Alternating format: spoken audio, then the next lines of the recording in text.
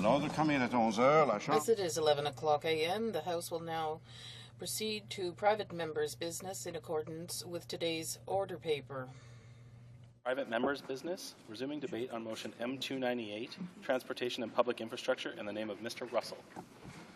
When this matter was last before the House, the Honourable Member for Newmarket Aurora had the floor, and there are 4 minutes remaining in the time allotted for her remarks. I therefore call upon the Honourable Member for Newmarket Aurora. Mr. Speaker, thank you for the opportunity to speak to the motion brought forward by the member from Labrador regarding the importance of investing in core public infrastructure in Canada's north. During previous debates of this motion, my colleagues highlighted significant investments this government has made and continues to make in Canada's northern communities. Along with our northern strategy, our government, under the leadership of the Prime Minister, is delivering an economic action plan that will stimulate economic growth in economies from coast to coast to coast by creating jobs and supporting Canadian families.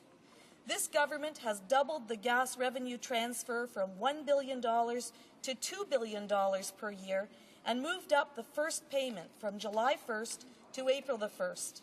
This money in bank accounts of municipalities right now, so local government can put it to work right away. Our government continues to work constructively with our counterparts in the provinces and the territories to get shovels in the ground as soon as possible. And Mr. Speaker, we are getting the job done for all of our provinces and for the territories, and this money is in the hands of our municipalities because we believe that putting the money in the hands of our municipalities is going to create jobs in these places immediately, and we're really glad that we can say that we're getting the job done. Thank you, Mr. Speaker. Reprise du débat. Resuming debate, the Honourable Member for Argenteuil-Papineau-Mirabel. Thank you very much, Mr. Speaker. I'm pleased to rise on behalf of the Bloc Québécois on this motion M298 from the member for Labrador. I'll take the trouble to read it because it is important. That in the opinion of the House, the government should work cooperatively with the governments of the territories and the 7 provinces which constitute the provincial north, and with an Aboriginal and local governments in these regions to develop a strategy to improve transportation and other vital public infrastructure. Well, Mr. Speaker, at the outset, I'll say that at the end of my speech, I will be tabling an amendment to Motion 298, and I'll explain it. Of course, I'm aware that the amendment I table will require the support of the member for Labrador who proposed this. And of course, this is for the simple reason that we have to be very careful here when you draft a motion and table it. The motion we have before us says the government should cooperate with the governments and the territories of the 7 provinces which constitute the provincial north to develop a strategy to improve transportation and other vital public infrastructure with Aboriginal and other. And what bothers me is with the local governments in these regions. With Aboriginals, the federal government is trustee, so inevitably, if there is a financial problem that arises, and given that the trustee or fiduciary is the federal government, it would have to spend the money. But this text, as drafted, leads us to believe that develop with local governments, that could presume that local governments would have to participate financially. And as you will understand, Mr. Speaker, we're talking about cities, municipal administrations, and I cannot, as former president of the Union of Municipalities of Quebec, I cannot agree with a position that could require financial participation by local governments. I'd feel far more comfortable if the words with local governments were withdrawn from the motion, for the simple reason that that would avoid having local governments and municipal governments before the fact and force them to participate financially. According to the Constitution, municipalities come under provincial governments. So inevitably, in discussions that may be undertaken, given that we're talking about cooperating with the governments of territories and 7 provinces, then the government of Quebec would be called upon. Since the municipalities come under the government of Quebec, it would begin discussions with local governments, which may well oppose their financial participation and say to the Quebec government, okay, fine, you had talks with the federal government, you talked about transport for the north, well, pay for it. And that would be advantageous to everyone, because a strategy to improve transportation and other vital public infrastructure in the north is not something you can be against, of course, in principle. That's why I'm saying I will table an amendment. If the member for Labrador wishes to agree, I'm very well aware that when there's a motion, if I table an amendment to be discussed or voted upon, the mover of the motion has to agree. So I hope he's listening to me and will agree to this solution. After that, I will try to convince him of the relevance of the amendment. But I want to get back to that, because when you're talking about a government, the federal government that should work cooperatively with the governments and territories of the 7 provinces, and with Aboriginal and local governments in these regions to develop a strategy, well, developing that strategy will inevitably require money, and that should be done with the Aboriginals. That's fine, since the federal government is trustee in that case. There's no problem there. That's federal jurisdiction. If there was a financial need, the federal government could fill them. However, that is not the case for local governments in Quebec, which have their own taxation system, and in a climate of participation could be called upon to contribute to improve transportation and vital public infrastructure. I feel that should be a national network that should be financed partly by the federal government and partly by the provinces. We know the territories are often resource-based territories, so yes, that's fine. You can visit. There's tourism, and I encourage everyone to visit the territories. But there are also natural resource territories that are important for Quebec, for the mining sector, for the hydroelectric dams. So it's good to have public infrastructure and transport in the north. But in a motion like this, tabled here in the House of Commons, we should not be indirectly forcing local governments to participate financially. So inevitably, Mr. Speaker, you will have understood that even though we agree with the principle of this motion, we cannot leave the words local governments in these regions in the text, as I was saying. And it's important for me to repeat this, because too often we try to correct situations by tabling motions like this. Every word is important, and as I was saying, the way this motion is structured could mean when you cooperate with local governments, that could mean financial contribution together with these governments. So financial cost sharing.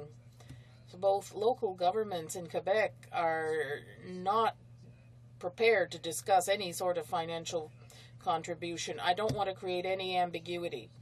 Given that under the Constitution, municipalities come under the provinces and territories, so the fact that the provinces are at the table to cooperate here, in this case, and so develop a strategy for financing and other things, then automatically, if there were needs, well, the province can go to the local government if they wish. They could have their own debate. In Quebec, there is a Quebec municipality roundtable to discuss problems between the cities and the province.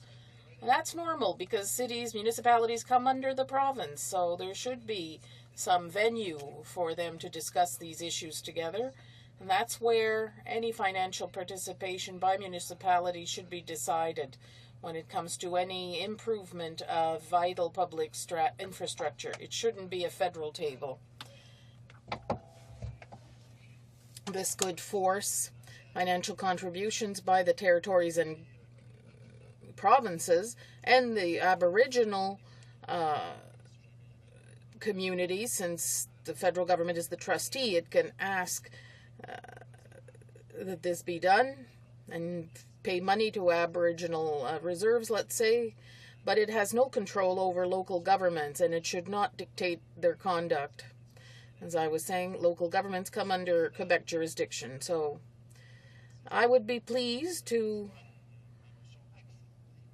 vote in favor of this. Once my amendment is accepted by the member for Labrador, I'd like to discuss this and support it if our amendment is agreed upon by the majority of this House. At this point, we would be in favor of M298. So with your permission, Mr. Speaker, in the time I have remaining, I will table an amendment. So, Mr. Speaker, I move, seconded by the member for Saint-Bruno-Saint-Hubert, that the motion be amended by deleting the words "and local governments in these regions." That is the amendment that I propose.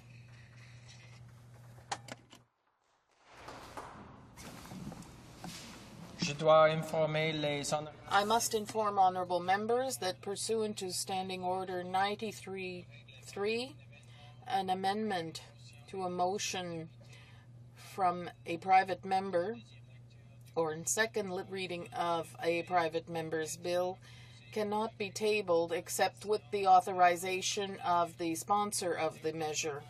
The honourable member for Labrador, if he consents to the amendment being moved. With respect, no, Mr. Speaker. There is no consent. Therefore, pursuant to Standing Order 93.3, the amendment cannot be moved at this time. Resuming debate, the honourable member for Edmonton Strathcona. Thank you, Mr. Speaker. I'm rising to speak to the motion tabled by the member from Labrador. It's a motion of great interest to me due to my long history of work with First Nations and other communities in northern Alberta. The motion perhaps raises more questions than answers, and I think raises a good point for discussion in the House. What is the north of Canada? What about the communities that are squeezed in between the more highly populated, developed areas along the southern edge of Canada and our far north, which is getting a lot of attention of late?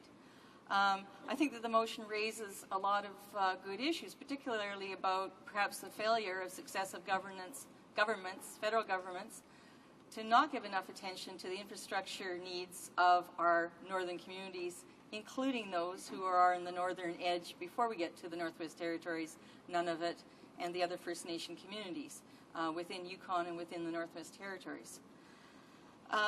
There are two issues here, and I think that the honourable member from the bloc raised a very good point, precisely what is meant by cooperatively. If the issue is by cooperatively joint funding, that perhaps raises a serious issue. I know that certainly in northern Alberta, the municipalities are already extremely stretched financially in trying to deliver their infrastructure needs, particularly the community of Fort McMurray. Certainly the First Nation and Métis communities of northern Manitoba, Saskatchewan, Alberta, also Ontario and Quebec are stressed with trying to deliver both education, health care, road construction, housing, wastewater treatment, water treatment. And we need to be giving more attention to those issues. That raises the issue of whether or not there is synchronicity between the budget, which talks about allocation of infrastructure dollars, and other legislative initiatives going on in the House. One legislative matter of particular significance here is the announced federal initiative for new safe drinking water legislation for Aboriginal communities. And by coincidence, I have been researching a book on the legal aspects of providing safe drinking water to Métis and First Nation peoples. And there are a lot of unanswered questions there, and there are a lot of big issues about whether or not we're adequately delivering the constitutional and Supreme Court approved decision that there is a duty to better consult and consider and to accommodate the interests and needs of the First Nation peoples. I have had the opportunity over the last several years to have discussions with the mayor of the town of Fort McMurray, Melissa Blake. And in our recent trip there by the Parliamentary Committee on Environment and Sustainable Development, where we had discussions on the potential impacts of the oil sands on water, the mayor clarified for me in the meeting that indeed she still has serious concerns about meeting the infrastructure needs of her community, that she welcomes the infusion of federal dollars to be building the highways and so forth for the safety of the workers that go to and from the tar sands operations, but that she is still wanting for monies to provide the basic services of education, health, and so forth. And so certainly the motion addresses those issues, that we have certain communities under particular stress. If I go to the First Nation communities and the Métis settlements, the Alberta government, to their credit, have actually constitutionally recognized the Métis and established settlements in northern Alberta and transferred certain monies. But as the laws improve and as we come up with higher standards for providing safe drinking water and wastewater treatment, those settlements are stressed with meeting those regulatory standards and coming up with the resources to deliver that. I know that the president of the General Council of Métis Settlements was here just last week, meeting with the ministers, seeking additional support to have better wastewater treatment in their community. And it is noteworthy to note in the House that constitutionally the federal government does have responsibility for both the Métis peoples as well as the First Nation peoples. But thus far, the federal government seems to be balking at that. I think that those matters need to be revisited. I think that it would be worthwhile to have a good, thorough, all-party discussion about whether or not the needs of those quote-unquote northern communities, particularly the First Nation government communities and the Métis settlements, and in Saskatchewan, Manitoba, where they don't yet have designated settlements, whether or not their needs are also getting equal attention and priority. So I commend the member for bringing forward the motion. I think it raises a lot of very critical issues. I think that we need clarity on whether or not the suggestion is that those very communities would actually have to cost share. I think in most cases, those communities are already stretched, and that probably would be impossible unless, of course, they could get provincial match funding. But I think that it's a very important point. I don't think that we should in any way underplay the needs of our far northern communities who are just developing and merit a lot of support from us to build their infrastructure.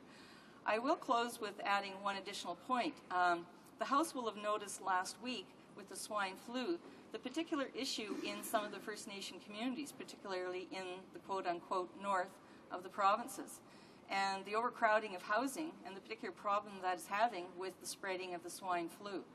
So I think that as these issues come forward and collide, it becomes all the more important that we recognize that there are some communities in Canada that merit even further attention from us and should be given careful consideration. So I thank the Speaker. Resuming debate, the Honourable Member for Don Valley West. Thank you, Mr. Speaker, and I want to thank the Honourable Member who spoke previously for her support of this private member's bill, and I too speak in favour of it. Begin by talking about my experience in Northern Canada and having lived in Yukon for 6 years and experienced the challenges that one has while they're living in the North with respect to both public infrastructure, social infrastructure, and simply getting around and servicing smaller communities as well as the larger cities. I think that this private member's bill opens up that discussion and allows us to begin to have a comprehensive strategy that involves the stakeholders in it. This bill is about conversation, it's about dialogue, it's about inclusion, and it's about including those people most strongly affected by the lack of infrastructure in the actual debate and discussion about their future. Now, the Honourable Member for Edmonton East and I were recently travelling in the far north. We had a trip to Greenland, and it was an exciting trip to actually see the way a different country has developed some infrastructure and to take some time to compare the infrastructure in Greenland with the infrastructure that we have in our north, in the Canadian far north. And there is a marked difference between what Denmark has done in Greenland and what Canada has managed to accomplish in the far north. We are sadly lacking in public housing, in the various ways that people are housed and cared for, and the transportation links that keep Greenland together. Now, we're looking forward on June 21st to additional self-rule, which will be essentially the autonomy of a province. It'll be very similar to that as we have in Canada, a little further than our territories have, but not probably as far as our provinces have. This bill begins to look at the way we involve other jurisdictions into the discussion about providing for the transportation needs, the housing needs, medical needs, and the social infrastructure that complements that. I would want to challenge my friends in the Bloc Québécois to open up their understanding of this bill, because I don't think that there is any challenge to provincial jurisdiction by allowing local economies, local communities, local governments to be involved in the discussion. I think this is exactly what they would be advocating for, to ensure that all participants have a fair voice in what is going on in the way public money is spent and what the aspirations are for individuals and communities. I want to challenge them to actually support this bill, to actually engage in our conversation. So this improves the jurisdiction of Quebec in its discussion around its north and brings us into a partnership discussion with the federal government to ensure that resources, dollars are being spent adequately and fairly so that Canadians all across this country are not discriminated against because of their geography. I also think it's important to note that this bill does not define what we mean by north, so I think that the previous speaker could also be challenged to say that this bill is actually inclusive and open. It understands the possibility that north is more about attitude than it is about latitude. It is the way that people live, and each of our provincial jurisdictions can define that in their own provincial north understanding, to understand that dispersed, rural, isolated communities that have a northern atmosphere, that have a northern understanding, a northern inclination are included in this discussion.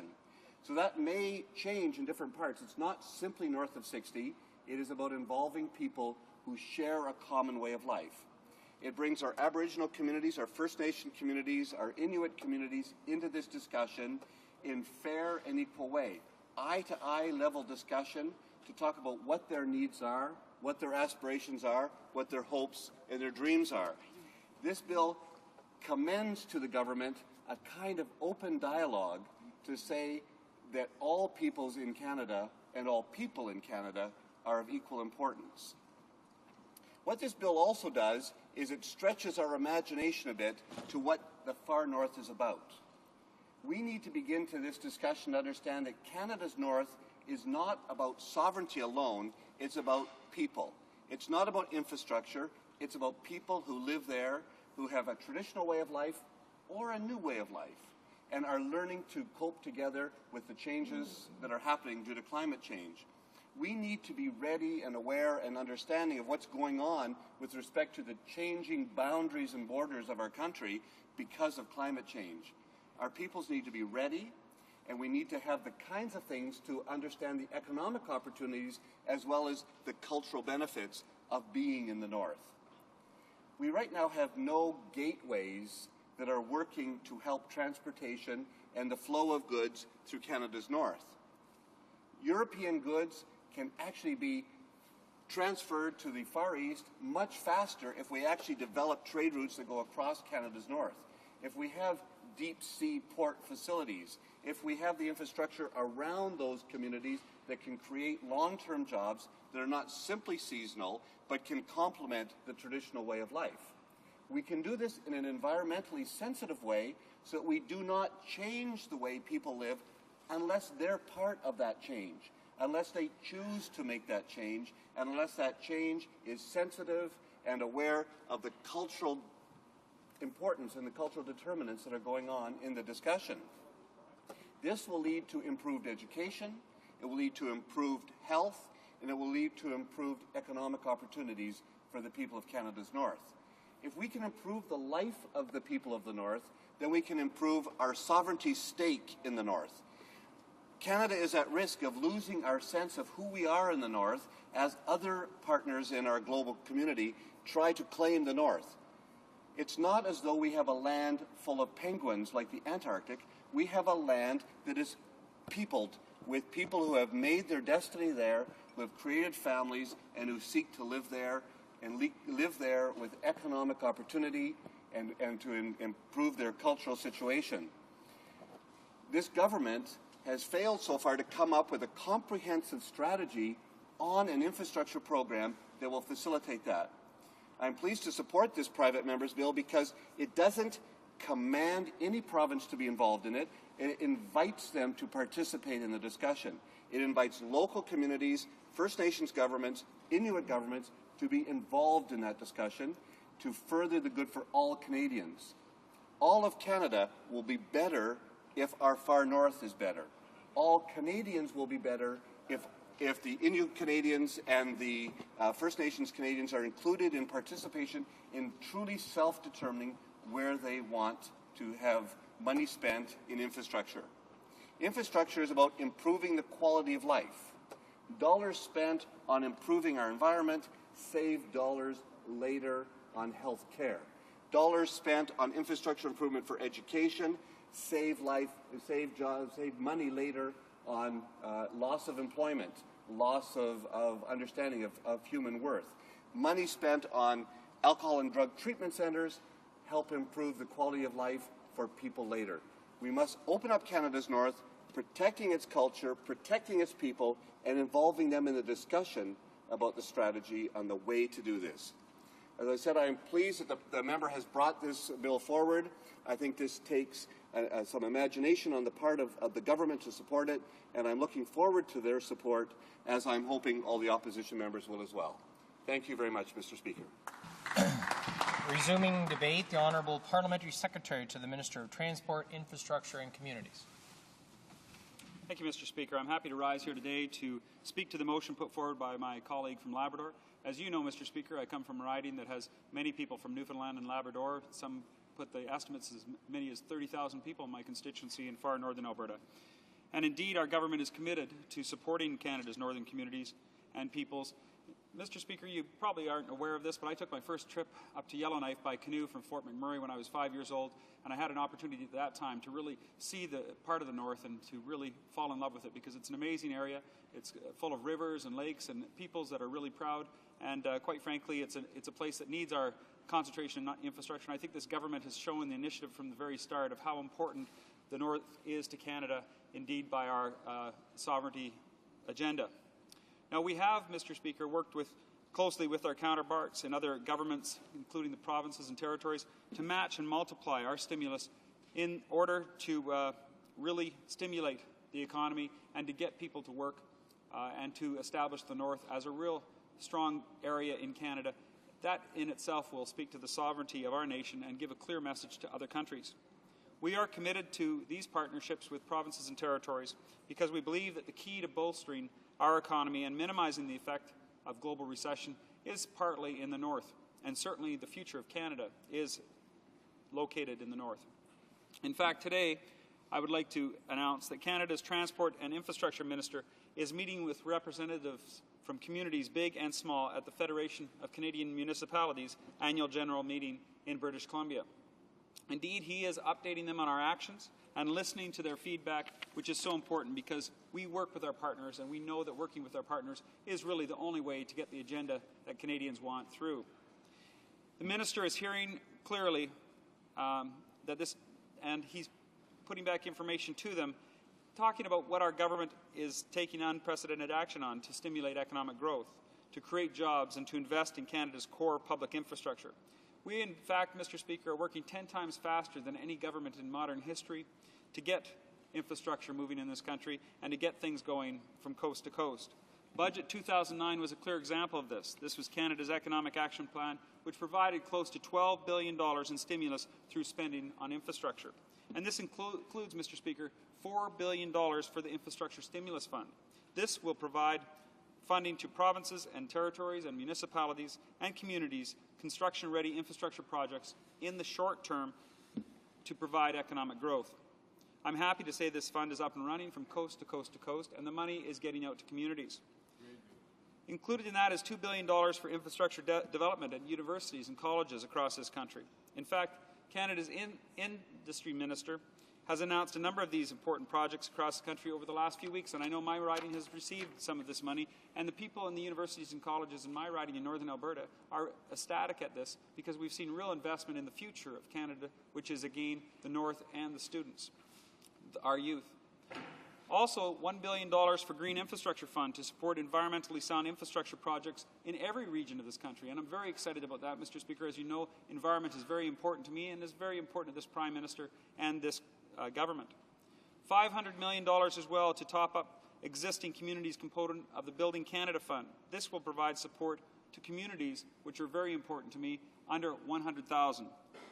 And of course, Mr. Speaker, many of us come from communities of under 100,000, and sometimes those communities are ignored by previous governments. This government is simply not doing that. We are investing in communities big and small across this country.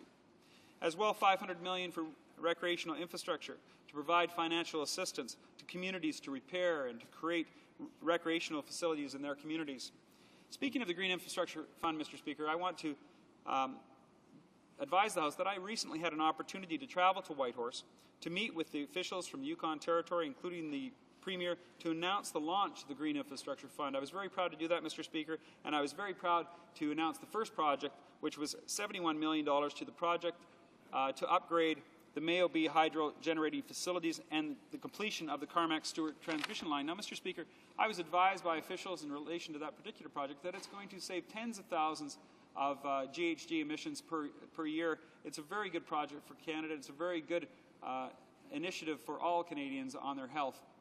This project will actually also help to provide economic opportunities for local residents, employment opportunities, and support, as I said, environmentally sound infrastructure. This is the first of many initiatives nationwide that this fund will actually support.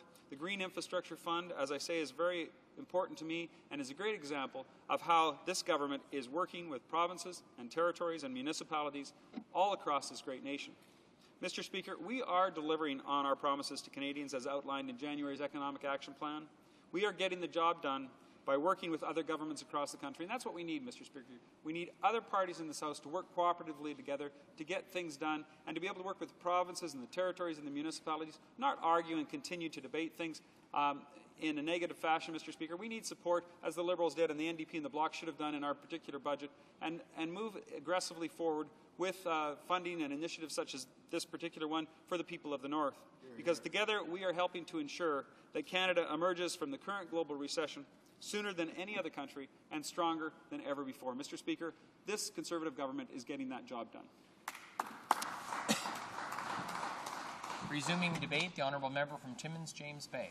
Thank you, Mr. Speaker. Well, I'm very pleased to be rising today to speak to this motion from the member from Labrador on the need for the federal government to work cooperatively with the governments of the territories and the provinces which constitute the provincial north, and with the Aboriginal and local governments of these regions to develop a strategy to improve transportation and other vital public infrastructure. Mr. Speaker, this issue is front and center in my region of Timmins, James Bay, in terms of the need for development and for dealing with the horrific levels of poverty and lack of opportunities along the vast regions of the James Bay coast.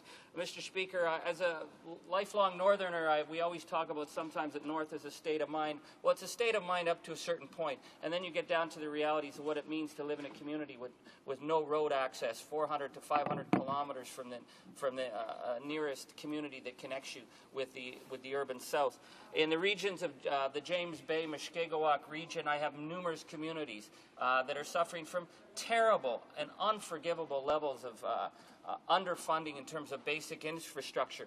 Two of my communities that have no schools for their children, Attawapiskat, Kashechewan. Mr. Speaker, these are the results of years of underfunding by the federal government, but also an attitude of negligence, that these communities are simply out of sight and out of mind. And what we're seeing, Mr. Speaker, is a loss of phenomenal opportunity, not just for the children who grow up in these communities, but for Canada as a whole. Mr. Speaker, we compare the community of Attawapiskat that have fought for 30 years to have a basic schoolyard. cleaned up from massive amounts of contamination, and 30 years later we see this government with no commitment whatsoever to these children, even though these children are clearly at risk. And yet just down the road, Mr. Speaker, we have probably one of the richest diamond mines in the Western world, Victor Diamond Mine, opened by De Beers, and that in the space of 4 or 5 years, all the regulatory approvals were found, all the engineering studies were done, and now we have this massive diamond mine that's right beside a community that's living in dire levels of poverty. It's not a question, Mr. Speaker, of pitting development against First Nations. It's a question of a political will to find a way to move forward with development. And I can tell you, Mr. Speaker, as representing one of the largest mining regions in the Western world, that we're really seeing how industry is sitting at the table when the federal government is not at the table. That when I worked with the Algonquin Nation in Quebec, we were calling it treaties on the ground, that we were able to sit down with diamond companies and forestry companies, and we were working out agreements when the federal government was missing in action. So, Mr. Speaker, what is needed in terms of furthering development on the far north? Well, number one, in a region like the James Bay, we need to have a plan for something as simple as a road. If we have a road that connects from Cochrane to Moosonee up to Fort Albany, Kashechewan, Attawapiskat, then we're going to start to see the massive levels of unemployment start to drop. Then we're going to see that it's possible to start to do long-term infrastructure development. Then we're going to see communities that are not dependent on diesel generators that put people into poverty, but sustainable energy.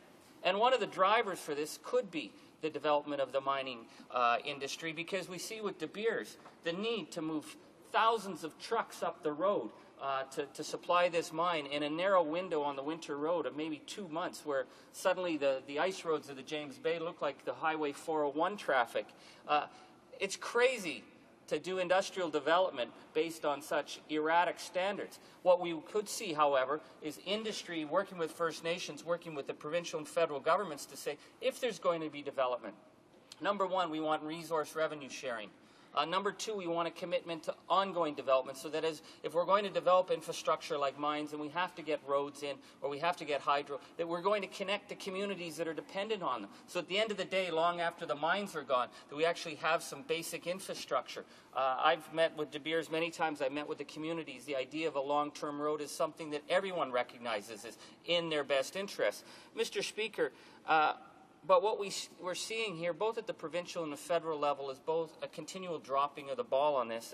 The provincial government, for example, is rewriting the Mining Act right now, and they seem to be more willing to give Muskoka cottagers rights that they won't give to First Nation communities, when north of 50, the only people who live on the territory are First Nations. I think we have to look at this, Mr. Speaker, in terms of Canada taking responsibility to be a 21st century country. We've heard a lot of talk about protecting the sovereignty in the far north, but running around with pit hats, pit helmets, and flags will not make sovereignty. Mr. Speaker, sovereignty will come from making a commitment to the children of this generation, so that the children growing up in the far north have opportunities of education, have opportunities to participate and direct the development of their territories. That's the way we're going to establish sovereignty. And it's not an either-or situation, Mr. Speaker. It's a matter of political vision. And I truly believe, seeing with the leadership in the First Nation communities, talking with the various players that I'm dealing with on a daily basis in the junior mining companies who recognize now that they need to start working in a cooperative manner, we're seeing a movement forward in a way that seemed impossible 10 years ago. And yet the federal government is still dragging its feet, lagging behind. The provincial government, especially in Ontario, continues to miss the mark. And it's a tragedy because, Mr. Speaker, when we look at the riches that are coming out of Victor Diamond Mine, phenomenal wealth that is driving the economic renewal in Northern Ontario, it has to be said that the diamonds that come out of that mine are nothing compared to the wealth of the children on the James Bay coast who are being left in substandard education facilities and overcrowded houses. The potential of these children to transform the northern economy, Mr. Speaker, is something that we as the federal government should recognize as the real way that we're going to move Canada in the far north in the 21st century into something that we can be proud of, not something that we have to explain away at the United Nations for failure after failure after failure in terms of the most basic fiduciary obligations. So, Mr. Speaker, on behalf of my colleagues in the New Democratic Party, I'm very proud to rise and speak on this. I recognize that across the far north, there needs to be a plan to ensure proper development. And the only way we're going to get that plan is to work cooperatively, to work with our First Nations, to work with our provincial counterparts, to work with the municipalities that are the jump-off points of contact for so much of the development on the far north, to recognize that there can be development of resources and there should be development of resources, that it's not simply shutting vast areas off and saying nobody can explore here, nobody can develop here, but saying if there's going to be development of forestry, if there's going to be development of mining, if there's going to be development of hydro, that it's to benefit the people who live on that territory and to have their consent and their participation so that when this development does occur, that we can actually start to employ young people, that we can start to offer hope in communities where there's been no hope. And I can tell you, Mr. Speaker, from seeing communities that have been able to participate as partners at the table, the transformation in these communities can be a very positive sign for the development of First Nation land.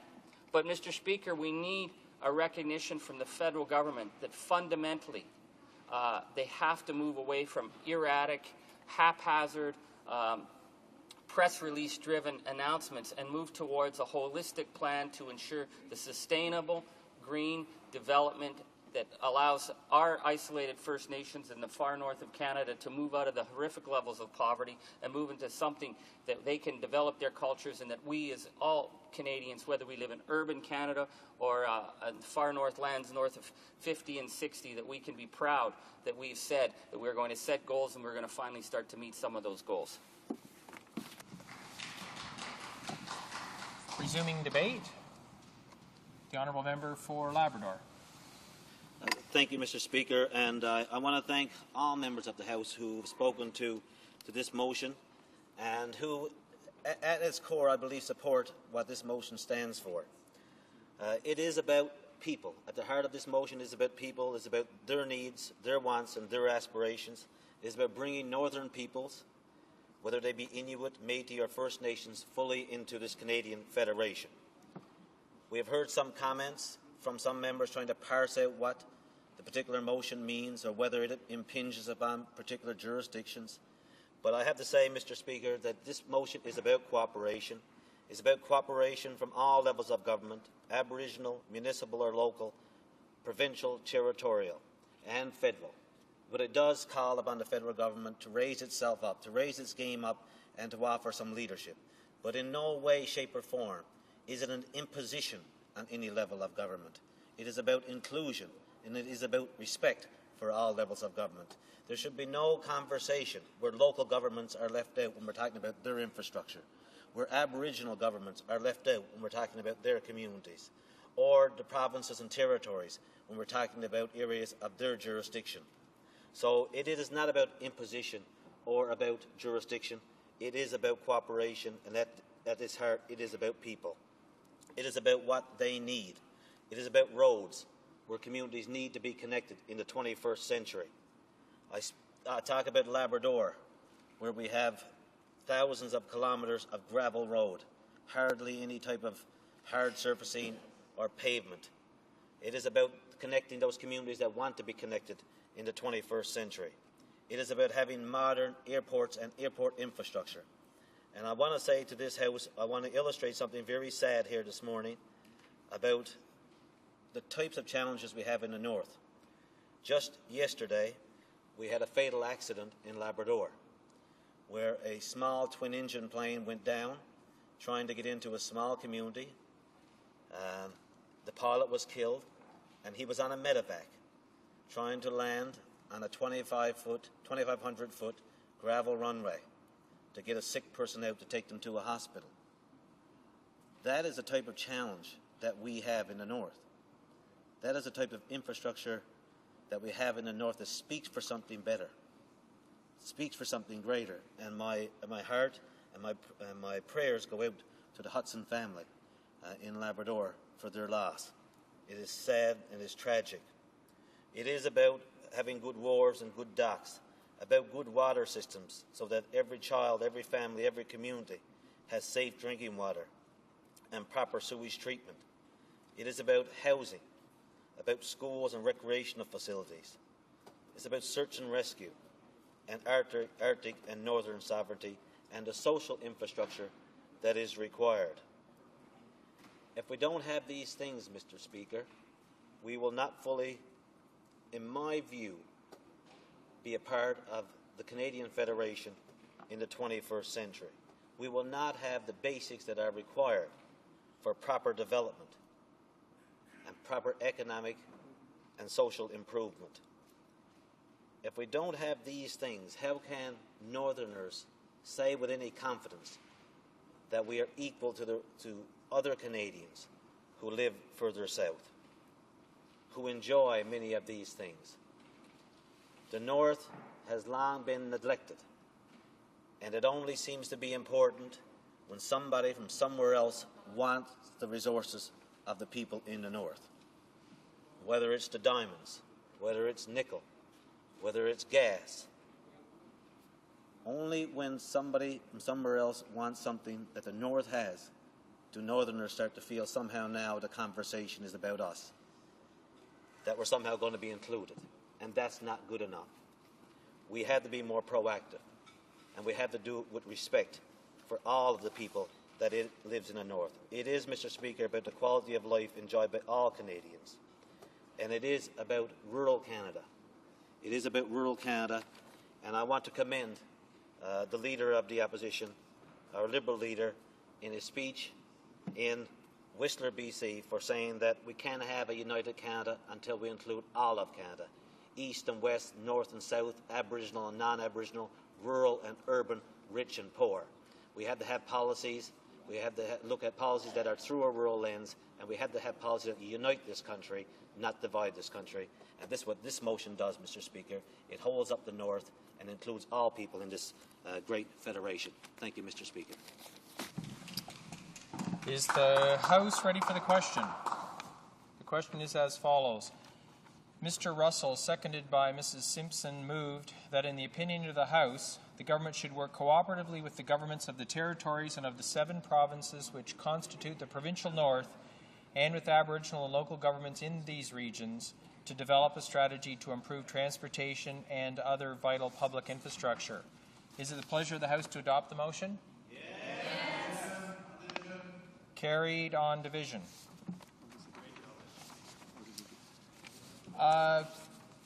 Given that we have completed private members' business, is it the pleasure of the House that we suspend until 12 o'clock when government orders begin?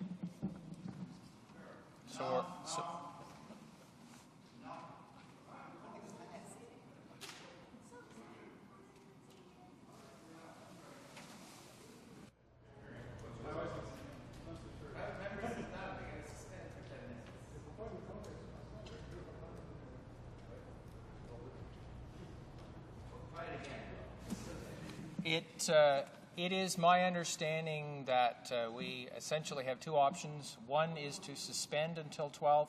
The other is to sit here until 12 when government orders will begin at noon, not before then. So once again, I would ask, is it the pleasure of the House that we actually suspend until 12 o'clock when government orders will begin? There is no unanimous consent.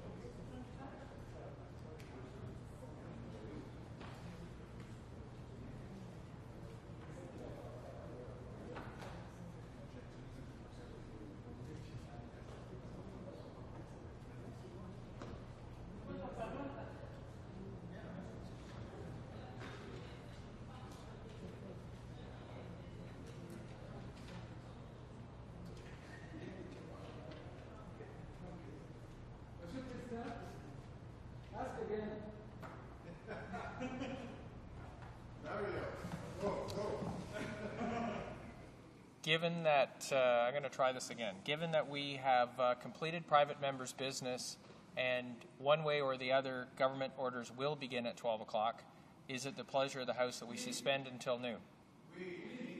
So ordered.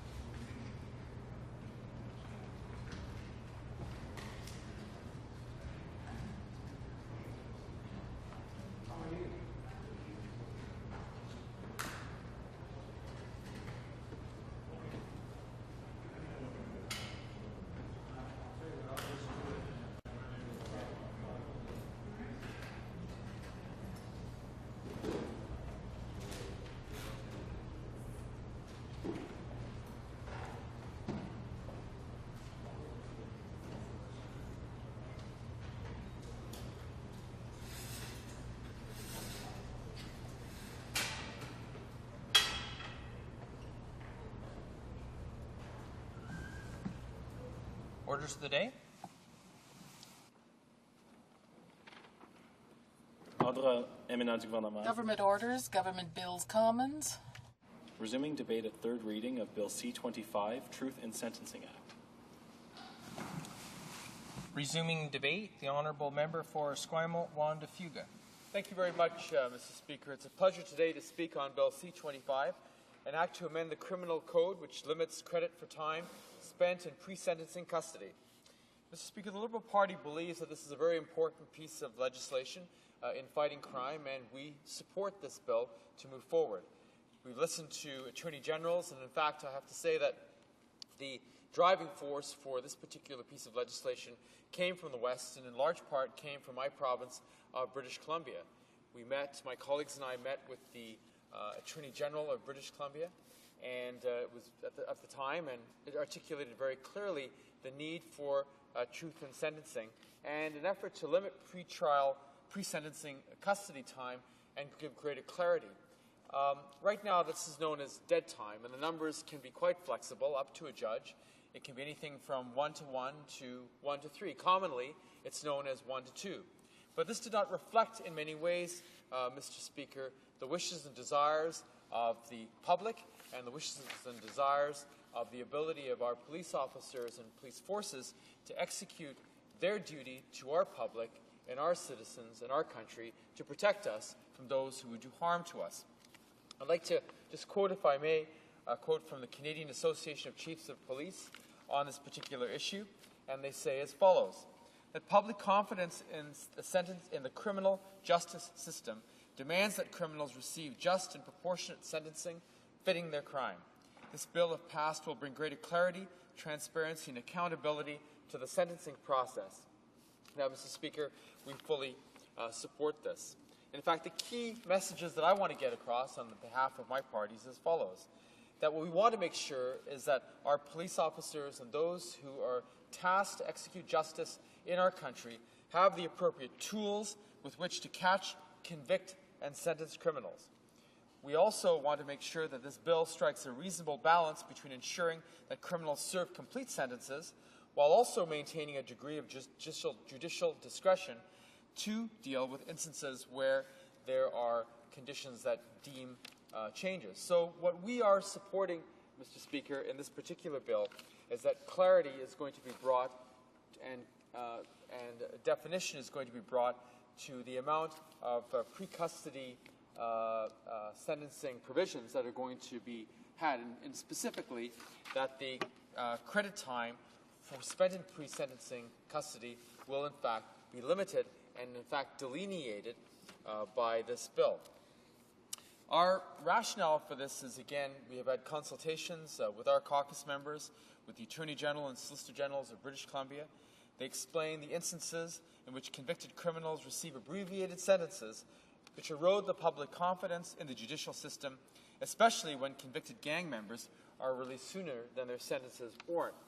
In my province of British Columbia, gang violence has been caused a significant erosion in the faith of the public and the ability of the justice system to protect ourselves. And in fact, the criminal gang violence that has occurred, particularly in and around the Lower Mainland, has claimed dozens of lives. This is unusual, but the fact that this has not been arrested speaks to the need of us in Parliament working with our provincial counterparts to deal with this cancer.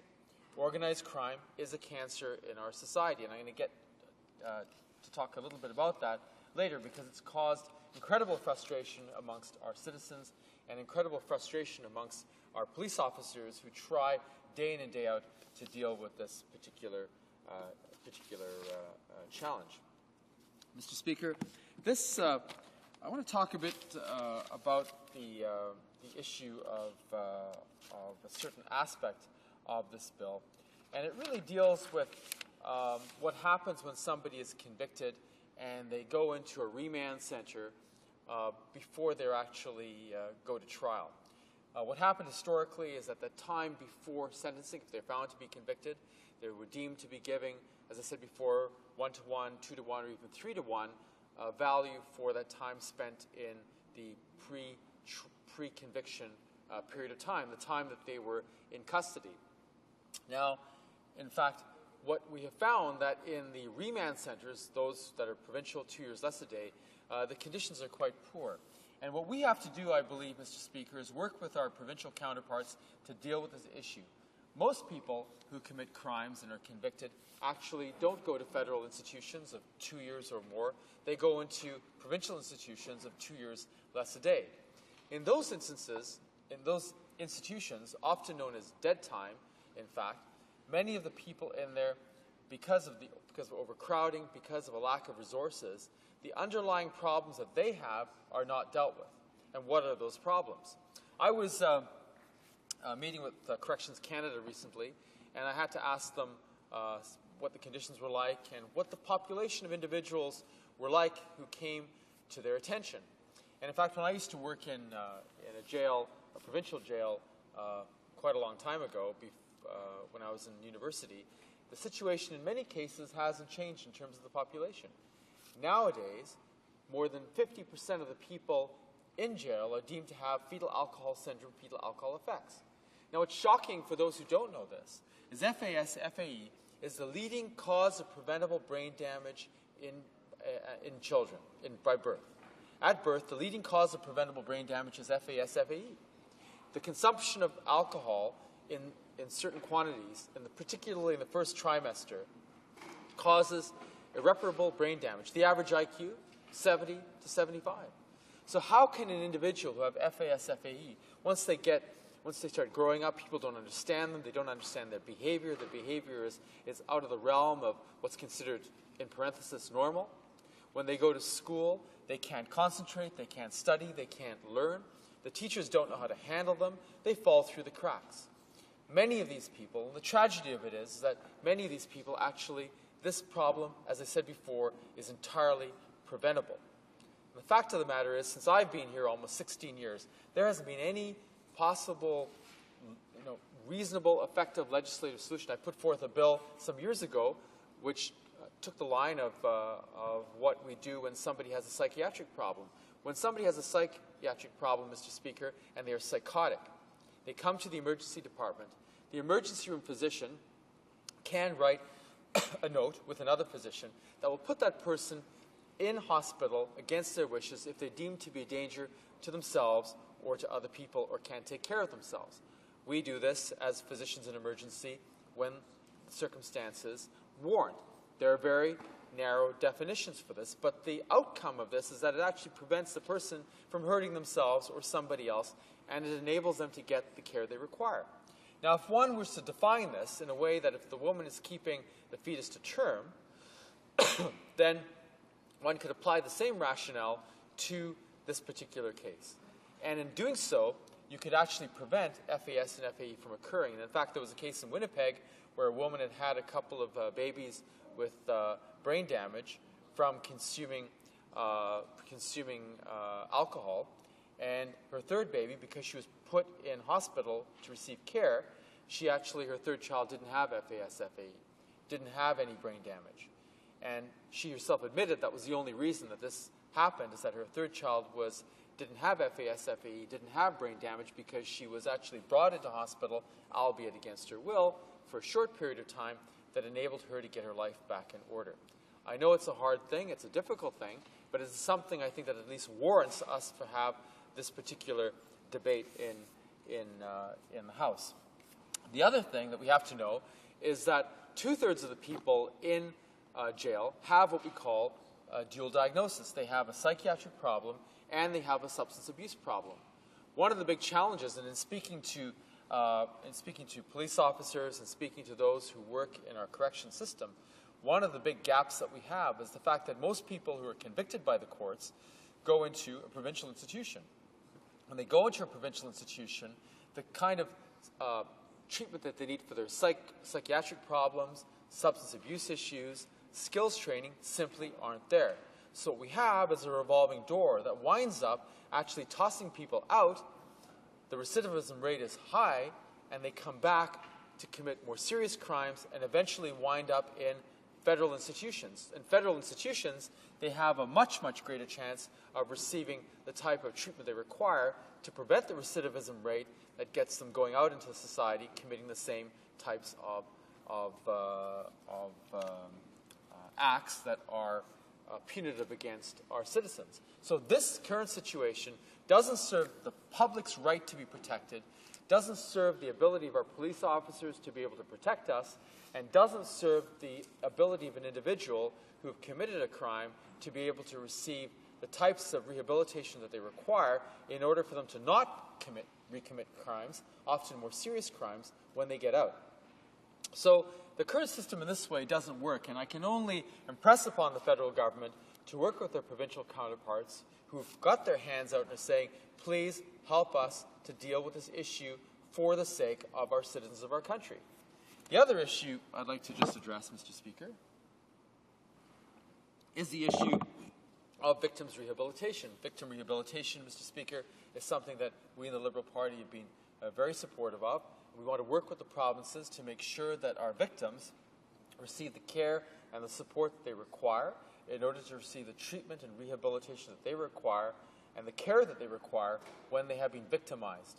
They also, in my personal view, Mr. Speaker, they need to have, to be able to have the knowledge, a greater sense of knowledge of what happens when the person who's victimized them leaves jail. This is particularly important for those who have been subjected to violent crime, assaults, sexual violence, and also the families of those who have been subjected to these very, very serious offenses. I had a case in my riding where an individual, a lady was murdered by an individual, and the family members had very little knowledge about where this person who had committed the crime, where they were, when they were being released, and where they were being released to. It so happens that they found out the person was going to be released in their community. In fact, this scared them, understandably so. I would ask you, Mr. Speaker, that one of our objectives has to be, it is, the protection of innocent civilians, the protection of those who have those who've been victimized, and also the family members of those who've been victimized. They also must be brought into this and be treated with respect and with the care that they must have. That has to be top of mind in the justice system when we're dealing with these issues. I also want to talk for a second, Mr. Speaker, about some of the other specific areas that our police officers have been asking for. And I'm going to enumerate some of them in a list as solutions that the government, the Conservative government, should be embracing. The first is in the area of disclosure.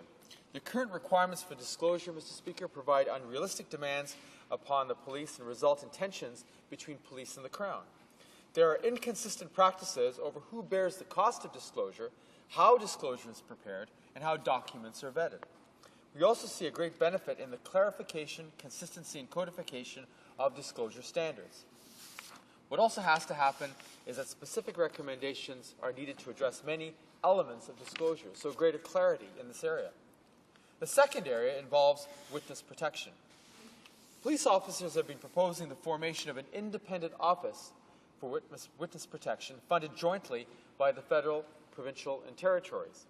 This would recognize a shared responsibility for justice and would make the program accessible to all Canadian police agencies.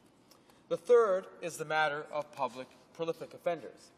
Now, what many of us feel is the need for a legislative definition for chronic offender status and penalties that emphasize that incarceration is a means of reducing the possibility and results of victimization are absolutely fundamentally important. We also recognize that there's a very small number of people that go out and commit offense after offense after offense. It's a huge source of difficulty. It's an enormous source of uncertainty on the part of the public, and it also causes an erosion of confidence that our police officers will have in the justice system. The courts, Mr. Speaker, have to deal with repeat offenders in a more effective way. It is unthinkable for most of our citizens and us to be able to comprehend how people who keep on committing offense after offense after offense either don't have their underlying problem dealt with, or that they are those who are of sound mind, who have made a conscious decision to keep on offending and violating their responsibility and duty to the general public to be law-abiding citizens. That population of individuals who are mentally competent are those individuals that should have a much stiffer series of penalties applied to them in the interest of public safety. Fourth is a capacity deficit that needs to be addressed.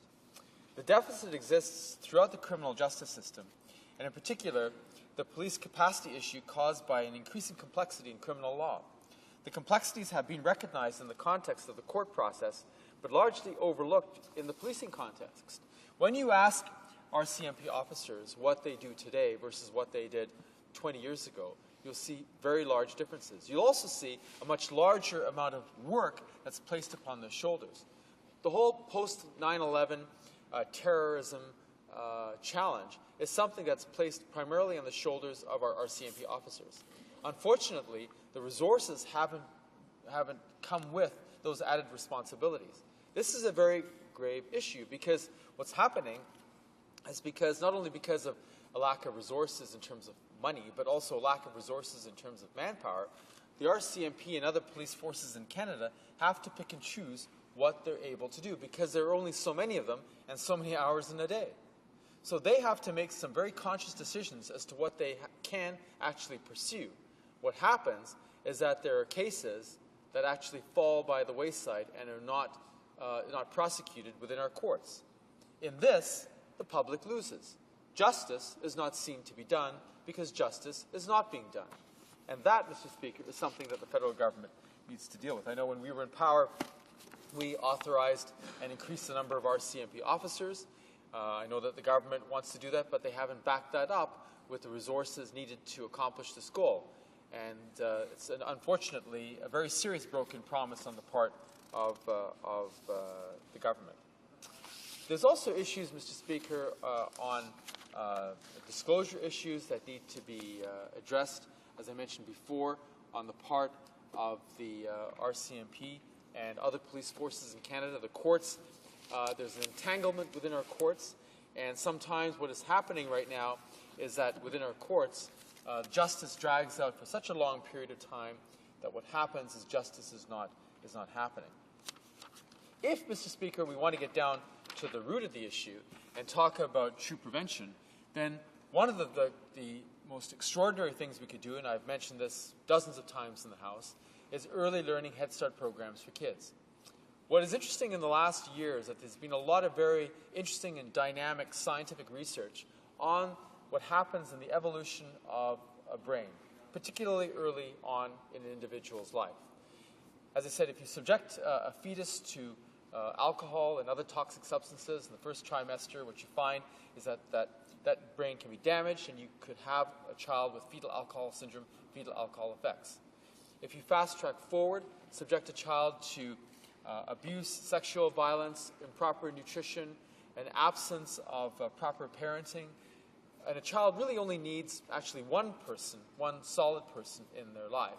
It doesn't even have to be a parent. And the child can bond with that adult, and that security through that bonding with one adult can have profound positive outcomes for the child. A friend of mine, Tam Vidar, in Toronto, started a group called Sage Youth. She started to work with immigrant children who spoke neither French nor English.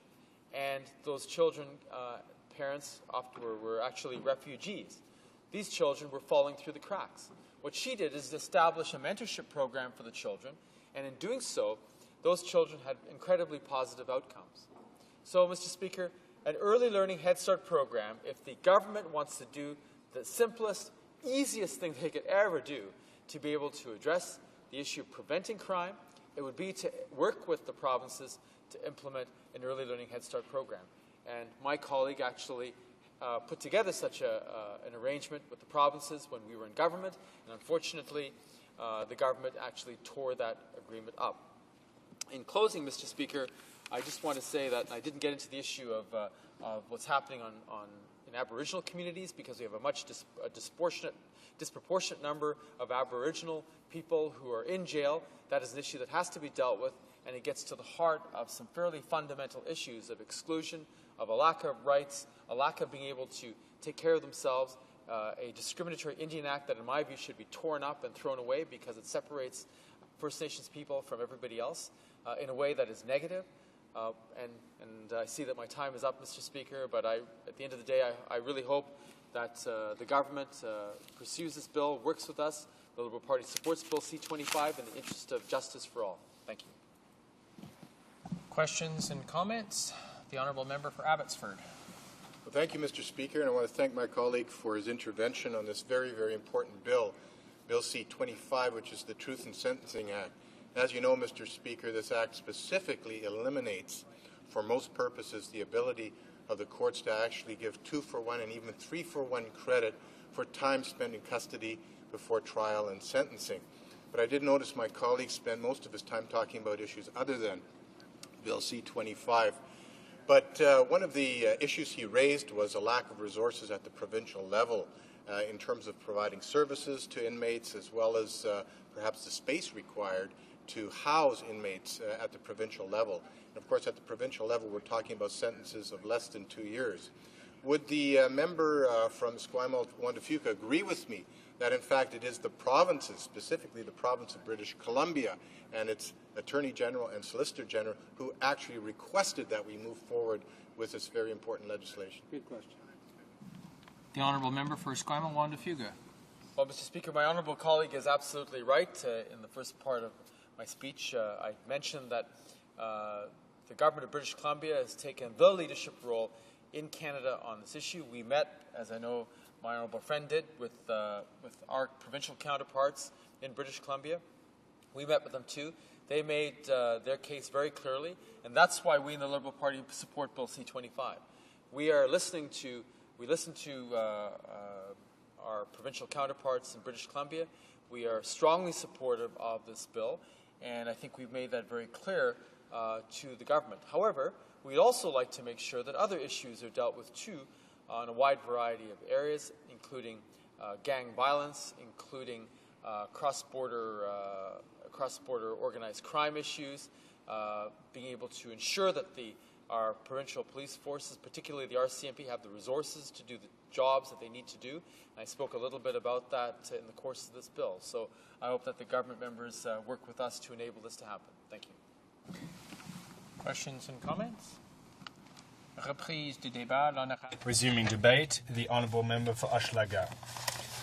Well, thank you very much, Mr. Speaker.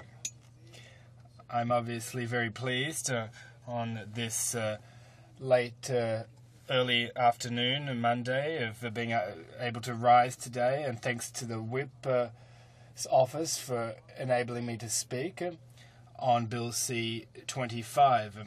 This bill, Mr. Speaker, is one that the Bloc Québécois supports, of course, with our usual sense of balance and good sense. We're able to pass apart good and bad bills, Mr. Speaker. When we know that a bill is good for Quebec, we support it. When it's bad for Quebec, we don't support it.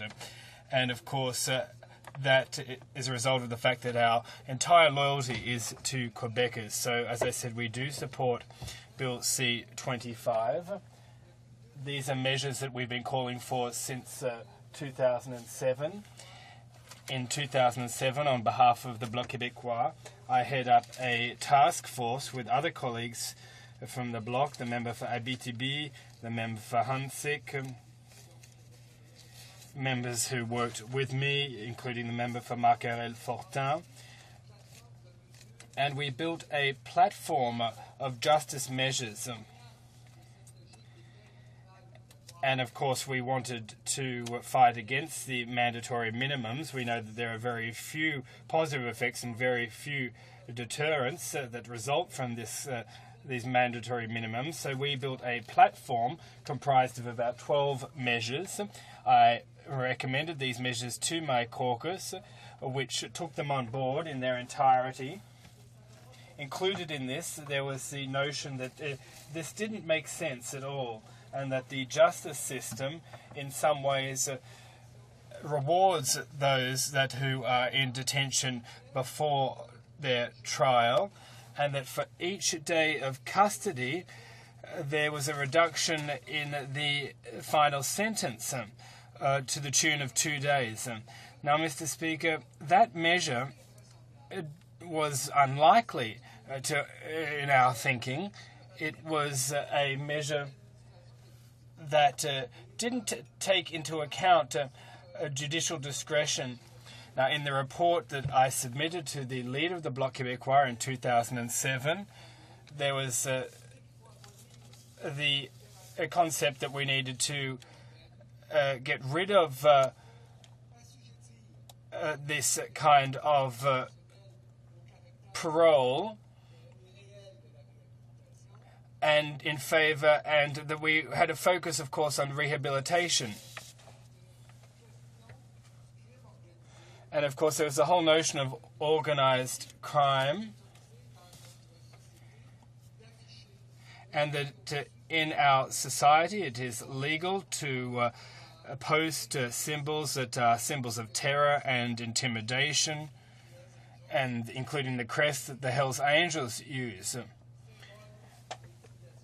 This is a symbol of intimidation, terror that they propagate throughout our communities, and these are a number of measures that we put forward.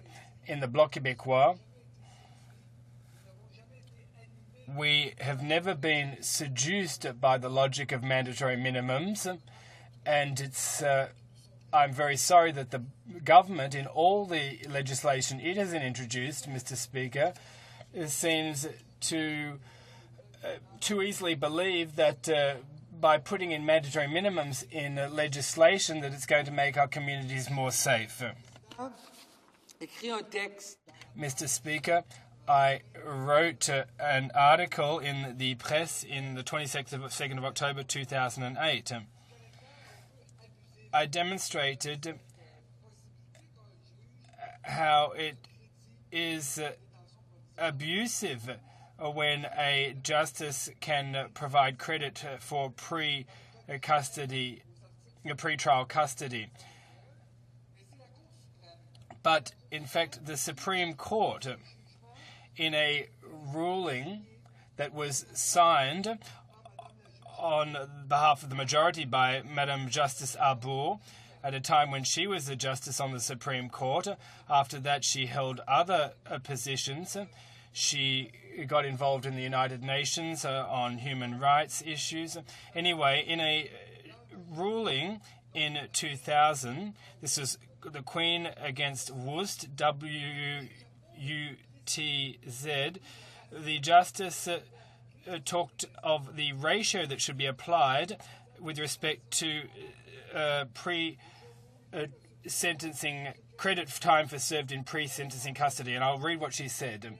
In the past, she said in paragraph 45 of this Supreme Court ruling, it of course became law. It was a decision that would inspire all the inferior courts. And Madam Justice Arbour says in paragraph 45 that in the past, a number of judges have taken off 2 months for each for the time served at pre-sentencing, and this was quite appropriate. Now, if the accused was detained before his or her trial in a facility where he or she has access to training programs, other kinds of programs and rehabilitation, this was acceptable. This ratio of 2-for-1, which is often applied, not only reflects, according to her, the rigor of detention in the absence of programs, and this, of course, this rigor varies. In fact, there are no mechanisms under the Correctional System and Parole Act which apply to this period of detention. Now we're talking about parole, where time, in fact, doesn't start when you are in provisional detention. Madame Arbour said that this is detention regardless of where it is spent. There shouldn't be a rigid rule, she says. It's preferable that justices who sentence have the discretion to calculate this period, because the justice is the person best positioned to understand all the factors in setting the appropriate sentence, including whether or not it is timely to reduce, to provide credit for time served in pre-sentencing custody. So, Section 719 enables the judge to determine the period of provisional detention or provisional custody, and the Supreme Court backed this up. The Supreme Court created law, although it wasn't initially included in a statute voted upon by Parliament. Of course, this practice was followed by most of the lower courts thereafter. And the practice is that for each day in custody, 2 days from the sentence to be served will be taken off, and that this is abusive in some circumstances. And I wrote an article that was kind of positive. In today's day and age, you know that it's very rare that people are praised, and compliments are quite infrequent. And that complimenting people has fallen out of favour. But this article, which was published in the Presse newspaper, led to a number of interviews. And I was part of the Colisée project at the time. Now, this was an investigation that cost $38 million in taxpayers' taxes. And we know that when there is an investigation on organised crime, it can take months and even years. Sometimes it requires wiretapping, and often leads to mega trials. And there's often a lot of evidence that is amassed. But the Colisée project stipulated that charges could be laid against the 6 most well-known mafia figures in Montreal. And we got the conviction of the head of the Montreal Mafia, de Nicolas Rizzuto. Now, you'll understand the perverse logic of credit for time served in pre-sentencing custody. These are some of the worst criminals in society we're talking about. Now, you'll understand that we're talking about the mafia here, and we're talking about the high levels of organized crime. We're not talking about people who will respond well to rehabilitation necessarily. Now, let me tell you about something that happened in my childhood, Mr. Speaker. When I was younger, my brothers, my sisters, there were 5 children at home. We spent wonderful days in our family together. And in the 1970s, Mr. Speaker, the Robert Bourassa government called for a public commission of inquiry, which was televised, about organised crime. The Bois brothers, the mafia, and a number of other issues were dealt with in this program. And in 1970, Mr. Speaker, I wasn't even 10. But I know that the Quebecers were very, very interested in this trial of organised crime, and how organised crime, unfortunately, has deep roots in our society. Now, with the Colisée project, we managed to put 6 individuals behind bars. These were key ringleaders of the mafia who represent a real threat to public safety. Now, despite the awful record of these individuals in the world of organized crime, this trial went to the Supreme Court.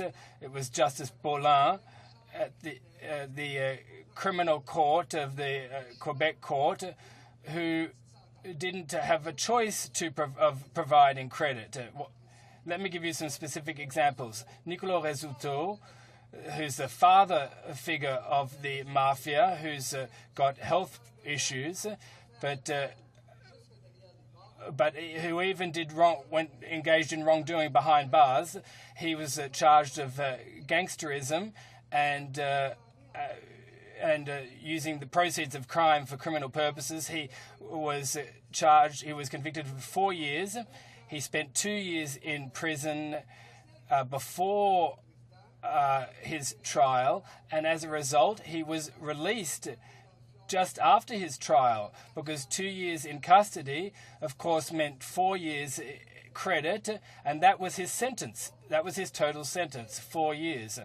So you'll understand that these Supreme Court rules, well, in this particular case, they are normally applied automatically, and this means that this mafia ringleader was released prematurely. Let me give you another example. Paulo Rwanda, who was accused of gang warfare and possessing proceeds of crime, who was convicted to 6 years of imprisonment. His term was reduced to 4 years, so he has 2 years left to serve.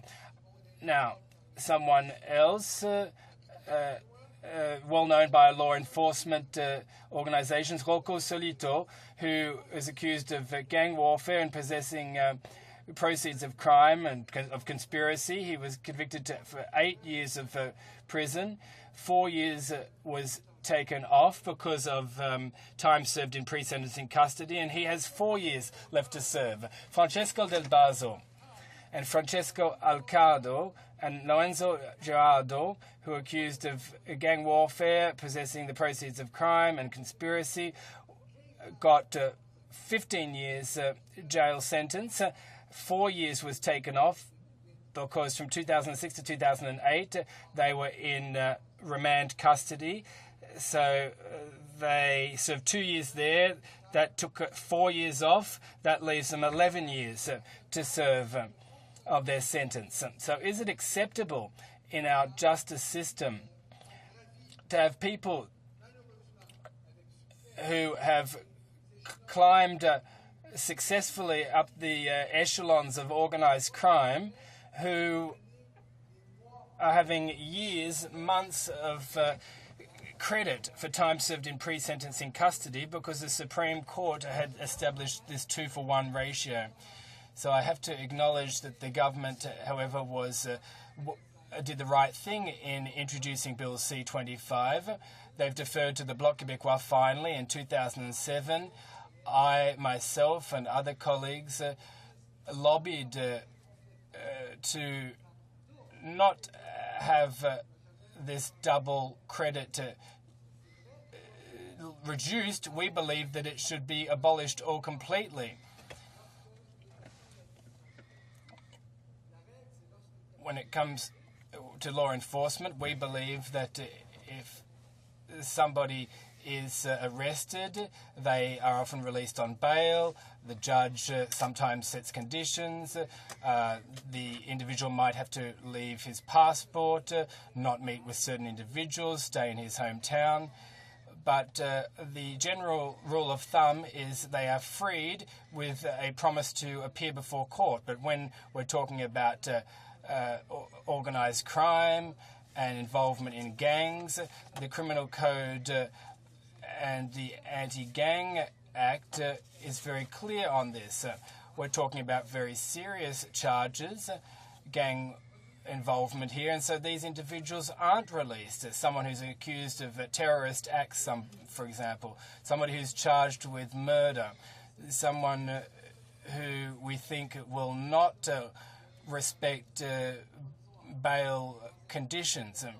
In some cases, these are exceptions, as I said earlier, these individuals are kept in remand custody, that is pre-sentencing custody. And it is true that they are having their freedom taken away. Of course, these people are detained, they're in custody, they're not entitled to parole in these particular cases, and they don't have access to rehabilitation programs. And the fact is that the prison system is such that the pre-sentencing custody conditions are often very tough then because of the overcrowding in the prison system. What this means is that if we had... Does this mean that we should apply the 2-for-1 ratio? Certainly not. The Bloc Québécois, in its usual wisdom, proposed in 2007 that we re-examine this ratio and see that every day of remand custody should mean one less day in their sentence. That's what we consider balance, Mr. Speaker. So this bill has brought back this proposition, and we're glad the government has recognized our proposal. And I think that this should be congratulated. We don't want this to be a partisan thing. We want to be able to advance as a society, and I would like to think that the Bloc Québécois makes positive contributions to this House. I could give other examples: intergovernmental matters, EI, foreign affairs. We've always tried to promote Quebec values. The bill is balanced because in certain situations it is possible for judges to grant not only 1-for-1, but 1.5-for-1. So this is possible, but the judge will have to give the reasons for his decision. And once again, I would like to say that the Bloc will support this bill. I think it has been intelligently studied in committee. So I hope that this bill gets to the other House soon, that it gets royal assent quickly, and that it becomes a legislation quickly. Questions and comments? Debate, the Honourable Member for Burnaby Douglas. I'm pleased to have this opportunity to speak in this third reading debate on Bill C-25, an act to amend the criminal code limiting credit time spent in pre-sentencing custody. The Conservatives have given this bill the nickname the Truth in Sentencing Act, which is also can also be used to refer to the act. And, Mr. Speaker, I have to say I have many problems with this piece of legislation. I don't think that'll come as a surprise to anyone. I've often had great difficulty with crime and punishment measures put forward by the Conservative government, and this bill certainly fits those kinds of concerns that I've expressed since I was elected here in 2004. Mr. Speaker, I have to say that this legislation, which would give people who are held before their trial, before they're found guilty, before they're sentenced of a crime, that are held in a pre-trial remand center, extra credit for the time that they spend in jail before they're actually convicted. This bill sets to put a limit on that. We've seen over the years in Canada the process develop where regularly, almost automatically, people are given 2-for-1 credit for the time they spend in pre-trial before their conviction. This bill would limit that to 1-to-1, 1 day for every day served in pre-trial custody, and in certain exceptional cases allow that to go to 1.5. Mr. Speaker, I do have trouble with that, and the key reason behind that goes back to one of the fundamental principles of our justice system, the presumption of innocence. We have to maintain our belief in some of these very fundamental issues that we've developed over many centuries in terms of our justice system. And I believe that the presumption of innocence is one of those very key and fundamental principles of our legal system. And I think this bill is a direct challenge to that. It says that folks who are held before they're convicted of a crime aren't eligible for any consideration for that time that they actually spend in jail before they're found guilty, before they're actually sentenced for the crime that they are alleged to have committed.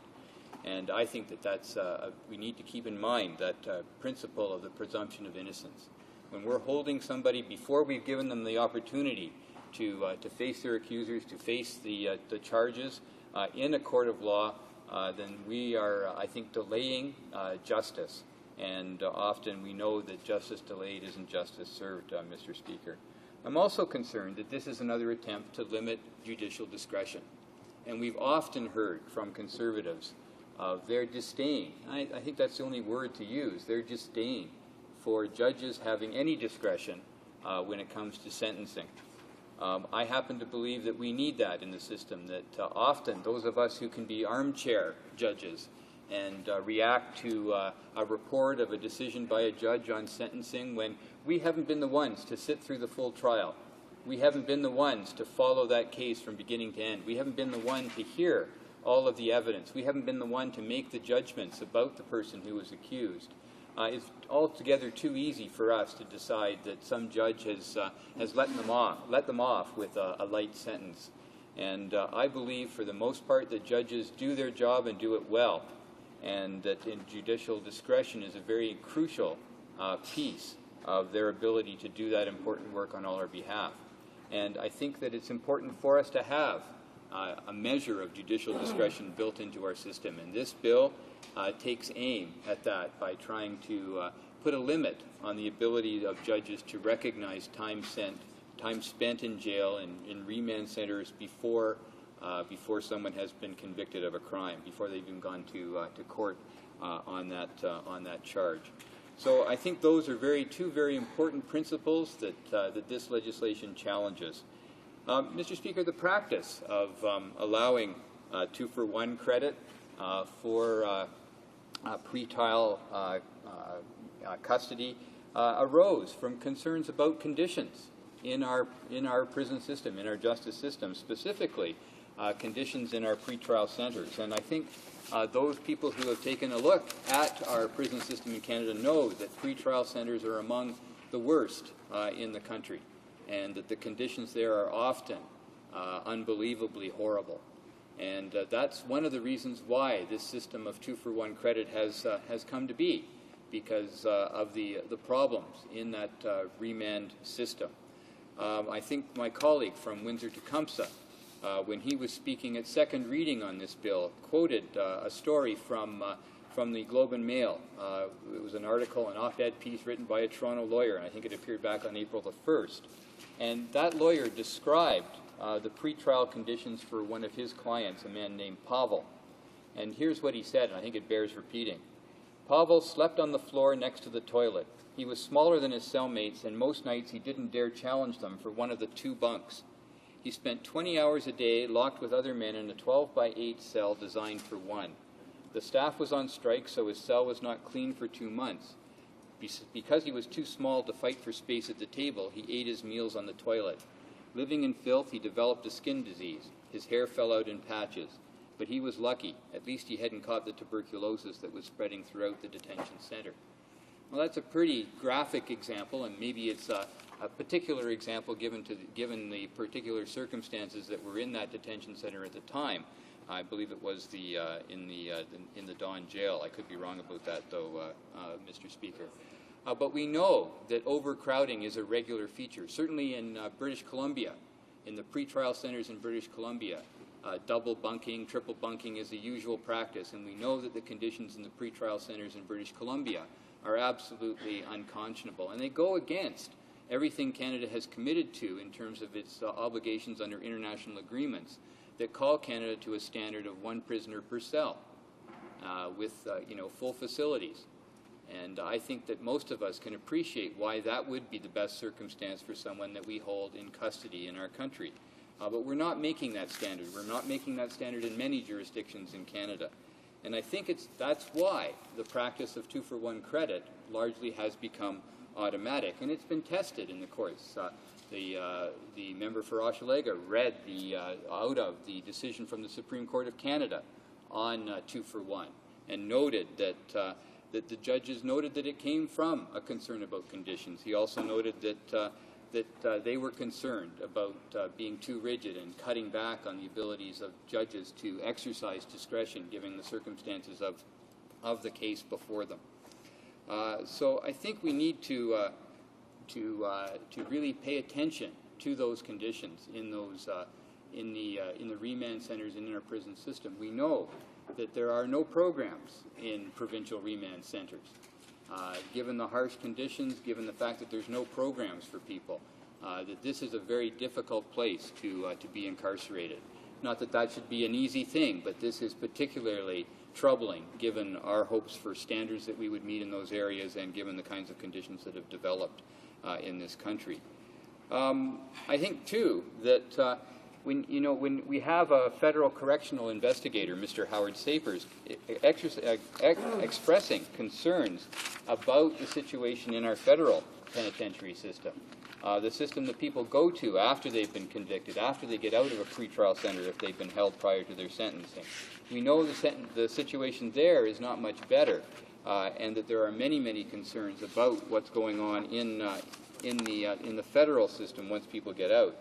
Mr. Sapers recently told the committee that was looking at this bill, and I'm going to quote from his remarks. He said, "It bears noting that the pervasive effects of prison crowding reach far beyond the provision of a comfortable living environment for federal inmates. It stretches the system beyond its capacity to move offenders through their correctional plans in a timely fashion.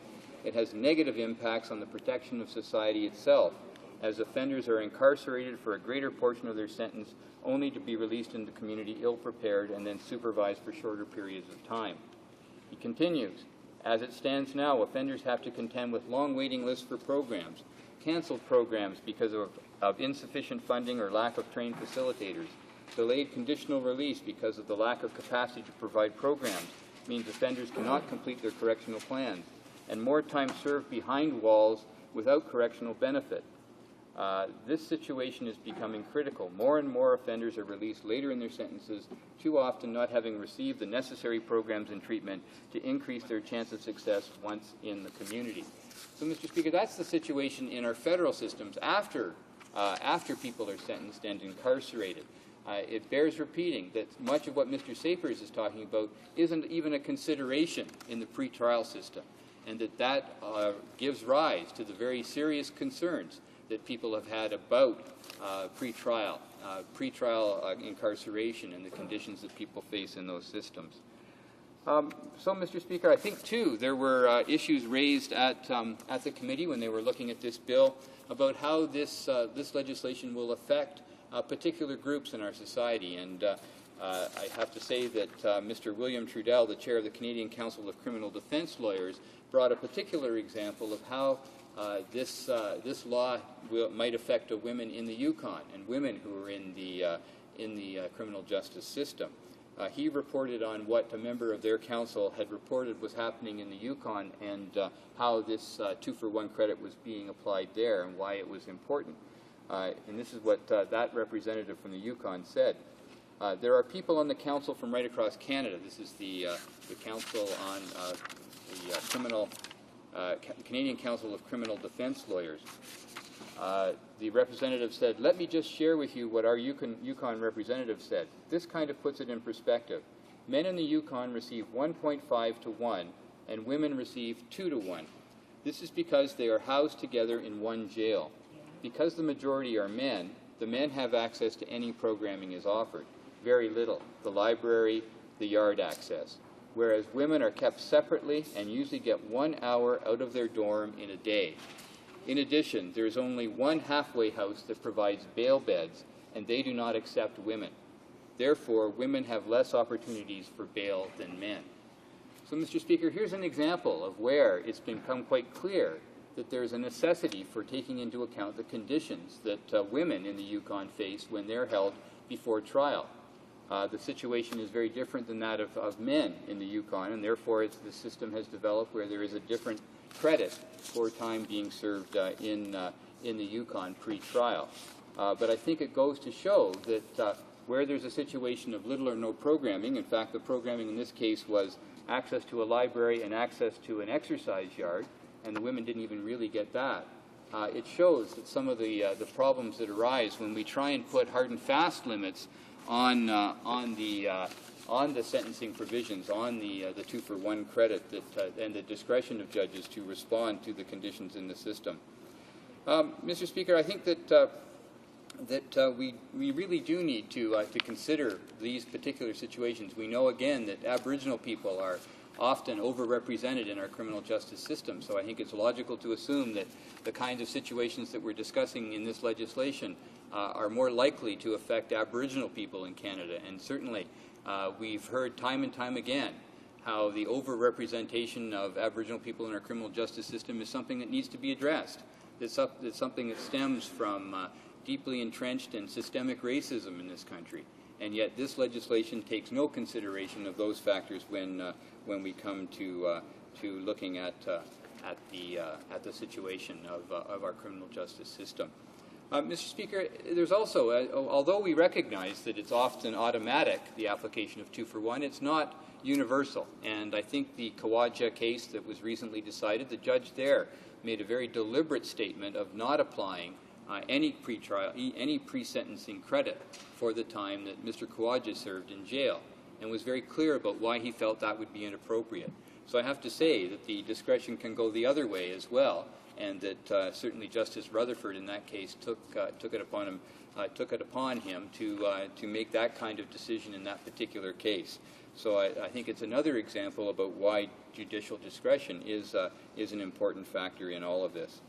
I have to say, Mr. Speaker, that there was an attempt to amend the legislation at second reading, but unfortunately none of the amendments were accepted by the other parties, and I want to thank the member for Windsor for Tecumseh for making a valiant effort to do that.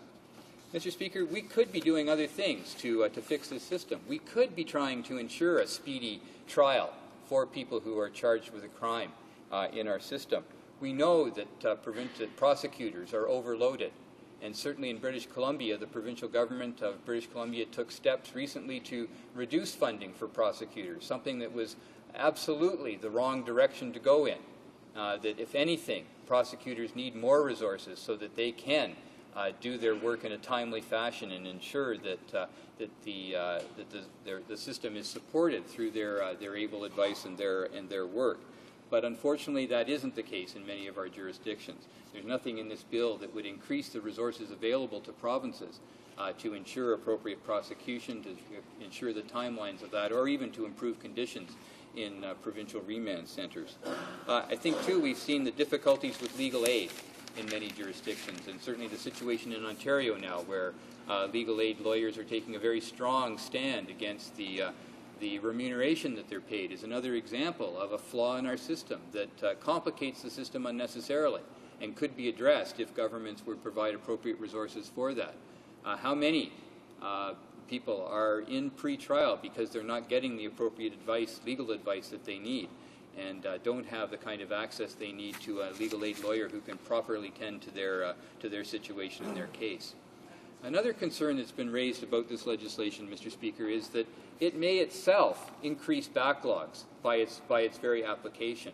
And the concern there, Mr. Speaker, is that if you're removing discretion and making the process of getting increased credit for time spent pre-sentencing, and that you have to go through a more formal application process for that time, that's going to require more detailed sentencing hearings in the process, and that witnesses are going to need to be called, and that process in itself is going to make certain cases go longer. So I think that this is maybe something that hasn't been thought through particularly carefully. There is the concern, Mr. Speaker, that if you're removing this kind of credit and the possibility of this credit, that there will be fewer guilty pleas in the system, and therefore that it will cause the need for more trials and longer and more complicated trials just because of that. So I think that is another crucial factor that we need to take into consideration with this bill before us, Mr. Speaker. Sometimes it seemed like a good idea until it was fully implemented, and some of these problems were come to the fore, and it doesn't, in fact, have the desired effect of making the system fair or of speeding up the system. And surely that has to be one of our goals in terms of the delivery of criminal justice in Canada. We want to make sure that people have timely access to that their time, if they're being held before their trial, is very limited, and that they proceed to trial, and that they have a decision on their case in as quickly as is possible. I don't think we do enough, Mr. Speaker, to ensure that actually happens in our current system. Mr. Speaker, maybe if this legislation had said that we might take measures to reduce the credit offered for pretrial sentencing conditionally, if progress was made about how long it takes to go to trial in Canada, if progress was made on conditions regarding overcrowding and programming in pretrial, if there were specific criteria established to judge the circumstances of the criminal justice system and say, the standard that's developed for very good reason has been 2 for 1, and because of the conditions it's almost been automatic. But if certain benchmarks are made in the system, that we might consider reducing that.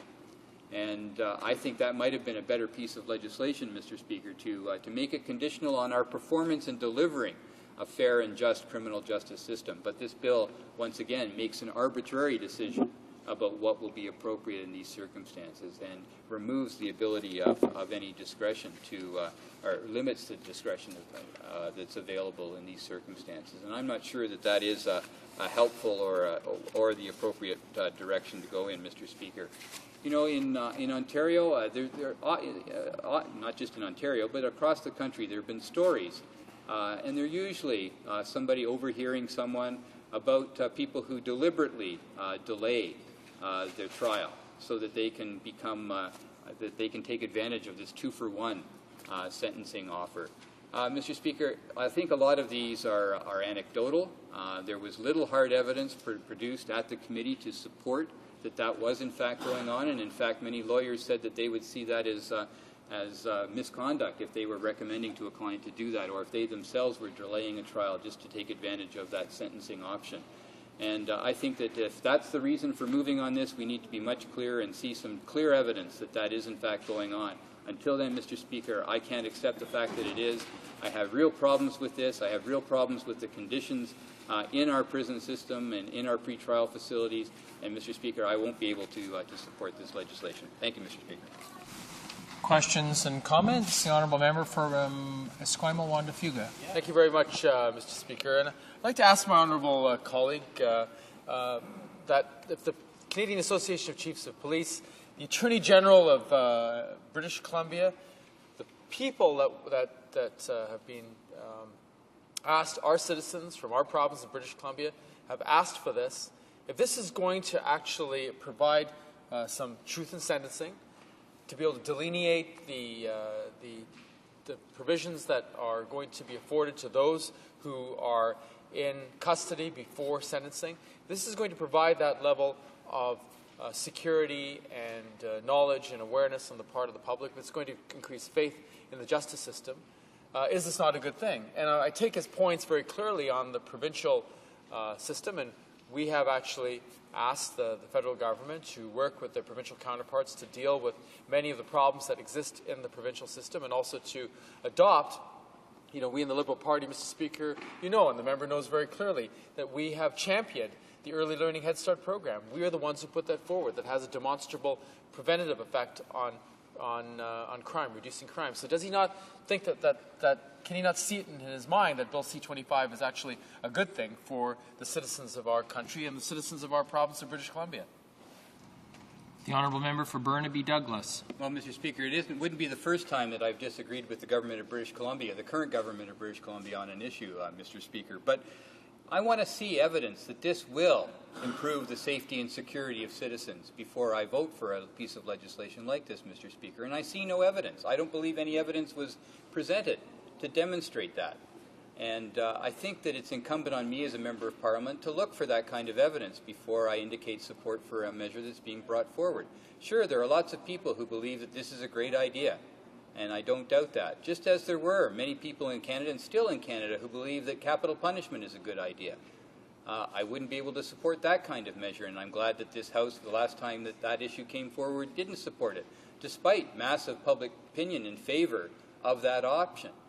Mr. Speaker, because there was no evidence that it makes people safer, that it does anything to improve the security and safety of our communities and our families. And I don't see that in this legislation either, Mr. Speaker. I don't see how this is going to improve the system. Again, if it had done something about actually addressing the problems that gave rise to this 2-for-1 credit system, then maybe it would be something that was supportable. But I don't see any evidence that there's been any attention whatsoever paid to that, Mr. Speaker. So I do have real difficulties with this legislation. I don't think it will accomplish the goals that even the government has proclaimed that it attempts to address. Questions and comments? Reprise du débat, l'honorable. Resuming debate, the honourable member for Abitibi-Témiscamingue. I was listening to you religiously, Mr. Speaker. I was concentrating hard, and I will continue with what my colleague was saying. It's quite rare, but it has to be noted that the Bloc will vote on a justice bill, and we will be voting in favor of C-25.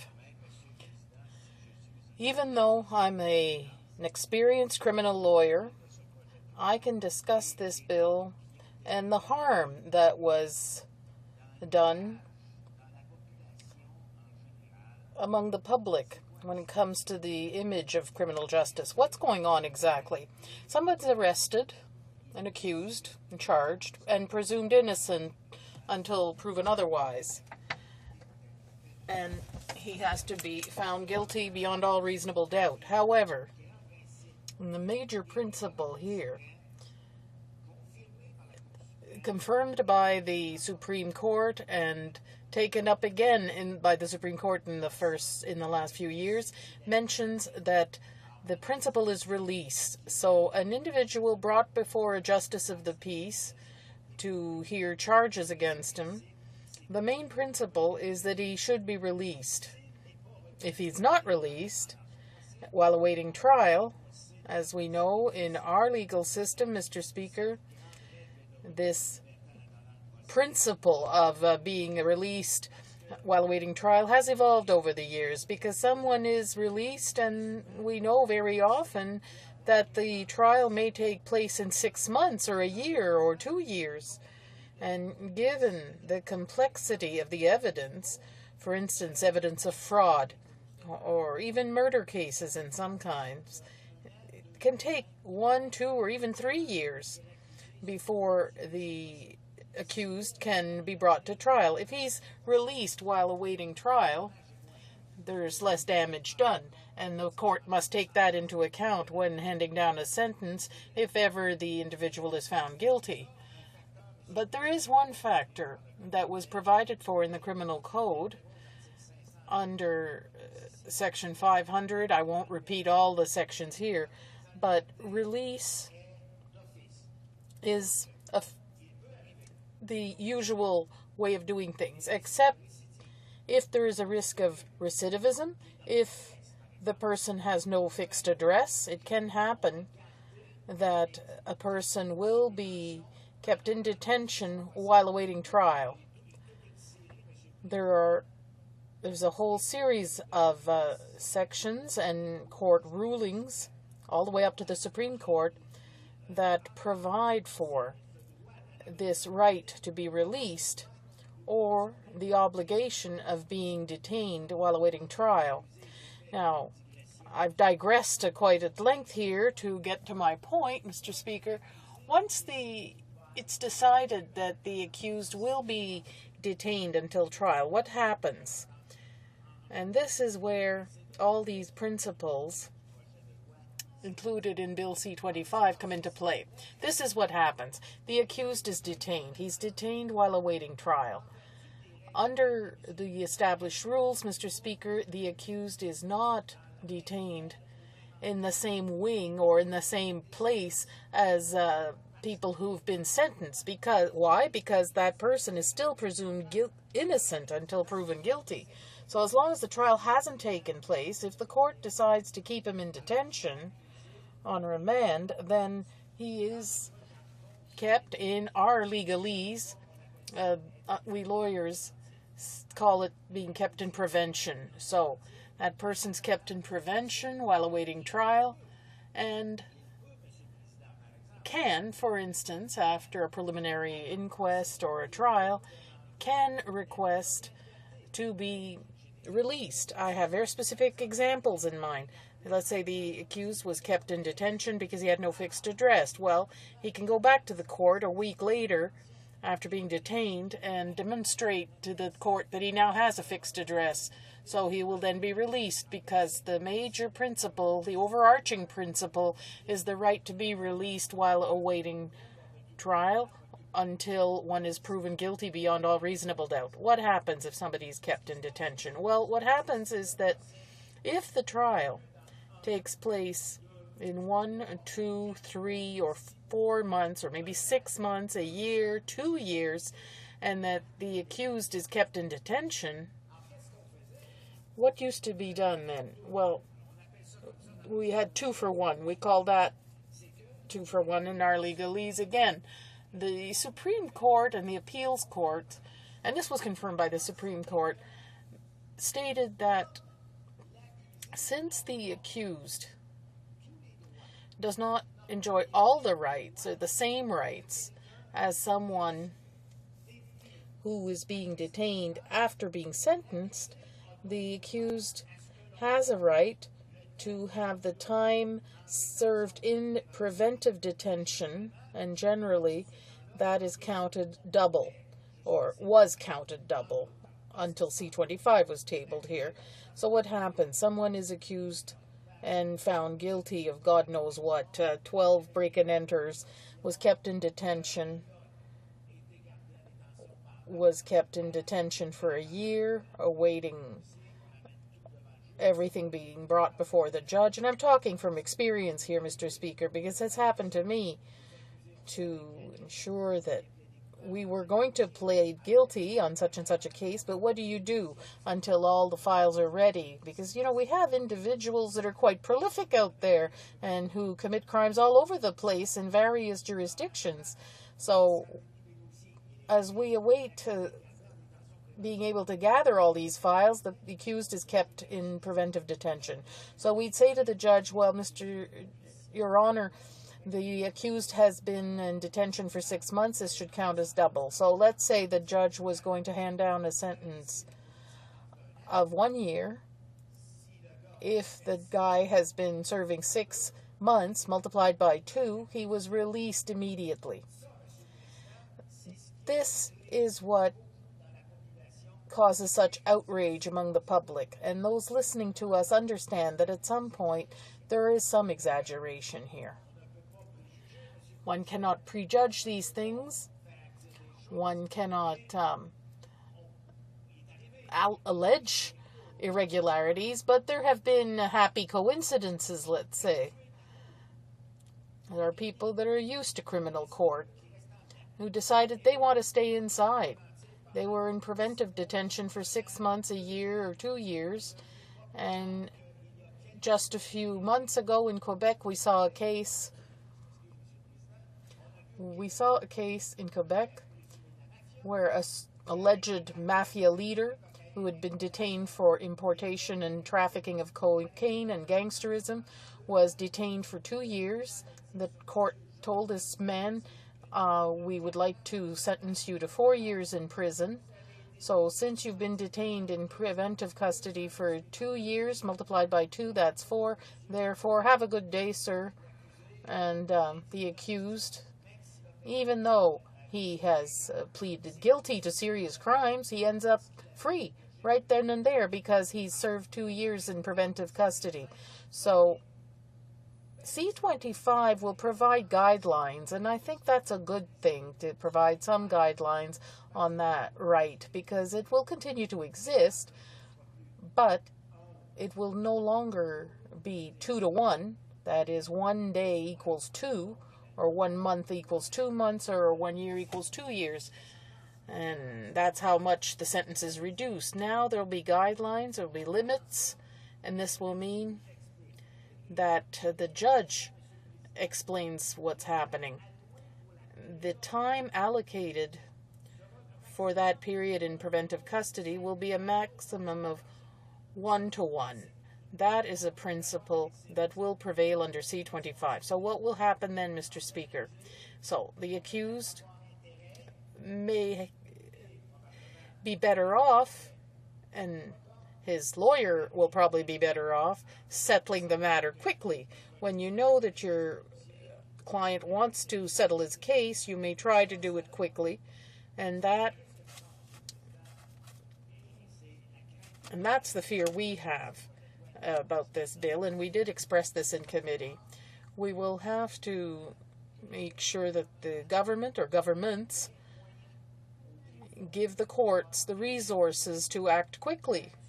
Right now, Mr. Speaker, quite often it's said that the accused can let his case drag on for months, and that's true. However, Mr. Speaker, there are many places in Canada where the accused has no choice but to let the case drag on for months. Let me give you examples. The traveling court, for instance. When you talk about that kind of court, you're talking about a court that goes through all the villages in the James Bay area, Ngava Bay, Kuujjuaq, Inujuaq, all these places, these villages. Very often, the accused who's detained, unfortunately for him, the court does not travel there every week. So in his case, and this is provided for in the bill, this can be mentioned, and the court can take into account the conditions of detention.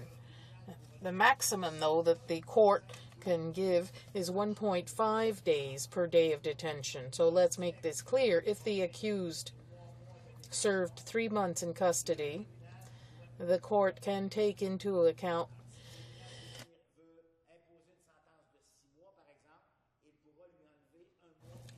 the court can remove 1.5 months and explain this properly.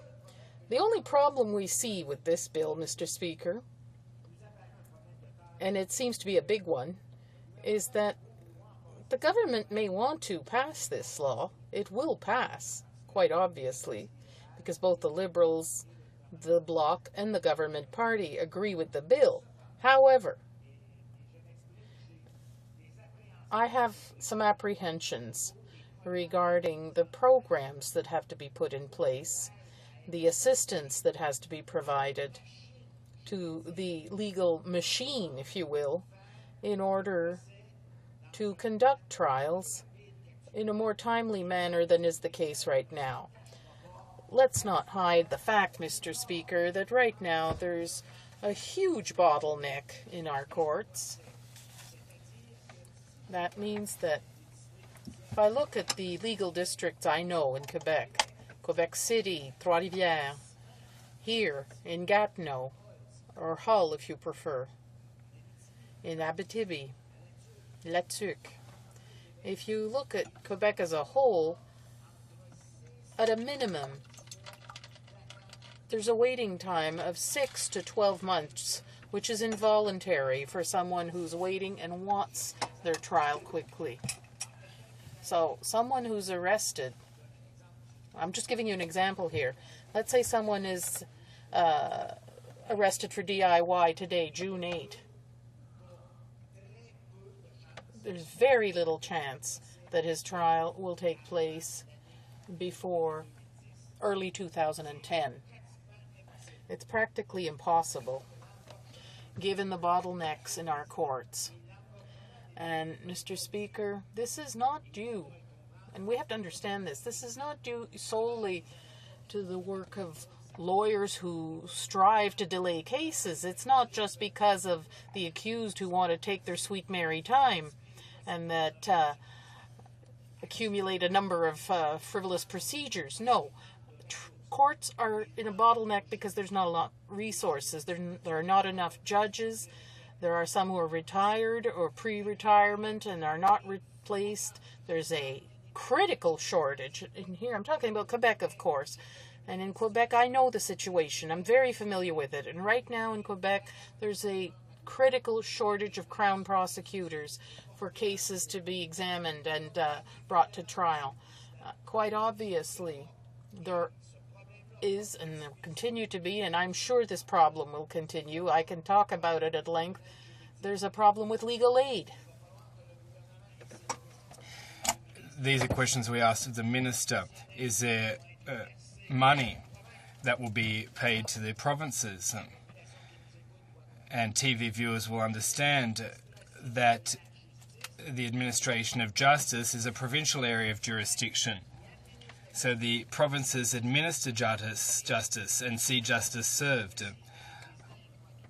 Obviously, there aren't trials every week in every legal district. Sometimes there are only one or two in a month. But we're talking about the fact that there are trials, and honestly,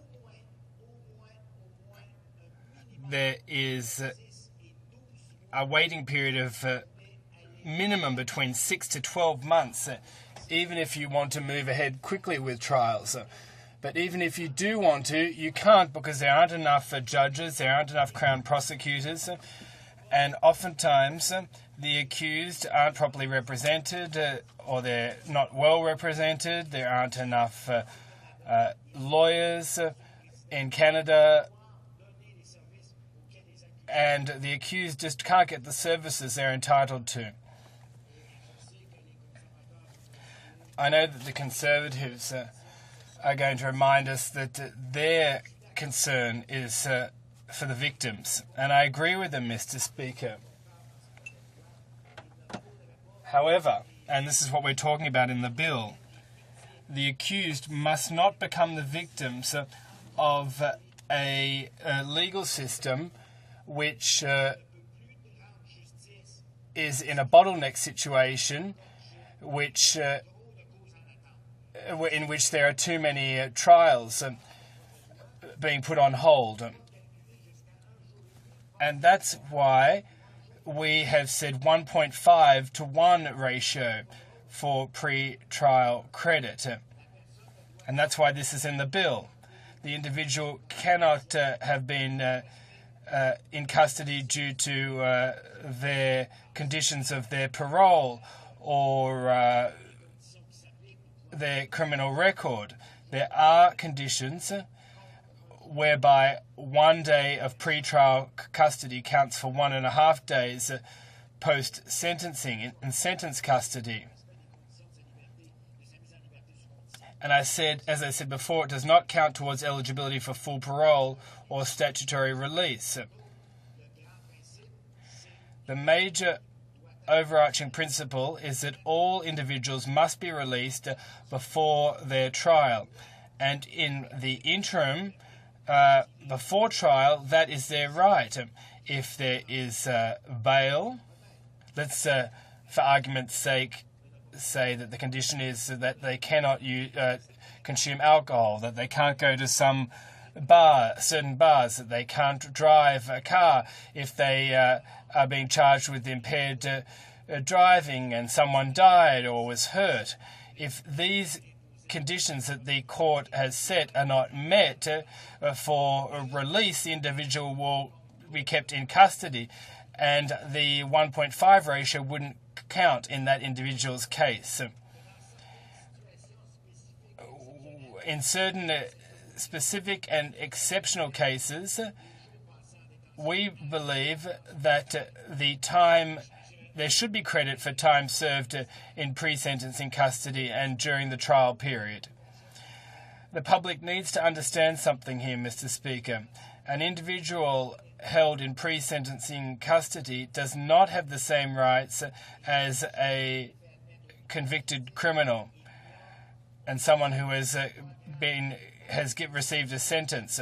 There are no programs in pre-sentencing custody in Quebec. There are no programs for such inmates, Mr. Speaker. So these individuals, while they wait for their trial, well, what do? They watch TV and they play cards. Sometimes they play cards while they watch TV. It's as simple as that. And we said to the Minister of Justice, the Department of Justice, the Department of Public Safety must allocate funds so that services can be provided. Let me give you a specific example. Someone who is in prison for impaired driving and has caused bodily harm. This is a 6th offence. And is in custody because that person has injured someone. That person has an alcohol problem. I can see you're pointing out that I have less than a minute left. Now, this individual who's in custody currently doesn't have any services available. We want the government to allocate monies so that these pre-sentencing custody facilities at least provide services to inmates so that they can at least embark upon some form of rehabilitation. In closing, Mr. Speaker, I'm going to say that the Bloc is going to support Bill C-25 with the caveat that the government needs to be aware of the problems due to a bottleneck in custody, in pre-sentencing custody. Questions and comments. The Honourable Member for Esquimalt-de-Foucault. Monsieur le Président. I'd like to ask my honourable colleague from Quebec. In his province, they have a very serious problem with organized crime.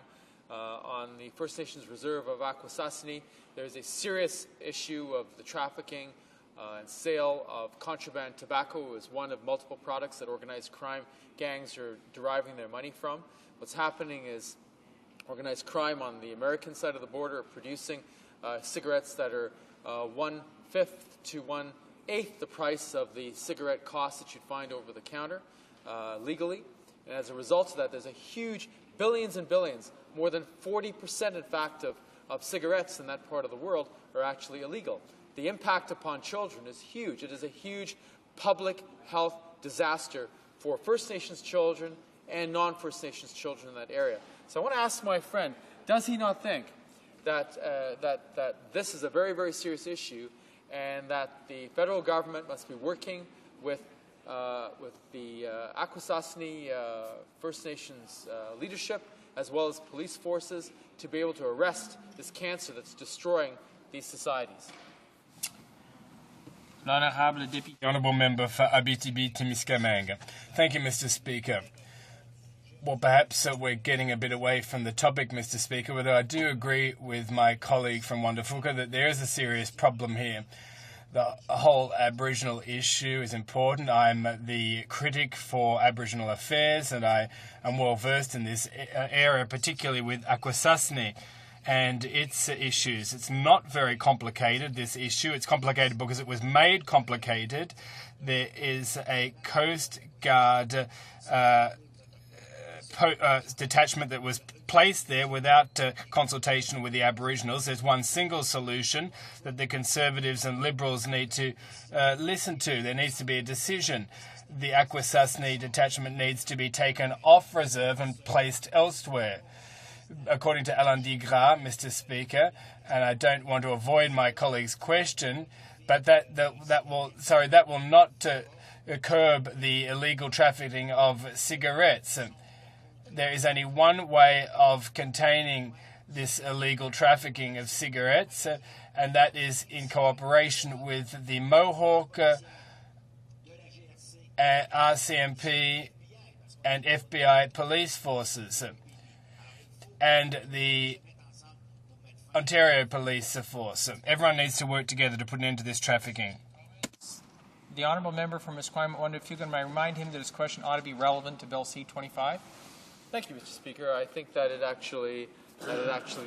actually will be, because it relates to actually truth in sentencing for those who are convicted of very serious offences. And I ask my honourable friend Does he not think that those who are convicted of offences, that the fact that individuals who are convicted, that the public has a right to know that the amount of sentencing a person receives is actually the time that somebody will spend? One of the issues that I think was very difficult to understand is that people automatically get at least a third of their sentence off when they are convicted. And sometimes that could be much more than that, in fact 50%. Does he not think that time off for so-called good behavior should actually be based on a person's ability to actually avail themselves of the resources that they're tasked to do to deal with their, if they have, substance abuse issues, psychiatric problems, and skills training? That those should be the requirements and the standard that people should have to meet before they actually are allowed to have so-called time off for good behavior. The Honourable Member for Abitibi-Témiscamingue. Well, there are two phenomena here, Mr. Speaker, two problems, and I'd like to explain these to my colleague. Now, there's before sentencing and after sentencing.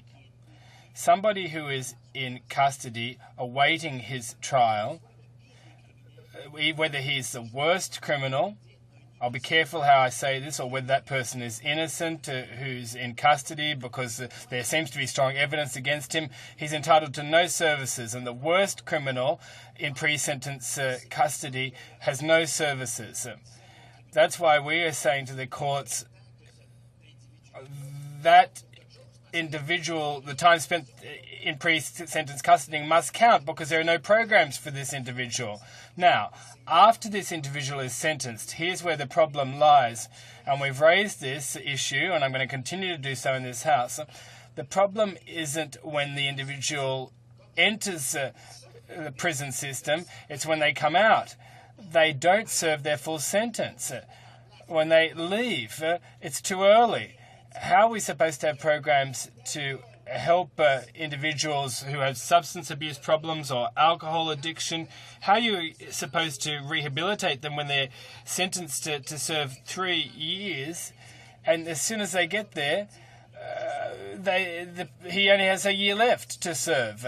You can't rehabilitate someone when that sort of thing happens. So I think we need to look very closely at parole services. The Honourable Member from Abbotsford. Well, I want to thank my friend for his intervention, but he just raised, again, a very good point.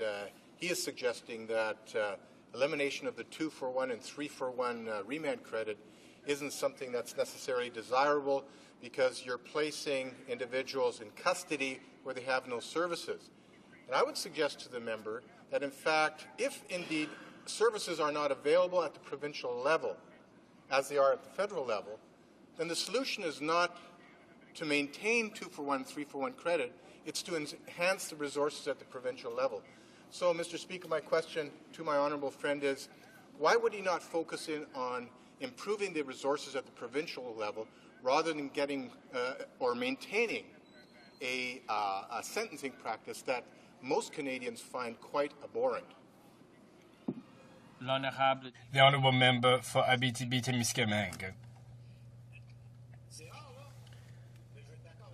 Well, it's rare, but I agree with my colleague. It's rare that I'm in agreement with someone from the Conservative Party on the justice issues, but I agree here. I agree because everything makes sense in what he said. We can't have a piecemeal approach to justice.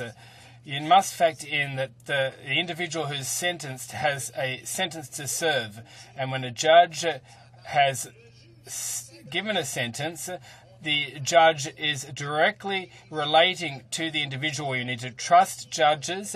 They're the best positioned to deal with these individuals' issues and provide a sentence. And if the sentence is for 3 years, the individual shouldn't come out the other end in a year. That just doesn't make sense. However, and this is where we take issue with what the Conservatives are saying, they send a lot of people to prison, even pre-trial custody, and especially post-sentenced custody. They want minimum mandatory sentences, but they don't back it up with funds. They don't put their money where their mouth is. There aren't rehabilitation programs. These are programs that these inmates need. The honourable member for Abbotsford. Short question, please. Well, thank you, Mr. Speaker. I'll just follow up my first question with another one. If, in fact, my friend is so opposed to custodial sentences, why doesn't he take note of the fact that it's actually the provinces themselves, the ones that presumably don't have the resources to provide the services to those who are in pretrial custody? It's those very provinces, like British Columbia, that are demanding that we get rid of the 2-for-1 and 3-for-1 remand credit. If I could have his comment on that. The honourable member for Abitibi-Témiscamingue. Well, I'm aware that there is a request to get rid of the 2-for-1 remand credit, and the Bloc is going to vote for this. But just because you get rid of the 2-for-1 remand credit and you ask judges to justify why they would be stipulating the 1.5 ratio under this new legislation, the problem is once you've said that, well, sure, the provinces are asking for this 2-for-1 to be eliminated. However, we need to give Quebec and all regions of Canada the resources they need for proper rehabilitation programs, and that's what's currently lacking. Currently, we don't have those programs. And my colleague's right.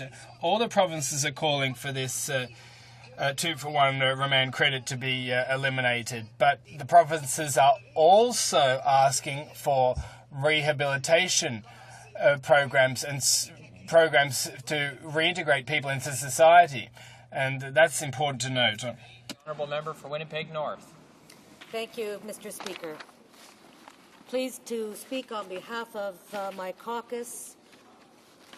The final stage of this bill, C-25, and I want to put on record very clearly, Mr. Speaker, that my leader and our caucus, the New Democratic Party caucus, is in support of Bill C-25. I want to say, Mr. Speaker, that doesn't mean there isn't a need for debate and discussion. And that doesn't mean there isn't and wasn't a place for amendments. And I want to commend the work of our colleague, the Justice Critic in the New Democratic Party, member for Windsor-Tecumseh, for his steadfast work in this area. My colleague has spent hours and hours dealing with this barrage of crime bills coming forward from the Conservatives that are often narrow in scope, that are certainly multitudinous in numbers, and not always complete in analysis. And in most cases, the bills that this government has brought forward have needed some changes. They would not have lived up to a charter challenge. They were not in line with other provincial jurisdictions necessarily, or they were completely lacking in terms of the comprehensive approach that's required with respect to crime in our country today. So, Mr. Speaker, we have been very diligent doing our work on this side of the House, trying to improve the bills that have been brought forward by this government when it comes to crime and safety. This bill is no exception. My colleague from Windsor-Tecumseh worked very hard to improve this bill in committee. He was unsuccessful. However, in the final stages, Mr. Speaker, we have always supported the notion of changing the 2-for-1 credit in our remand system. In fact, I want to remind members that it was long before the Conservatives brought forward this bill, it was an all-party delegation from the province of Manitoba, led by the Premier Gary Dewar, accompanied by leaders of both the Conservative and Liberal parties, accompanied by, as well, the mayor of the city of Winnipeg. And they came to this city to meet with all parties here and to present a number of solutions dealing with crime and public security. And one of those solutions, in fact, Mr. Speaker, was the 2-for-1 question. My colleagues from the provincial legislature came to this place asking the government to work and move as expeditiously as possible to change the 2-for-1 approach. That matter has also been raised on 2 occasions at least at federal, provincial, territorial meetings. Back in November or October of 2006, and then again in November of 2007, federal, provincial, territorial ministers of justice dealt with this issue, among others, and reached a consensus to change, to remove, to eliminate the 2-for-1 arrangement. And my Justice Minister in Manitoba, Honourable Dave Chomiak, and before him, Gord McIntosh, were front and centre in the move to, in fact, make these changes. And why, Mr. Speaker? Why, in the end, despite the fact that we think this bill is not perfect, and despite the fact that we think this government's approach is less than comprehensive and complete, will we end up supporting C-25? Well, Mr. Speaker, it has to do with this whole evaluation of the question of value of pre-trial custody. Now, Mr. Speaker, the reason we have had this 2-for-1 approach, which for all the listeners involved will know this means for every year you spend, or month, or day in custody, that year, that month, that day is taken off your final sentence. Now, over the years, we have moved to a 2-for-1, sometimes a 3-for-1 arrangement for a couple of reasons, and they can't be ignored. They're important reasons. One is it took into account, and judges had the discretion to do this, the conditions in the remand centre. It took into account the absence of training and health and support networks at the remand centre level. It simply didn't say, you know, we as a society have this horrible penal system, but too bad. Remand conditions may be terrible, but too bad. It's 1-for-1. So the judges had some discretion to say, look, in those horrible conditions, with the lack of supports and opportunities for rehabilitation, what we need to do at least is change the 1-for-1 to 2-for-1 or 3-for-1. Well, Mr. Speaker, I guess sometimes we do things that have another effect that aren't always in the best interests of our society. And in this case, we've run into some problems with the 2-for-1 proposal. There's certainly been inconsistent determinations of the value of pretrial custody.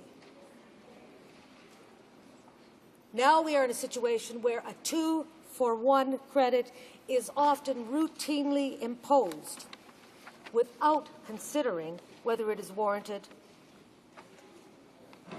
And on top of that, Mr. Speaker, it is absolutely the case, without doubt, that the conditions in remand facilities today are often the same as those faced by sentenced prisoners. Furthermore, Mr. Speaker, it's been clear throughout this debate that people have taken advantage of this system. There are indications that accused persons who intend to plead guilty are intentionally choosing to remain in remand as long as they can in order to maximize the total amount of the remand credit they will receive, which, as you know, Mr. Speaker, that in turn contributes to the problems of overcrowding in remand facilities. And I guess there's a final reason, Mr. Speaker, that has to be talked about in this context, and that is the need to maintain the confidence of the public in our system.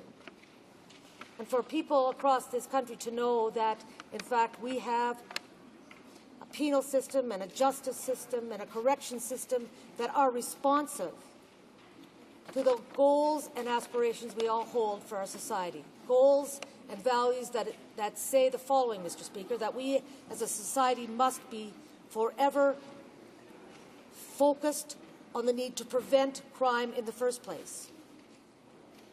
That's the first aspiration of Canadians on this issue. The second is that as a government and as a parliament, that we do everything in our power to protect citizens from crime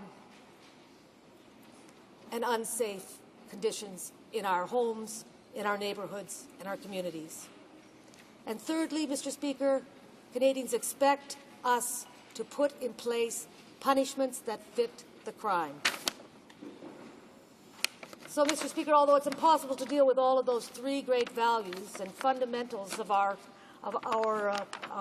justice system, the three-legged stool, if you will, Mr. Speaker, we can at least, through this bill, acknowledge what C-25 does in those interests, in terms of those values. And we can point to other areas that require government action to complement and support this approach. Because on its own, in isolation, simply changing and removing the 2-for-1 credit and moving it towards 1.5 to 1 or 1 for 1 in some circumstances won't just simply fix the problems of overcrowding in the remand centre. And they don't necessarily ensure that our punishment handed out to prisoners, to convicted criminals, is consistent with the crime committed. So we've got to be vigilant on all fronts. I recognize some of the concerns raised by my colleagues. My colleague from Burnaby Douglas raises very legitimate concerns about the conditions found in remand centres, found in our penal system generally. He described some very, very horrific situations. Reminded me of, and we've all seen this in a heritage moment on our national TV networks, of Agnes MacPhail, the very first woman to ever get elected to the House of Commons, who in 1921 or thereabouts stood in this House and used a prop, which I know is not allowed, to demonstrate how people in prisons were being whipped and chained and punished beyond any notion of humanity.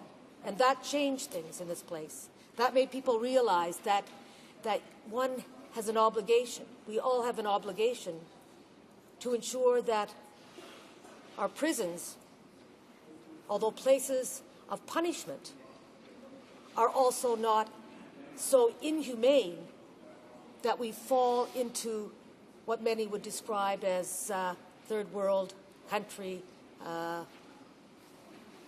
activities pertaining to our prisoners. So, Mr. Speaker, my colleague from Burnaby Douglas said, look, we shouldn't be embarking on something that takes away all judicial discretion. We shouldn't be forgetting about the important issues that got the 2-for-1 credit in the first place. And he wants to see this government and this Parliament focused on the whole range of options that have to do with crime and safety in this country today. And that's what we all want. So we support this bill because it makes a little step towards dealing with a very serious problem in our system today.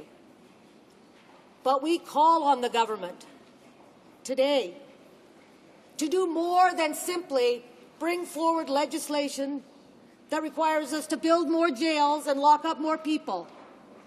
We call on the government today to start, in fact, doing what Canadians expect, which is a three-pronged approach to focus on prevention, protection, and, yes, punishment.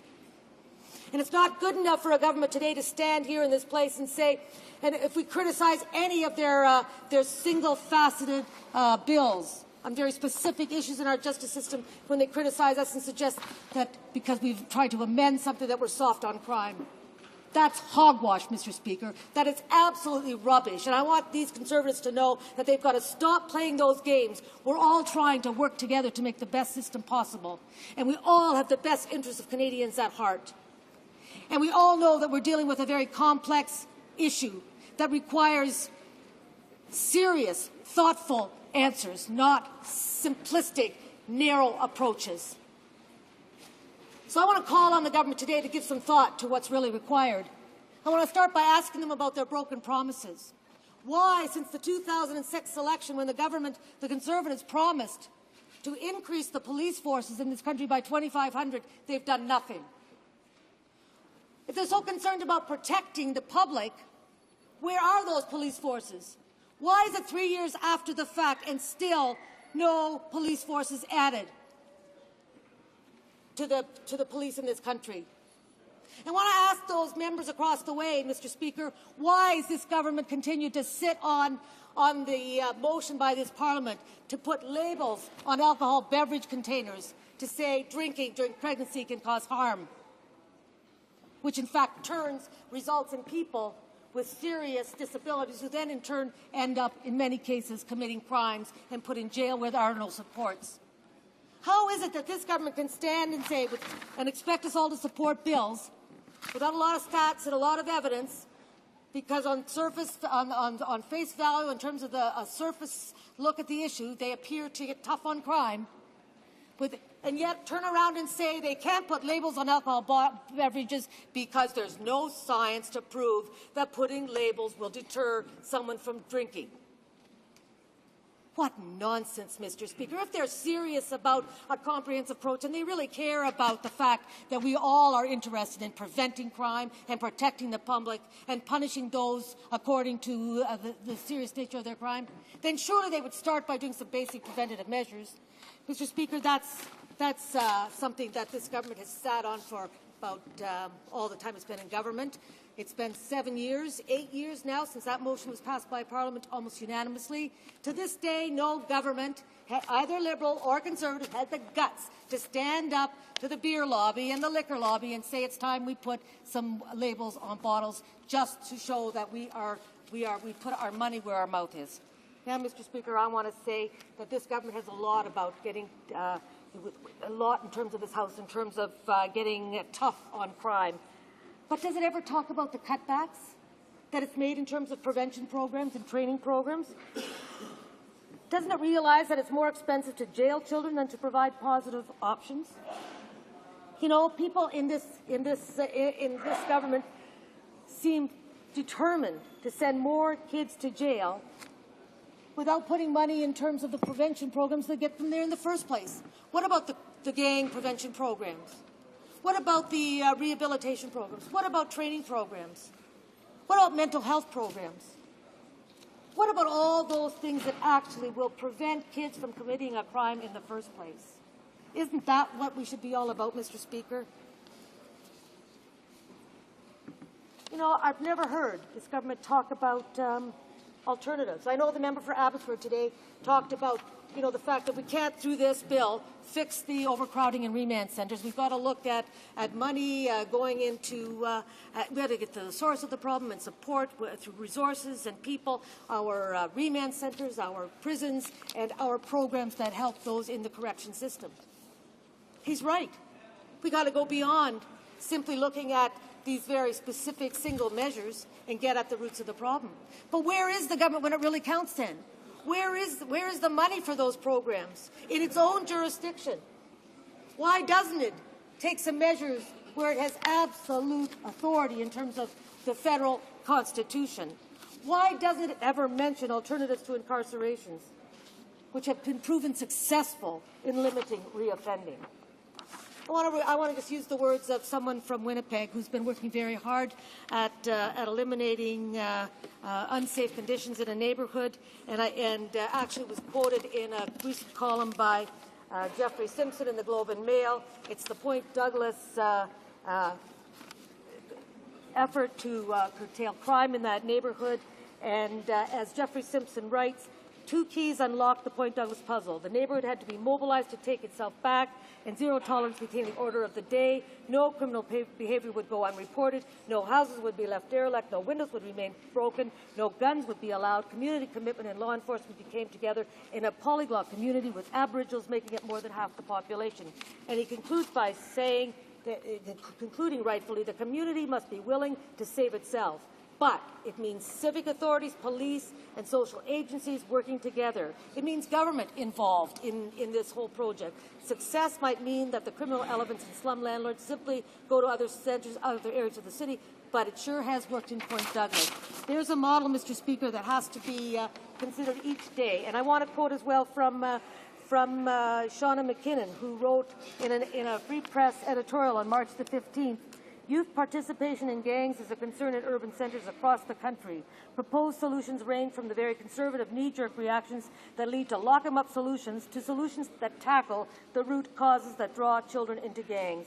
The research is clear. Access to skill-building recreational activities that develop self-esteem can help protect kids from the lure of gangs. But we don't really need the research to tell us that, do we?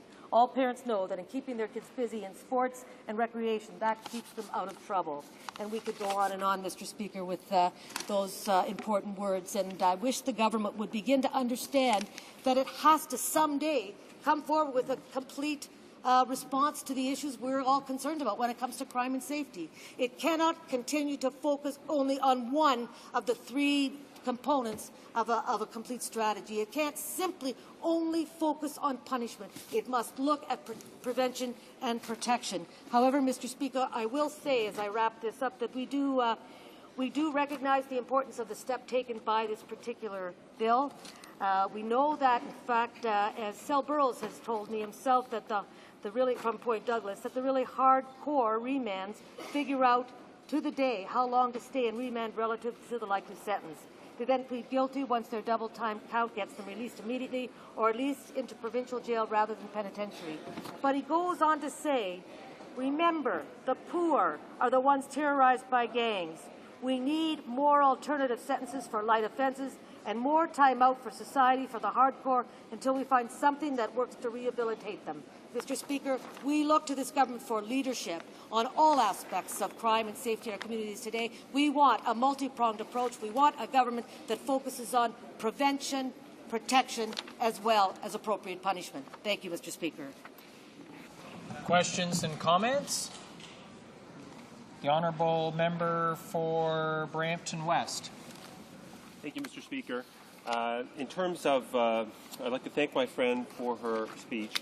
And I wonder if she would comment on two different points. The first is, as we all know, there are different rationales for the criminal justice system in terms of punishment, deterrence, prevention, these sorts of different reasons why you send somebody to prison or punish them.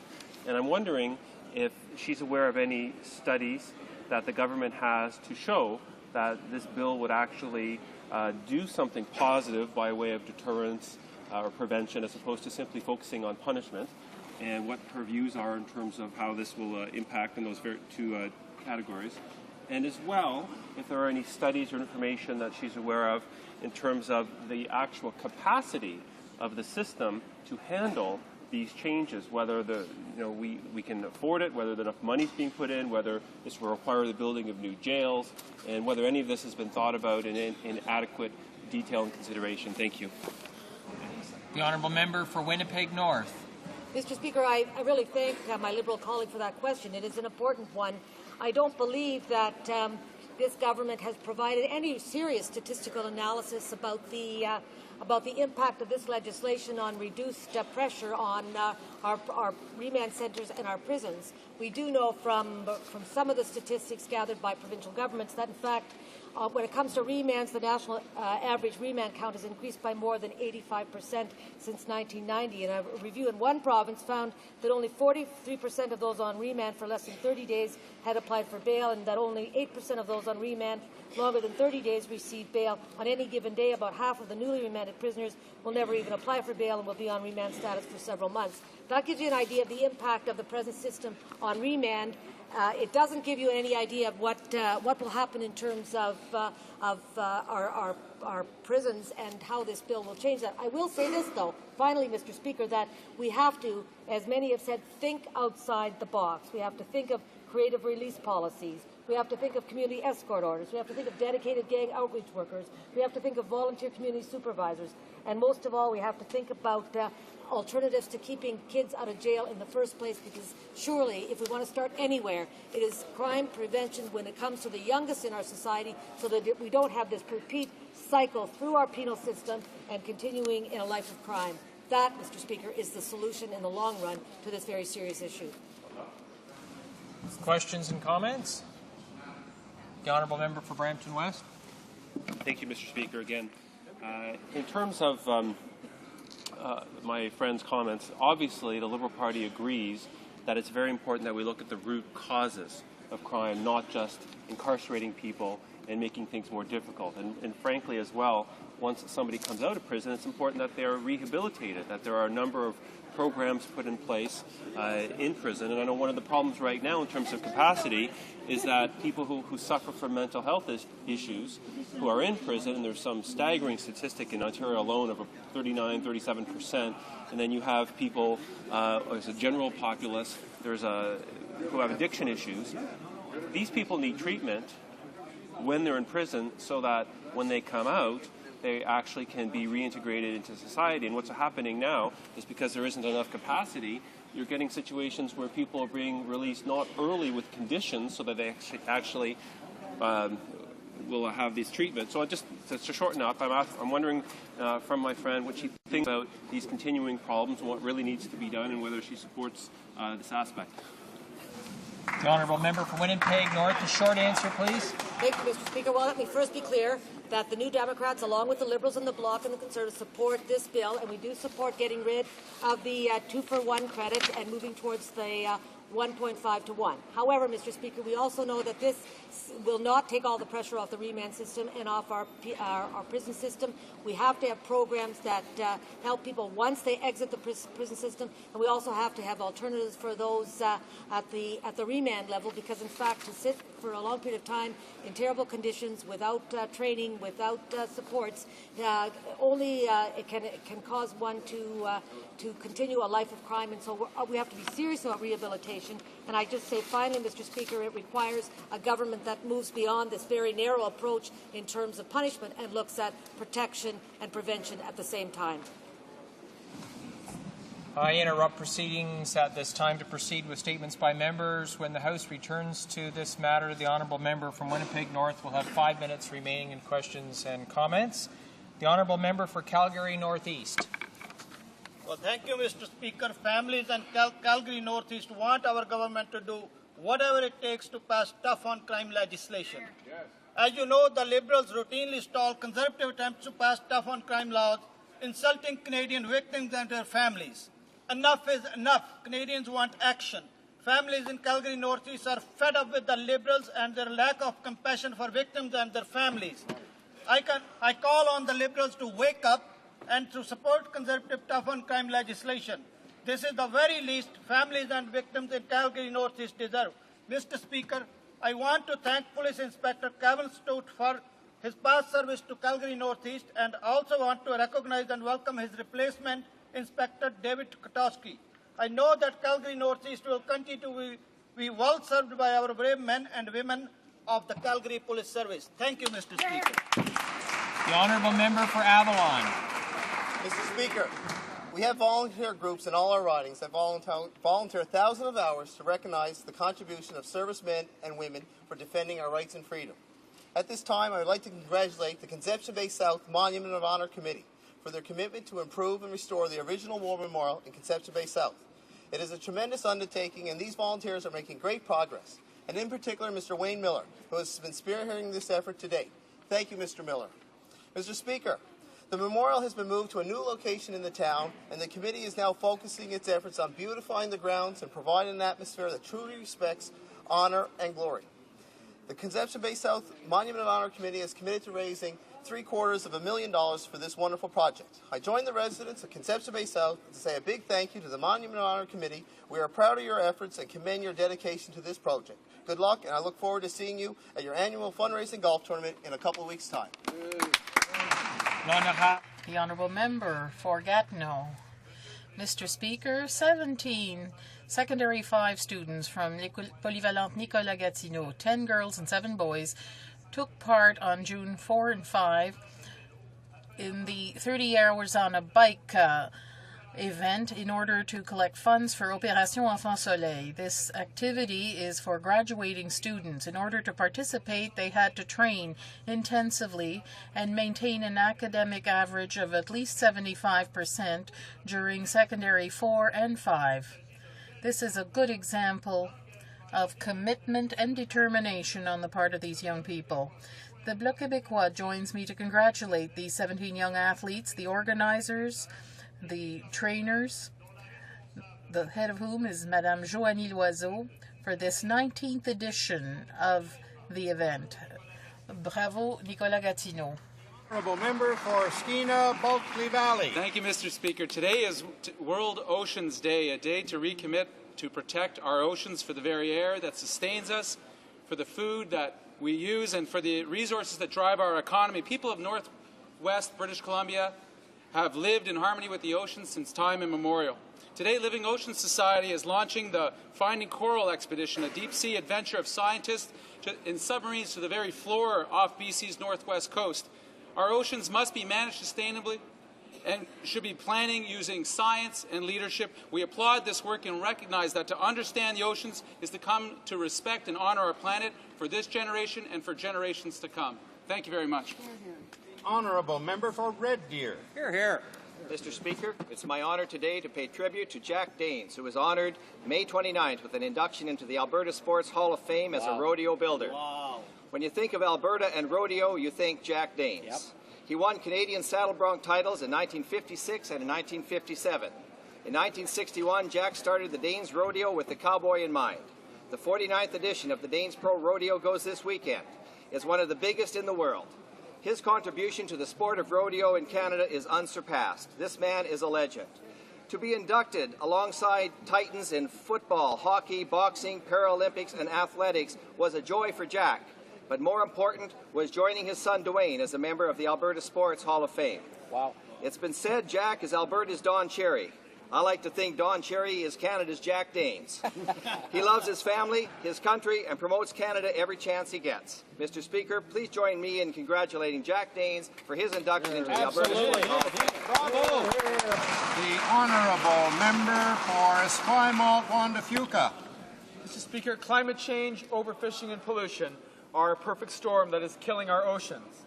To arrest this march towards extinction, we must put a price on carbon and develop an international carbon trading system that will reduce our dependence on fossil fuels. This would put a monetary value on carbon sinks, which would help to arrest the destruction of the two lungs of our planet, Amazonia and the Congo Basin.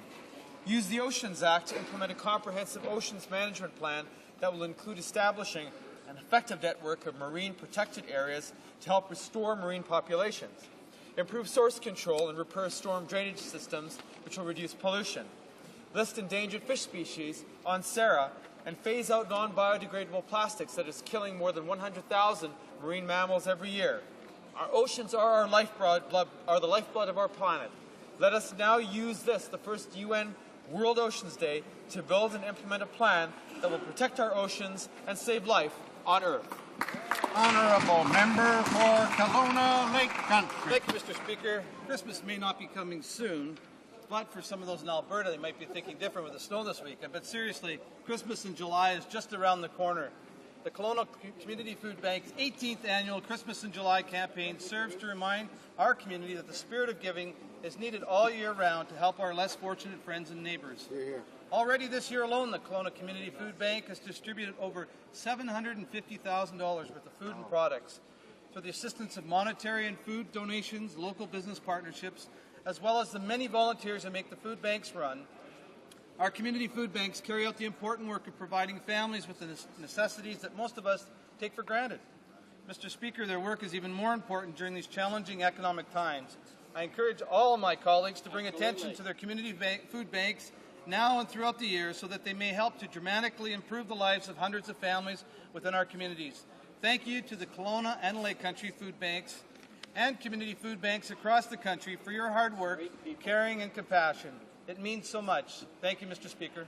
The Honourable Member for Gaspésie, Île-de-la-Madeleine. Mr. Speaker, June 8, 2009 is when we celebrate World Ocean Day. The theme this year is One Ocean, One Climate, One Future. It seeks to promote the role of oceans in climate regulations. Our oceans are not well known, and climate change will bring about great upheaval for the species that live in it. The diversity, richness, and complexity of these huge bodies of water deserve more attention, considering how fragile they are and their role in the planetary ecosystem.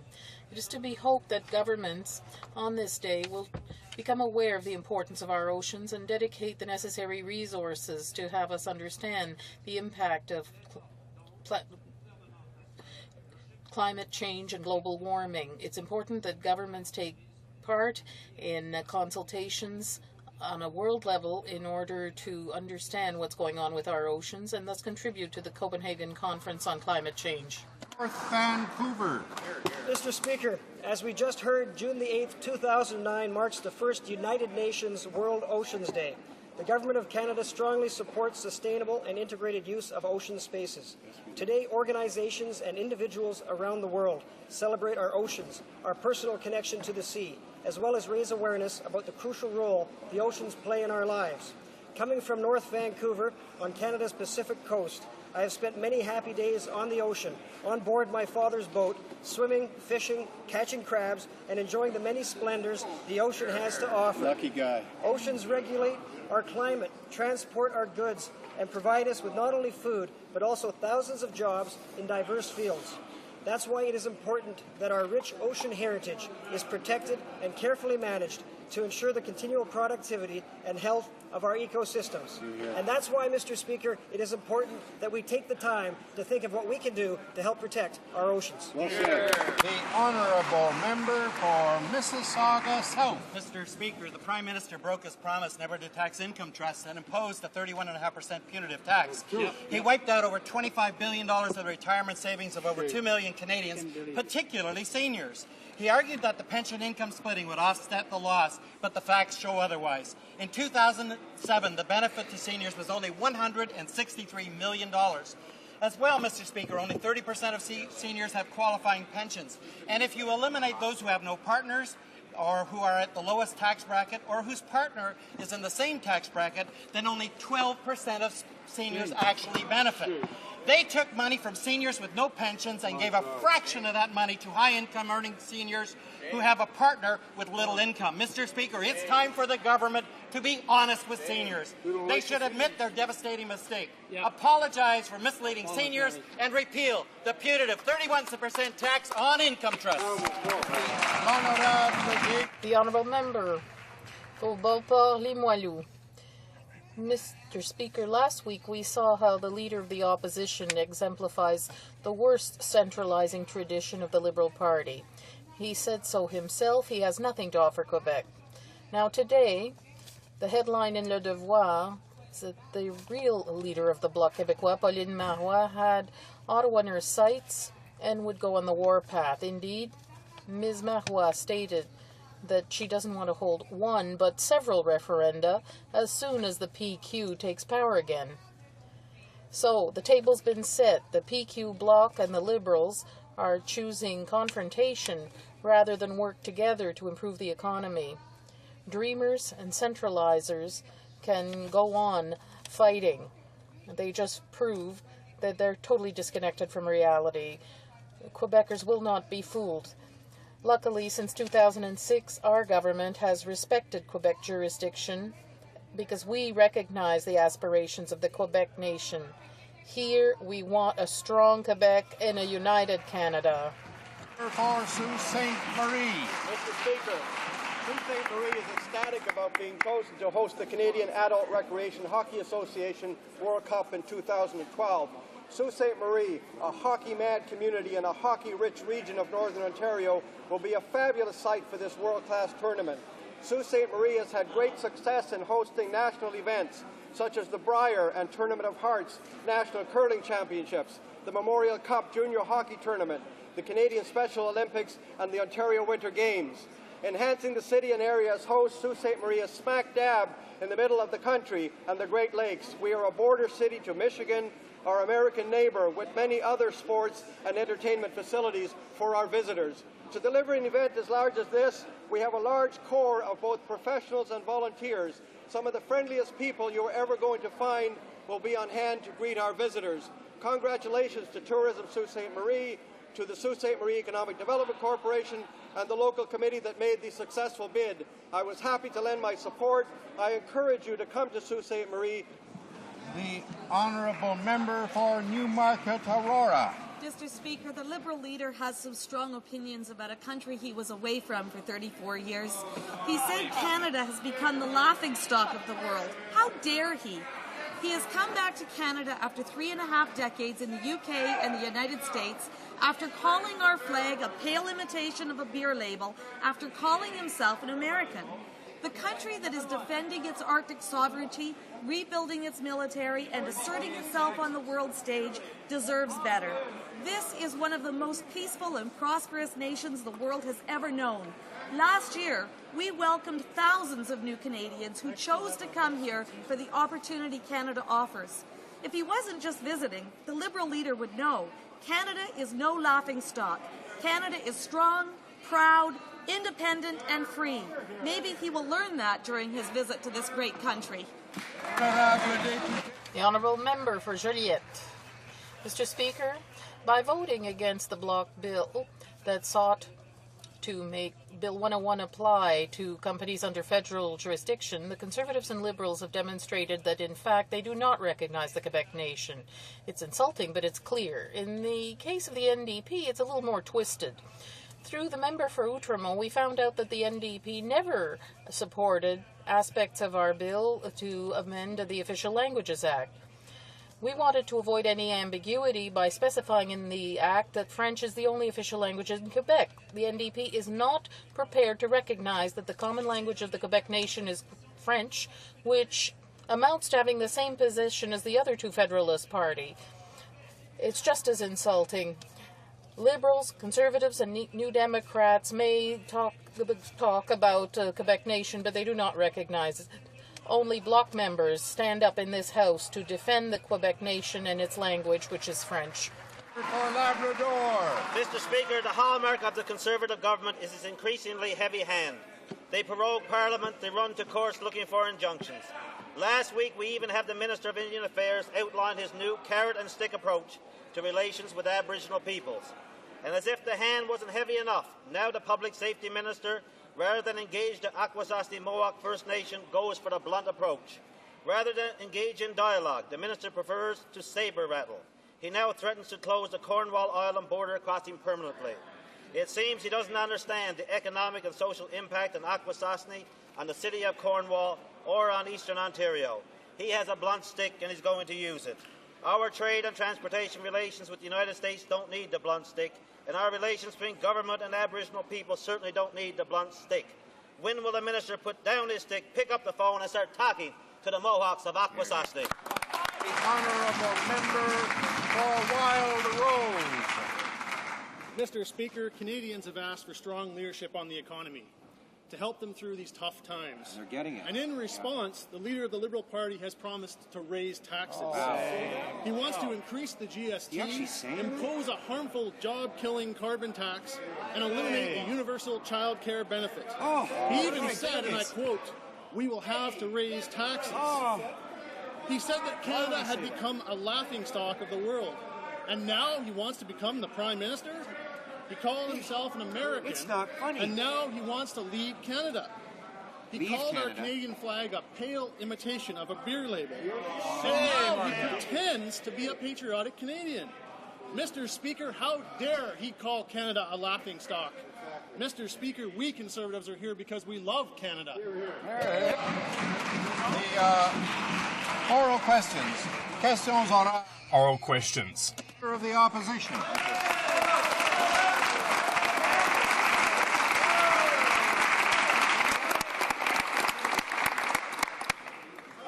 Monsieur le Président. Mr. Speaker, everywhere in Canada, thousands of Canadians cannot get a diagnostic cancer exam and test. This government has known for 18 months that would happen. The government left a problem in Chalk River become a crisis for our healthcare system. Instead of blaming young people who are 26 years of age, instead of fighting among themselves and having spats, who in this government is going to live up to the responsibility of this national crisis?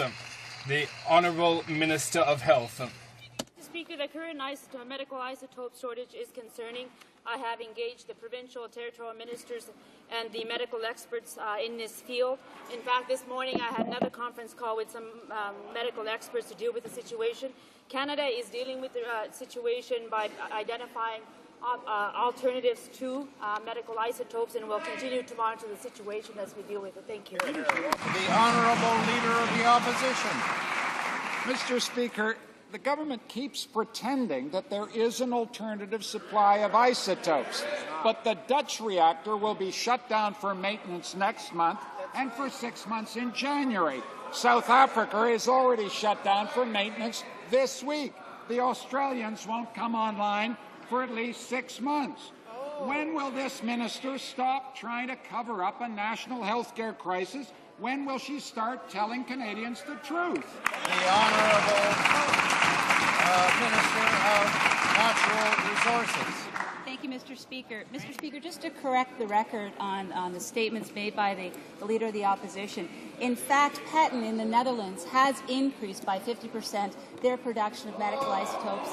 They are going to be going into a maintenance shutdown. However, the Belgian reactor will then come up to production on July 21st. And moreover, Mr. Speaker, it is completely false that the Australian reactor won't be coming online for 6 months. As they indicated in the Canberra Times themselves, that is just a matter of weeks. Honourable Leader of the Opposition. Petten, Mr. Speaker, Petten informs us, the Dutch informs us, there is no guarantee those isotopes will reach Canada. That's the point. It's clear we're in a national health care crisis with a minister who is badly distracted. We've got a minister who's trying to recover lost binders, trying to explain incriminating tapes, and thousands of Canadians are desperately waiting for medical treatments. This is a fiasco. When will it stop? When will this minister cease to be distracted and begin doing her job? Honourable Minister of Natural Resources. Again, the fact remains is that this government has actually acted on the matter. When it became apparent that the Maples reactors would not produce one single medical isotope after 12 years and hundreds of millions of dollars, they took the decision to shut it down, and indeed we accepted that, and furthermore we took on the extra steps of finding alternative measures and working with the medical community. But of course, Mr. Speaker, I wouldn't expect that 5 Liberal cabinet ministers in that period of time would have actually done anything on it, and I assume that the Leader of the Opposition doesn't know because he wasn't in the country at the time.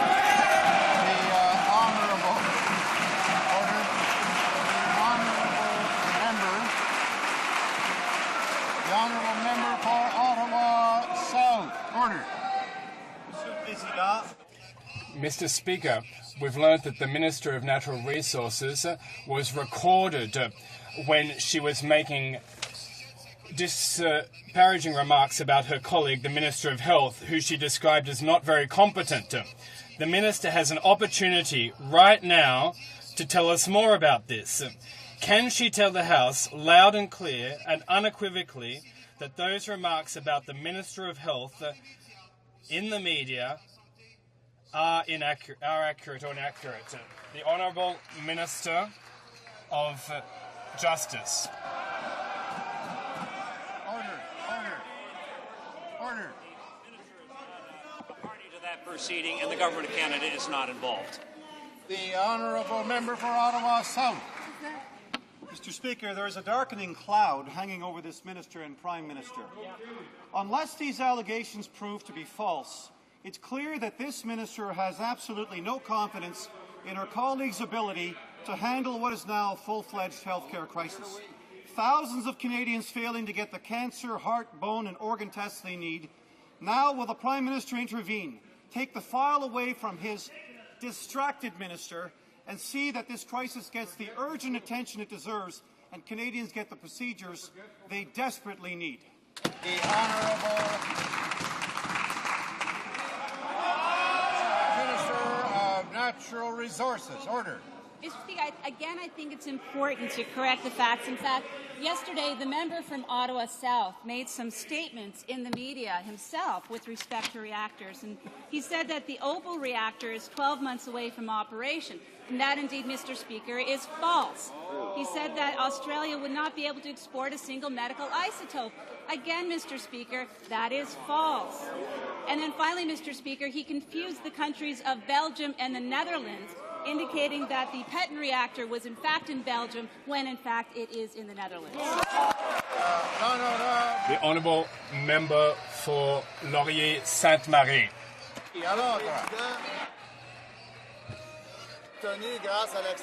Mr. Speaker, information from the Access to Information Act, we've learned that the government, despite public gestures to the contrary, thinks that the GHG emission targets are unrealistic, the ones that were set at the Climate Change Bali Conference in 2007. How could the Prime Minister boast on all international fora that Canada is a leader in climate change when Canada has never intended to reach GHG emission targets and that these targets were unrealistic? The Honourable Minister of the Environment. Mr. Speaker, that's not true. I myself was in attendance at all bargaining tables in Washington, at the G8 and in Copenhagen, and I never saw this document in question. I never heard about it before today. In fact, this document doesn't reflect in any way the Government of Canada's stance on climate change or the negotiations underway. The Honourable Member for Laurier-Sainte-Marie. Mr. Speaker, if the Minister hadn't seen the document, he should ask his press attaché whether he saw it. Mr. Speaker, at the Boston Conference, 1 year after the Bali Conference, the Canadian government did all it could to divide European countries and sabotage the common position they had reached on climate change. Given that this government is very talented at hiding things, can the minister table in parliamentary committee and vote in the House the position that he intends to defend at the Copenhagen conference? The Honourable Minister of the Environment. Mr. Speaker, our government is in fact by 2020 going to meet the GHG 20% targets. Canada is still a leader following Kyoto on climate change. This is clear. And Mr. Speaker, we want our plan to be as inclusive as possible. It will include attainable targets for all major emitters. The Bloc should forget this partisanship and work with the government. The Honourable Member of Rosemont-la-Petite-Patrie. Mr. Speaker, the Ministry of Environment faced the facts and understood that the stocking and capturing of carbon isn't the best method. The government since 2006 has provided $500 million for this technology, and most of this money will go into capturing and stocking carbon. Now that the government has understood that the constraints of this system, is the government going to stop funding these programs, which are the programs of the big oil companies? The Honourable Minister of the Environment. In fact, Mr. Speaker, we understand that this technology does have certain possibilities.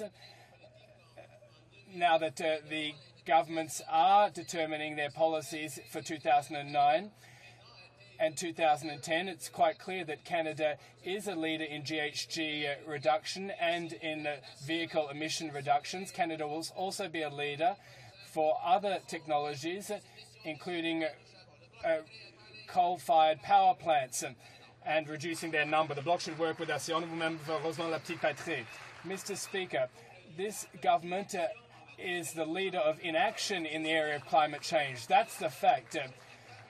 The assistance for carbon stocking and capturing benefits of big oil companies, and it would be better invested in research and development in clean, renewable energy, which is one of the most promising ways of reducing greenhouse gases. Will the minister change his way of doing things and implement a real GHG emission strategy right now, Mr. Speaker? The Minister of the Environment.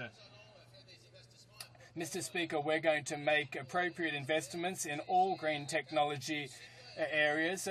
We are, in fact, going to reduce our GHG emissions by 20% by 2020 before Copenhagen. We are going to publish all our policies, which will apply to all emitters, sector by sector, and we've made a lot of headway, Mr. Speaker. The Honourable Member for Toronto Danforth. The Conservatives have reached records of mediocrity in terms of economics. The biggest deficit in 30 years, the biggest deficit in Canada's history, and the worst unemployment rate in over 10 years. 400 million jobs lost, full-time jobs. The mayors are telling us that the money isn't flowing to stimulate the economy. Is the government going to understand that they are going to miss out on the construction season this summer for new job creation? People need this right now, Mr. Speaker. The Honourable Parliamentary Secretary to the Minister of Finance. Very interesting question coming from that party that voted against an economic action plan that actually put in place the stimulus money that we're seeing flowing out to communities right now, Mr. Speaker.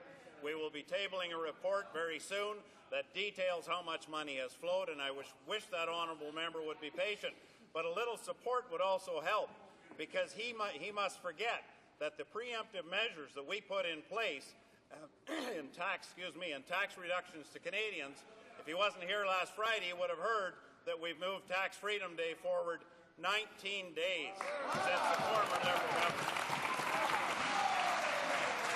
Order the honourable member for Toronto, Danforth. Order. That'll be great news for the people who can't pay taxes anymore because they've been thrown out of work because of this government's policies. And the finance minister misled Canadians this morning. Contrary to what he said, the economic action plan is not in place. The money is not flowing. Here's what the mayor of Kitchener said. Our shovels are ready and we're simply waiting for the money. The mayor of Regina said, unless the money flows through, unless we get the go-ahead, we could lose a full construction season. 400,000 full-time jobs lost since the election, and this government has to get the lead out. Put people back to work. Get rid of the conditions. The Honourable Parliamentary Secretary to the Minister of Finance.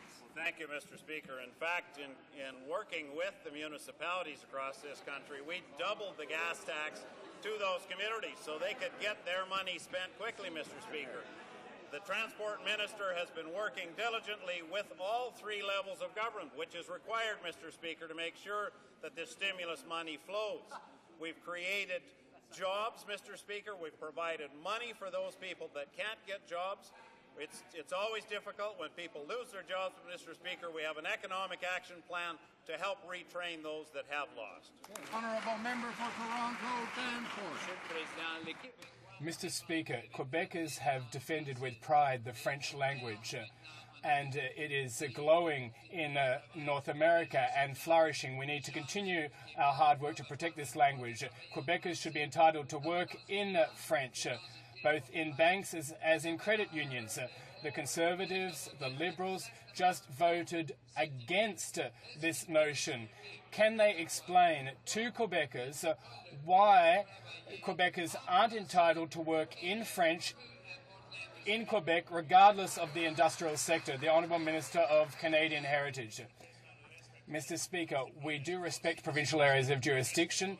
We also respect the fact that our Canada has two official languages. Member for St. Paul's. Mr. Speaker, 3 weeks later, and still the message from this Minister of Health to the provinces and territories is, you're on your own, figure out how to get along without isotopes. All across Canada, patients are waiting. Do they have cancer? Has the cancer spread? Is their chest pain really heart disease? Marilyn Williams, the Director of Diagnostic Imaging at Blue Water Health in Sarnia, says that her hospital is only able to perform about half the diagnostic tests that they would normally do, with a total daily supply down to 10%. Where is this government's plan to get worried patients the tests they need? The Honourable Minister of Health. Thank you, Mr. Speaker. Since 2007, our government and healthcare providers developed a contingency measure to minimize the impact on patients. This includes using alternative isotopes such as thallium-201 for cardiac scanning. We are working closely with the experts on medical isotopes who are assessing and assisting in identifying alternatives for provinces and territories. Health Canada is taking every possible step to ensure access to alternative isotopes where possible. Thank you, Mr. Speaker. Honourable member for St. Paul's. Mr. Speaker, the minister is asking these people to practice 20th century medicine in 21st century. She knows that the patients are being turned away from hospitals. Tomorrow, the Ottawa hospital here will be out of isotopes. Their corporate manager, Alain Thibault of nuclear medicine, says that after that, it's anybody's guess because there's nobody out there who can really answer those questions. Hospitals are looking at a 30% increase in cost because of having to use alternatives. Will the Minister of Health commit to the provinces and territories that she will reimburse every single dollar? The Honourable Minister of Health. Thank you, Mr. Speaker. Mr. Speaker, Health Canada has taken measures providing advance warning to update the provinces as well. Working with the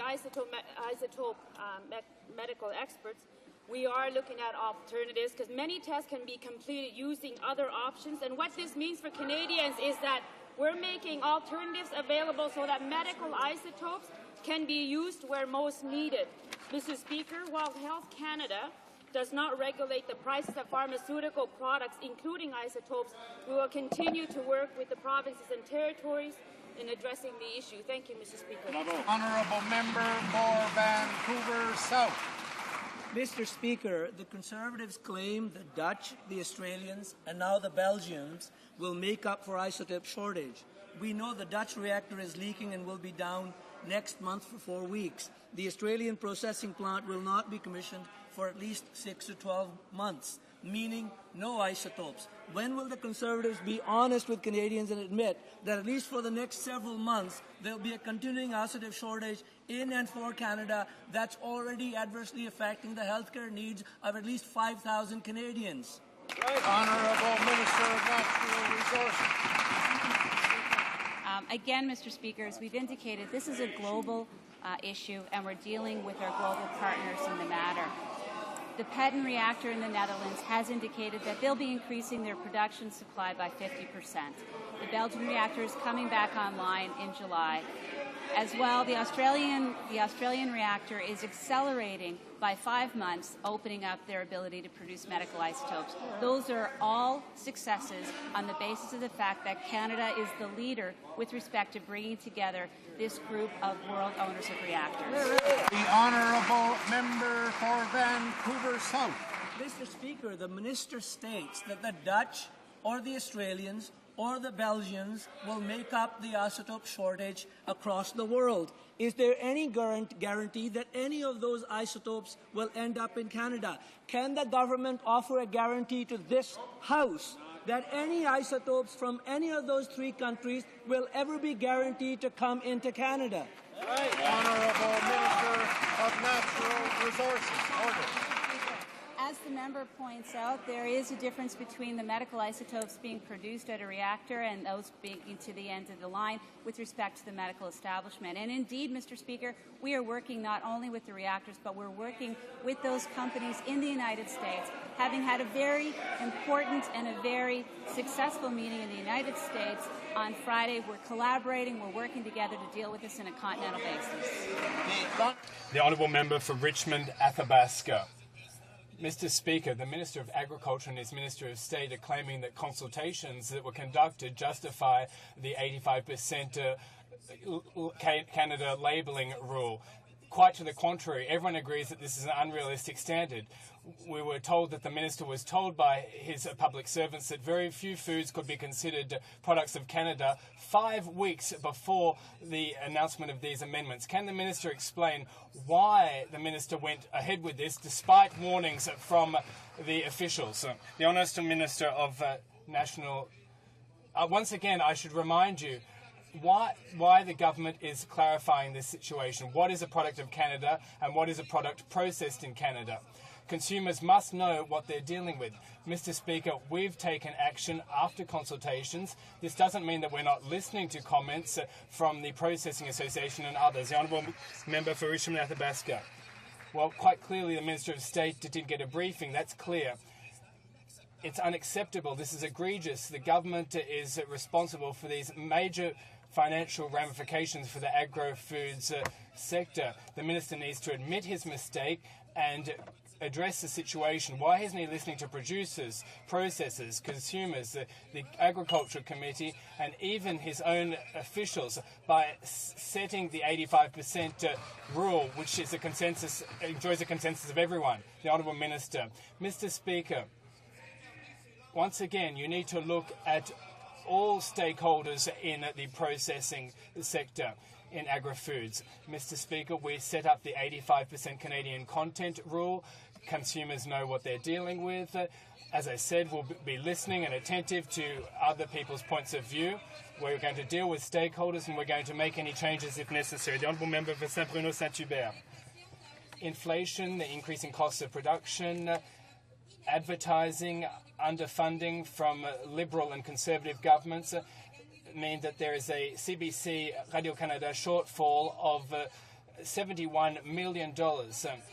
In addition to this, a strategic review of programs could lead to further losses in funding. What is it going to take for the Minister of Heritage to understand that underfunding of CBC is jeopardising its ability to fulfil its mandate? The Honourable Minister for Canadian Heritage. Mr. Speaker, as I said on many occasions, we have made promises in each election campaign to maintain or increase CBC's budget. With our 4 budgets, we've increased CBC Radio-Canada budgets. I have the 2 plans from the Bloc Québécois here, the Economic Stimulus Plan, November 2008, and Act Now, April 2009. These are 2 BQ plans, and there's nothing for CBC Radio-Canada. These plans say absolutely nothing about CBC Radio-Canada. The Honourable Member for Saint-Bruno-Saint-Hubert. Mr. Speaker, I suggest that the Minister read 2 things. First, his budget. He'll understand that Radio-Canada CBC is the big loser. And the second is Plan 1 of the Bloc Québécois, where he'll see measures for culture. If the Minister really believes that Radio-Canada needs help, can he promise to make the $60 million permanent funding? This is always ad hoc funding and also predictable long-term annual funding. The Honourable Minister of Canadian Heritage. Mr. Speaker, we're going to keep our election promise to maintain or increase the CBC budget. That's what we've done. $60 million for programming was in the budget. We're going to keep that commitment. But let's be clear. There's a big difference between us and the Liberal Party. The Liberal Party, when they were in the government, they made huge cutbacks to the tune of $404 million, and there were over 4,000 jobs lost. We've kept our promises, and we've invested in Radio-Canada. The Honourable Member for Pierre-Fond-Dollard.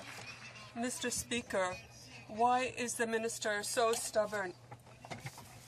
She doesn't seem to understand the distress being experienced by people who are waiting for diagnostic tests. The university hospital in Sherbrooke had to cancel appointments. Does the government realize that its obstinacy in not dealing with the delays in treatment? Thank you, Mr. Speaker. Mr. Speaker, again, we are working with the expert medical isotopes experts, and here's what they have advised in terms of alternatives that can be used. Thallium-201. What's that mean for regular for treatment? This can be used as an alternative for most heart tests, which accounts for approximately half of all the TC99 procedures in Canada. Iodine-123 can be used to image kidney and thyroid glands. Gallium-67 is used for detections of Hodgkin's disease and lymphoma, among other things. That list of alternatives was provided by the medical experts on medical isotopes for options and alternatives to provinces and territories. The Honourable Member for Pierre-Fond-Dollard. Mr. Speaker, Dr. Pierre Kveller of the Hospital Centre in La Naudière says that there are supply problems already. This hospital centre, University Hospital Centre in Sherbrooke, Dr. Verreau is already getting far fewer isotopes. In another hospital centre, they now have only 20% of what they need. Is this government aware that it's creating a healthcare crisis through its lack of action and incompetence? The Honourable Minister of Health. Mr. Speaker, again, let me repeat myself. The medical expert communities has advised us of alternatives that are available to provinces and territories. What that means is that other isotopes can be used to help Canadians and assist provinces and territories manage their supplies, and the alternatives such as thallium, iodine, or gallium can be used in the provinces and territories to deal with the shortage. Thank you, Mr. Speaker. Honourable Member for Vancouver Centre. Mr. Speaker, for 3.5 years, this Conservative government has shown contempt for scientific opinion. But when they put their stubborn ideology ahead of patient health and safety, they've gone too far.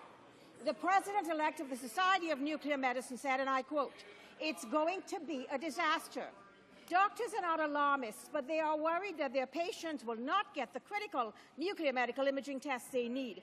Doesn't this Conservative government realize that their strategy of deny, deny, deny is putting Canadians at risk? Honourable Minister of Health. Since 2007, government and healthcare providers have developed contingency measures to minimize the impact on patients. That includes using alternative isotopes such as thallium and for cardiac scanning. This morning, I had a conference call again with the medical expert community in how we're managing this situation. And in terms of how to move forward, we're meeting with them this weekend to again discuss how we can provide assistance and alternatives to the provinces and territories. Thank you, Mr. Speaker. Honourable Member for Vancouver South. Mr. Speaker, you know, this rhetoric is getting to be unacceptable. This government's inaction is jeopardizing critical patient care in BC. In Victoria, Dr. Kevin Forkhan said the shortage of medical isotopes will affect already stressed diagnostic services in Vancouver Island. At Northern Health, which serves 300,000 people, the Director of Diagnostics said they could be forced to cancel nuclear imaging tests before the end of June. Will these Conservatives finally admit we are facing a crisis in patient care? Will they act to protect Canadians? Honourable Minister of Health. Thank you, Mr. Speaker. Mr. Speaker, I have been in regular contact with my provincial and territorial counterparts in managing this situation. And Mr. Speaker, the medical expert community has provided alternatives for procedures in provinces and territories. I continue to meet with the medical experts in managing this situation, and I will continue to do that, Mr. Speaker. Thank you. The Honourable Member for Saskatoon, Rosetown, Bigger. Mr. Speaker, Canadians expect that when a serious crime is committed in this country, the individual responsible for the crime faces an appropriate sentence. But for far too long in this country, individuals convicted of murder have been eligible to apply for parole. Why are the rights of criminals being placed ahead of the rights of law-abiding citizens? And what message does this send to the families of murder victims and their communities? To the Minister, could you explain how the government's faint HoC legislation will help victims of crime in this country? Honourable Minister of Justice. For her support, and Mr. Speaker, this government believes that the crime of murder deserves serious time, and this is why we're getting rid of the loophole for lifers, Mr. Speaker. Criminals who commit first or second-degree murder will no longer be able to apply for early parole. And, Mr. Speaker, we're going to support those families who don't want to be victimized over and over again at parole hearings. We stand by those victims, Mr. Speaker. Now, the Liberals and the NDP haven't made up their mind on this legislation, Mr. Speaker, but Canadians have, and they say, get this legislation passed. The Honourable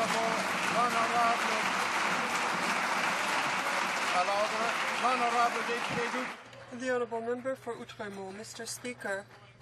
Lengths today once again to protect the Minister of Natural Resources. Last week, the Prime Minister threw out his own rules on ministerial responsibility. Today, there's an attempt in court to muzzle the press and keep a taped conversation from being heard. The Justice Minister says the government isn't a party and would have us believe that this injunction is the work of the same now unemployed 26-year-old former staffer they used as a scapegoat last week. Mr. Speaker, will the Minister of Justice tell the House who is bankrolling the injunction in Halifax to muzzle the press? The Honourable Minister of Justice. It is a bunch of nonsense. And I guess the honourable member didn't hear my answer earlier today. The minister is not a party to the action, Mr. Speaker, and the Government of Canada is not involved. Good. The Honourable Member for Windsor-Tecumseh. Mr. Speaker, it is now 4 days since the federal court ordered this government to facilitate the immediate return to Canada of Mr. Abdel Razak. He's required to appear before the court at 2 p.m. on July the 7th, 2009, whether this government launches an appeal or not. He has in his possession a ticket fully paid for June the 12th. Can the Minister of Foreign Affairs finally get to his feet in this House and tell us what arrangements he has made to provide the necessary travel arrangements for Mr. Abdel Razak to return for June the 12th? Hear, hear. Honourable Minister of Justice. Speaker, I can tell you, Mr. Speaker, and I'd be glad to tell the House that we're reviewing that decision very, very carefully, and we will be making a decision in due course. The Honourable Member for Laurentides-Labelle. Mr. Speaker, the Minister of International Cooperation says that she will have to, in order to get expert opinions, will have to go abroad. Her own officials, who also are from CEDA, there are 5 medical specialists, including 2 doctors. How could the minister reconcile her statement with what her officials have said, who assert the opposite?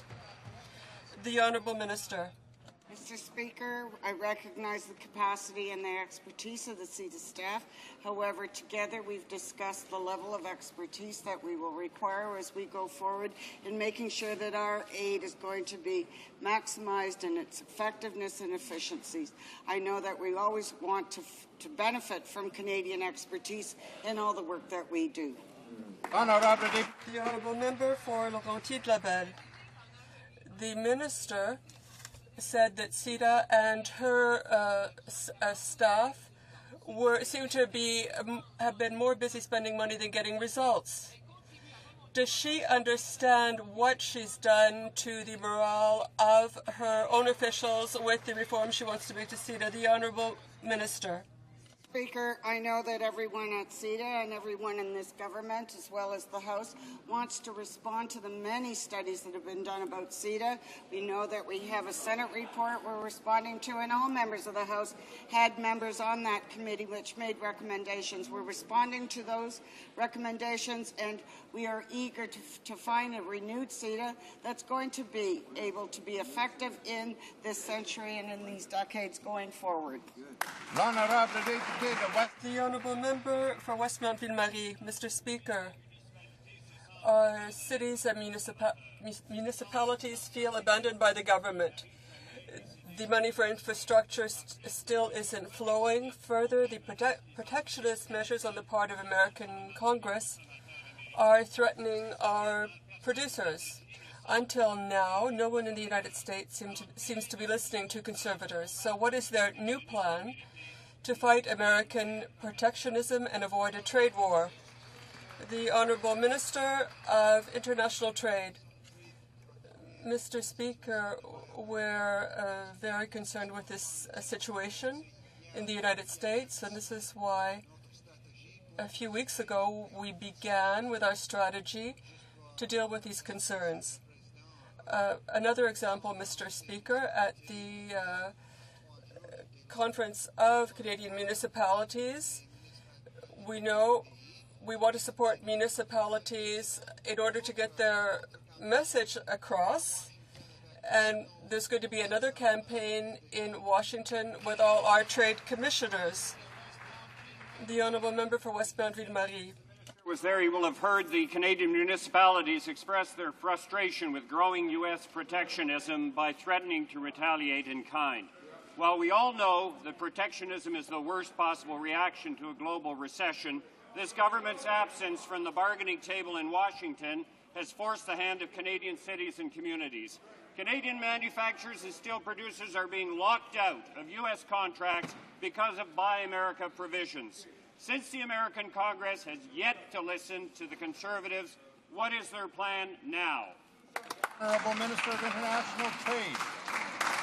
Speaker, it sounds like my honourable friend wasn't in attendance at the Convention of Municipalities and Mayors over this weekend. I was there, Mr. Speaker, and I was pleased, Mr. Speaker, to not only be there but also to read the reports when it ended.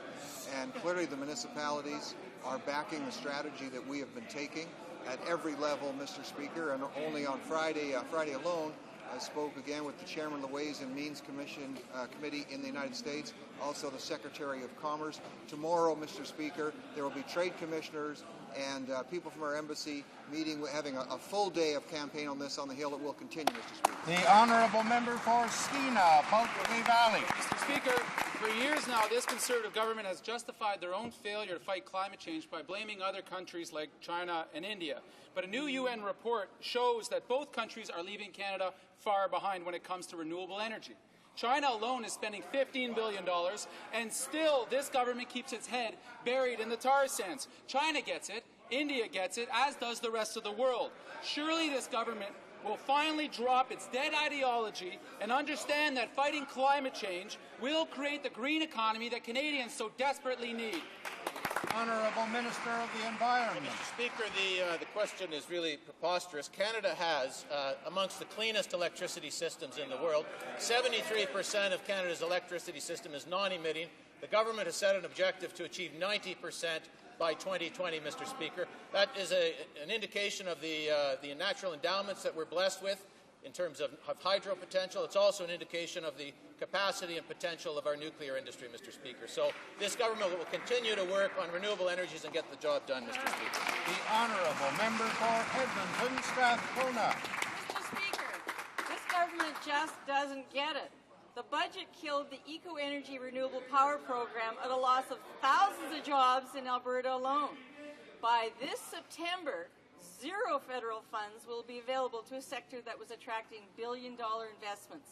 Mr. Speaker, why has this government abandoned Canada's renewable energy sector when even the International Energy Agency says investing in green power is the path to economic recovery? Honourable Minister of Natural Resources. Thank you, Mr. Speaker. And I'd like to thank the honourable member for the question, because I think it's a great opportunity to tell the House about the great things that this government has done with respect to renewable energy and facilitating bringing renewable power on the grid. As Minister, as we've heard already in the House, it's an obligation. It is the objective of this government to reach 90% non-emitting electricity by 2020, and we're fully committed to that, and we're working towards it. But more importantly, Mr. Speaker, we have committed $3.7 billion already to renewable energy, and the $1 billion Clean Energy Fund will also be put forth in that manner. The honourable member for Brant. Mr. Speaker, since tabling our economic action plan in January, our Conservative government has been at work to implement its measures. Among the most important in our plan were those to help free up financing for Canadian businesses, entrepreneurs, and small businesses and families. This financing will help fuel the innovations and growth that will help drive Canada's recovery and create the jobs for tomorrow. Can the Parliamentary Secretary update the House on the progress our government has made on implementing our plan to help Canadians access financing?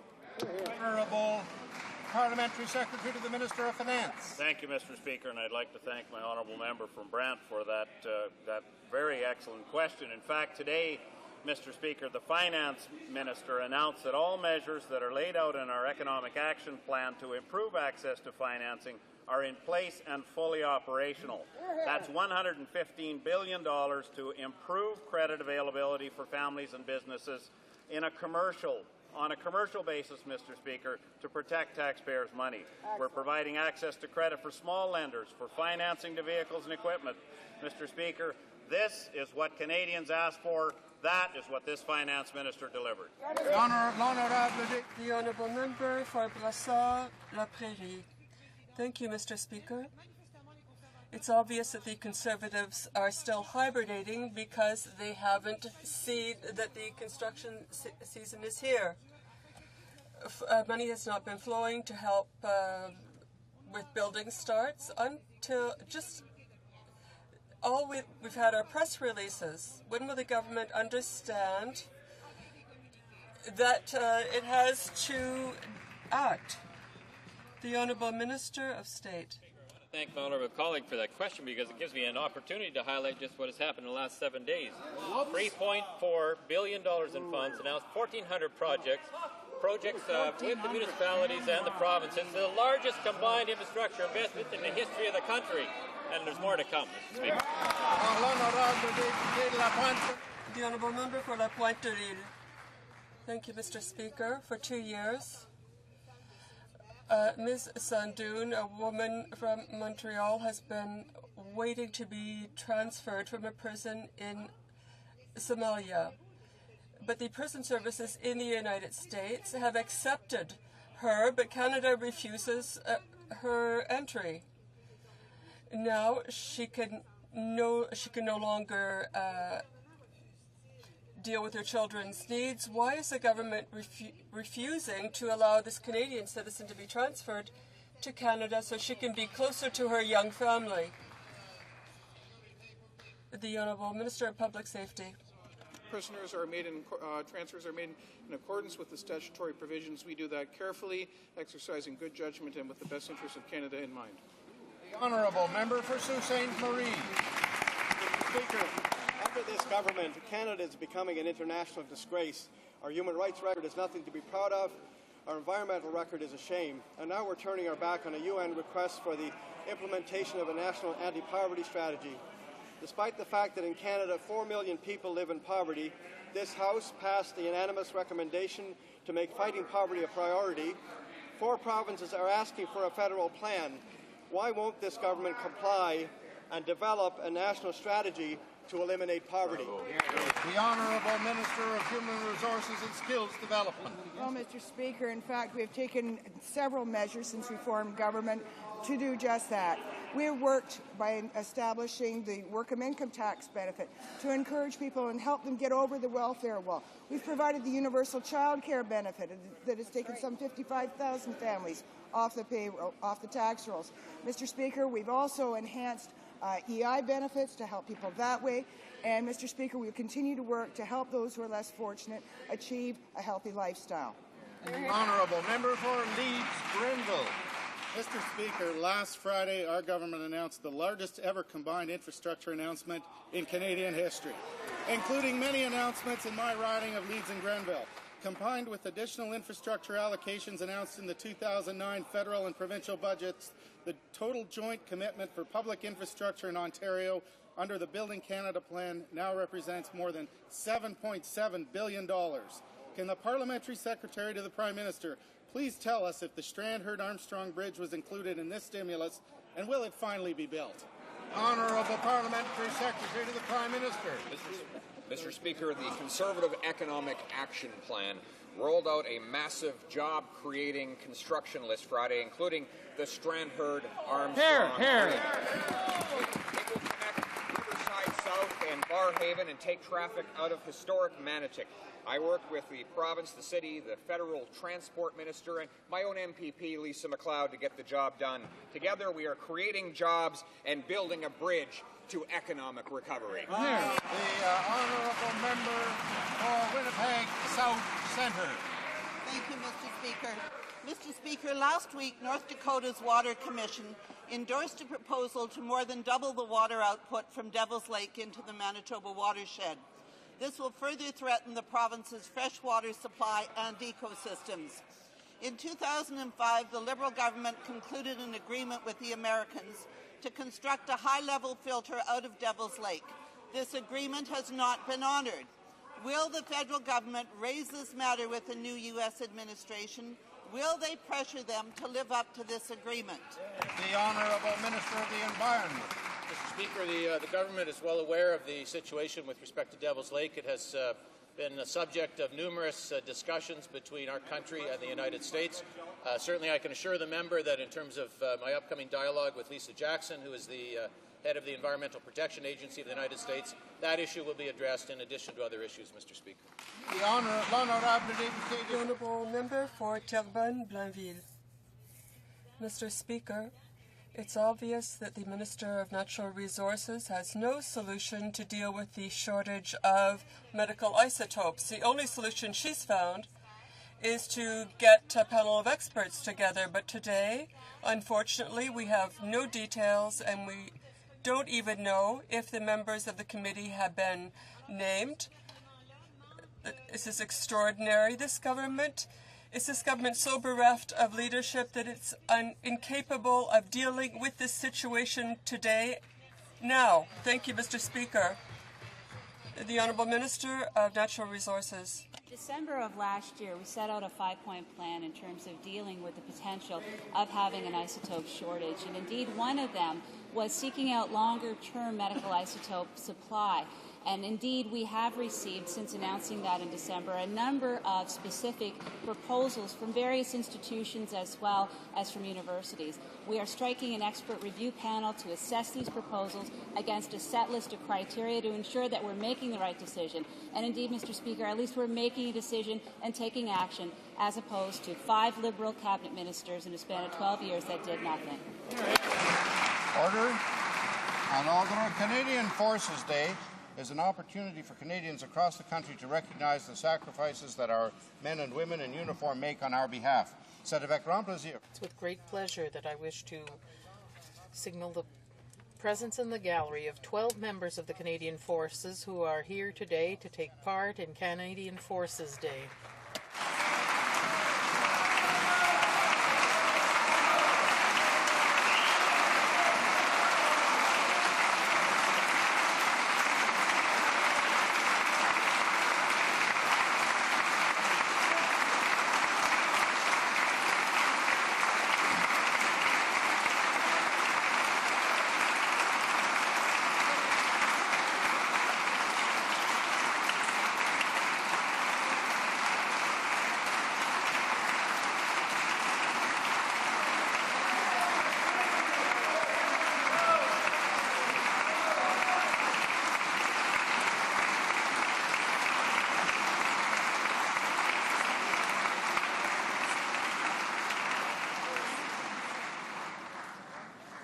Tabling of documents. Dépôt de documents.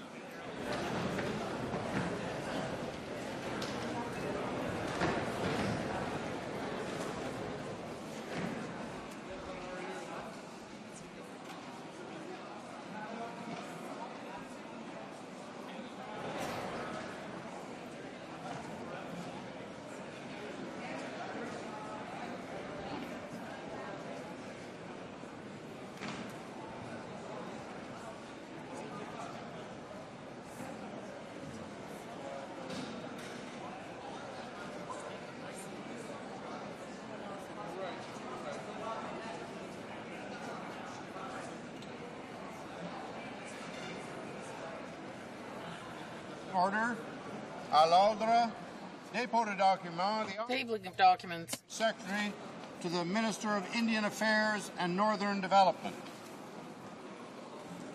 Mr. Speaker, under the provisions of Standing Order 32-2, I have the honor to table in both official languages copies of the 2005-6 and 2006-7 annual report of the James Bay and Northern Quebec Agreement and the Northeastern Quebec Agreement.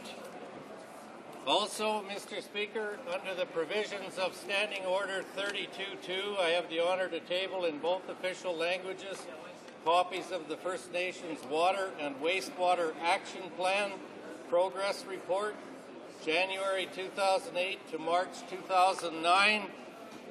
Also, Mr. Speaker, under the provisions of Standing Order 32-2, I have the honor to table in both official languages copies of the 2007-8 annual report of the Indian Claims Commission.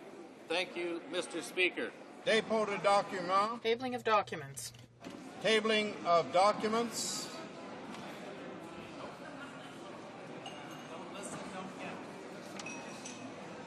The Honourable Parliamentary Secretary to the Government House Leader. Thank you, Mr. Speaker. Pursuant to Standing Order 36.8, I have the honour to table in both official languages the government's response to one petition. Dépôt de documents. Tabling of documents. Introduction of government bills. Déclaration. Statements by ministers. Reports from interparliamentary delegations. Presenting reports from committees. The honourable member for Kildonan St. Paul. Thank you, Mr. Speaker. Mr. Speaker, I have the honour to present in both official languages the third report of the Standing Committee on Health in relation to Bill C-6, an act respecting the safety of consumer products. My committee examined the bill and has decided to report it with amendments and has ordered its reprint. I wish to thank all members of the committee for their hard work and for their cooperation. Thank you, Mr. Speaker. Presenting reports from committees.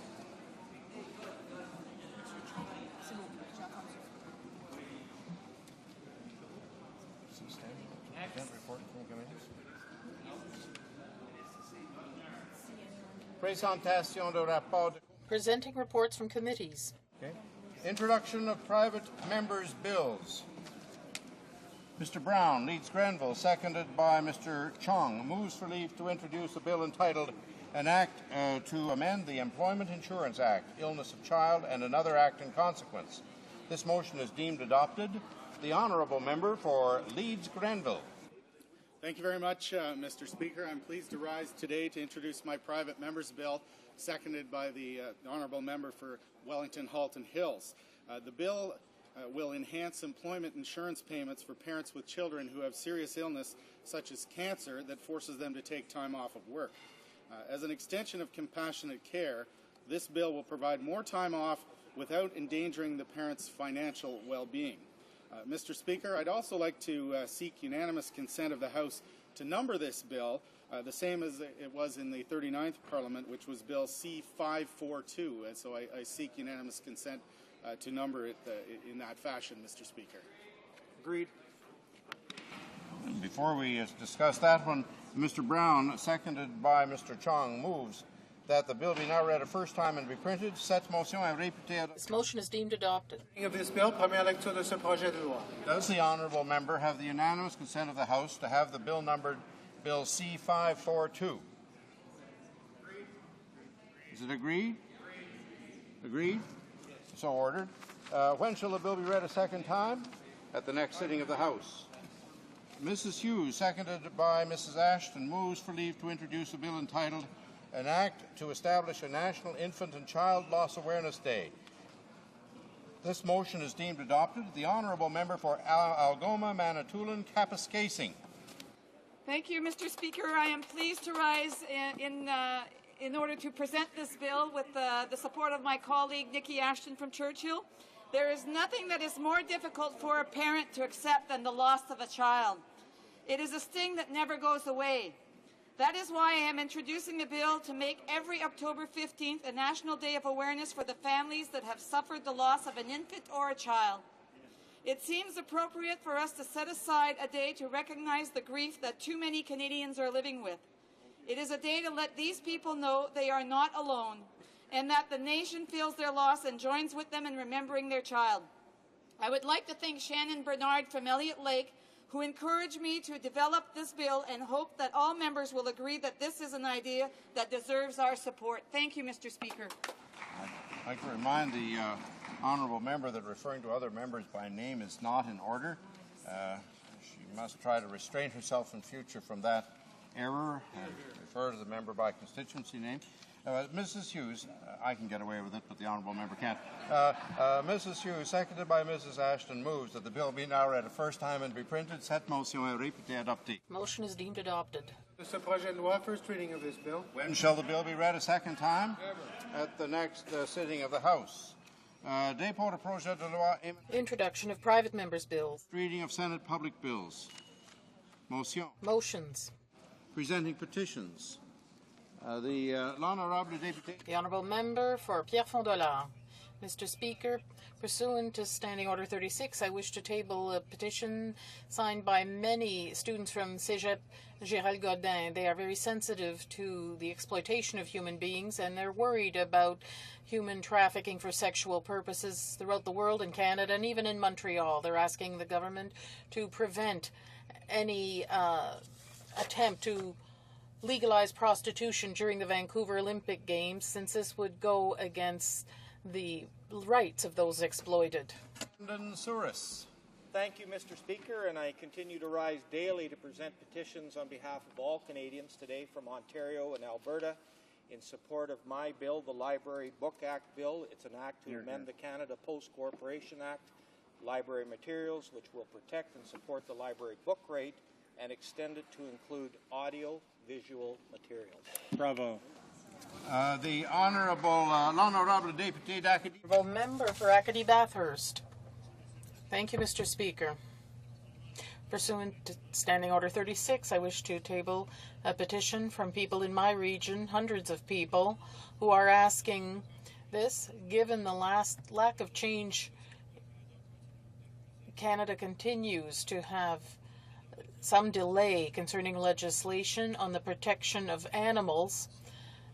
We are asking Parliament to adopt Bill C-273, now 229, in order to update Canada's laws on animal welfare. I have another petition, Mr. Speaker.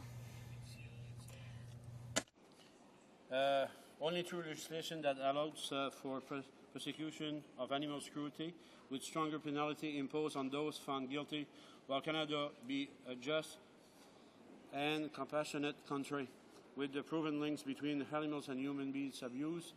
May we suggest, further suggest the consideration of including mandatory psychological counseling for the convicted animals abuser as one of the legislative modifications. Thank you, Mr. Speaker. Merci, Monsieur le Président. Présentation de Presenting petitions. Questions on the order paper. The Honourable Parliamentary Secretary to the Government House Leader. Thank you, Mr. Speaker. Mr. Speaker, I ask that all questions be allowed to stand. Agreed? Agreed. And so ordered. Orders of the day. Order du jour. Government orders, government bills, commons, resuming debate, a third reading of Bill C-25, an act to amend the Criminal Code limiting credit for time spent in pre-sentencing custody. Member for Winnipeg North had the floor for questions and comments consequent upon her speech. There are 5 minutes remaining in the time allotted for questions and comments. I therefore call for questions or comments. Seeing none, resuming debate, reprise de débat. Resuming debate. For Etobicoke North. Mr. Speaker, today I rise to speak about an issue that is of tremendous concern to my Etobicoke North riding, namely crime and reducing crime. My riding is next door to Pearson International Airport, and it is where many newcomers come to settle and work long hours for a minimum wage, even if they were physicians or professionals back home. It is also home to a high number of single mothers, many holding down multiple jobs just to put food on the table for their children. Consequently, over 19% of households in Etobicoke North's Ward 1 and 16% in Ward 2 have income under $20,000.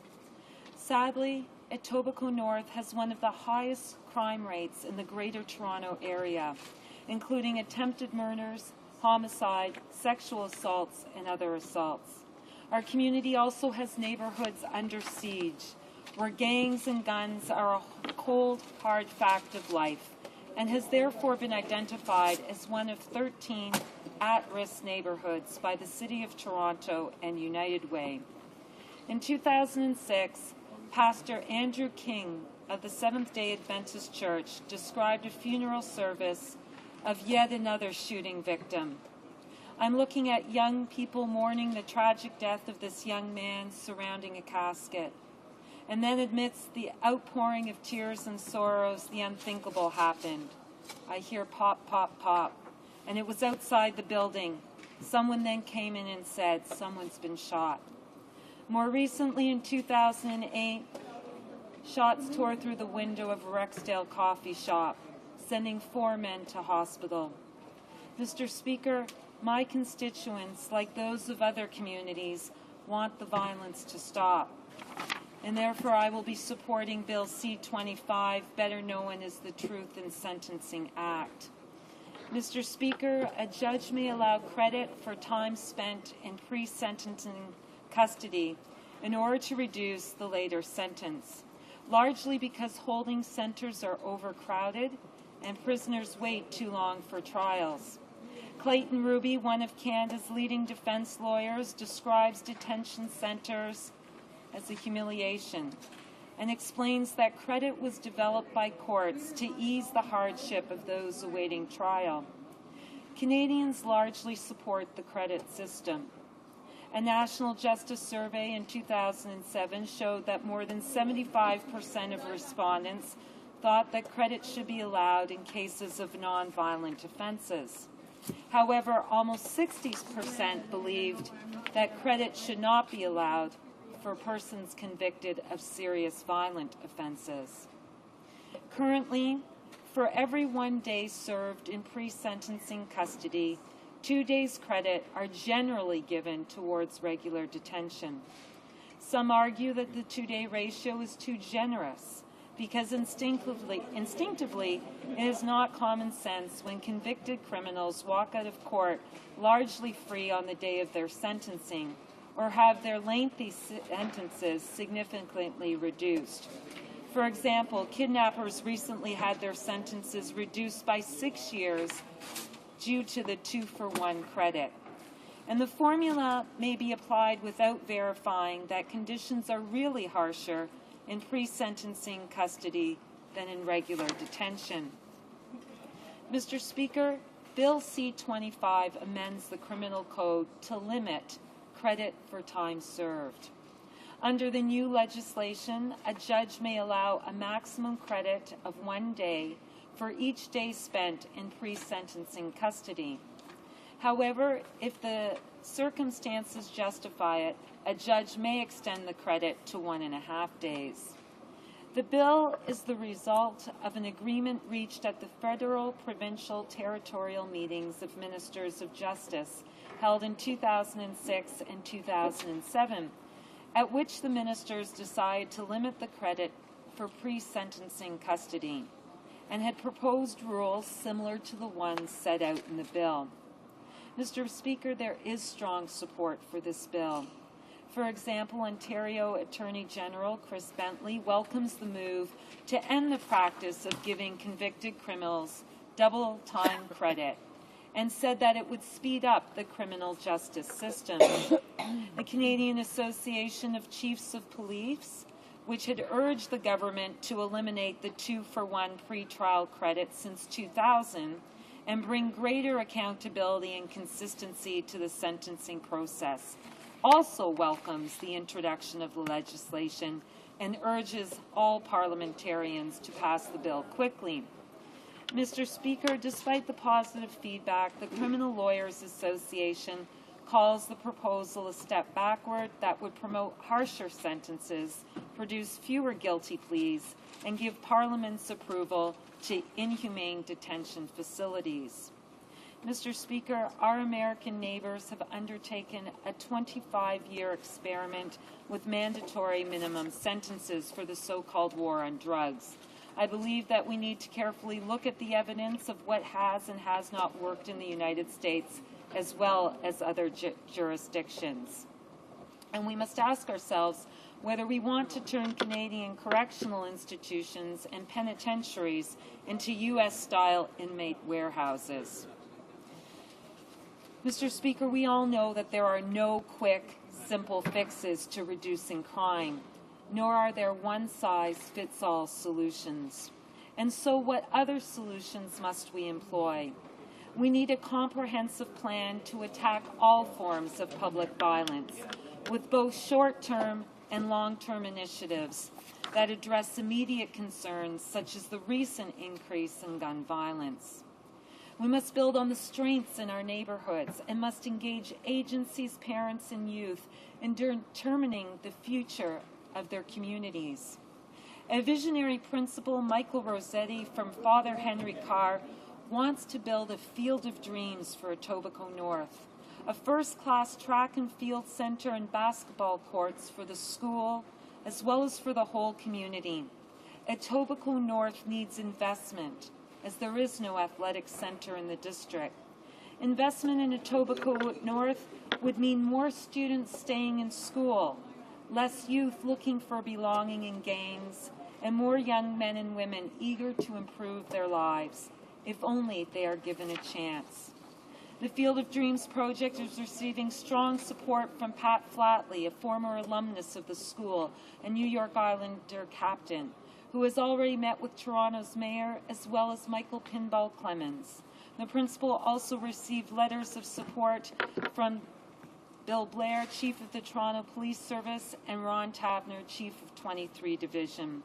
We are very fortunate in Etobicoke North to have Superintendent Ron Tavner, who believes in community development and policing.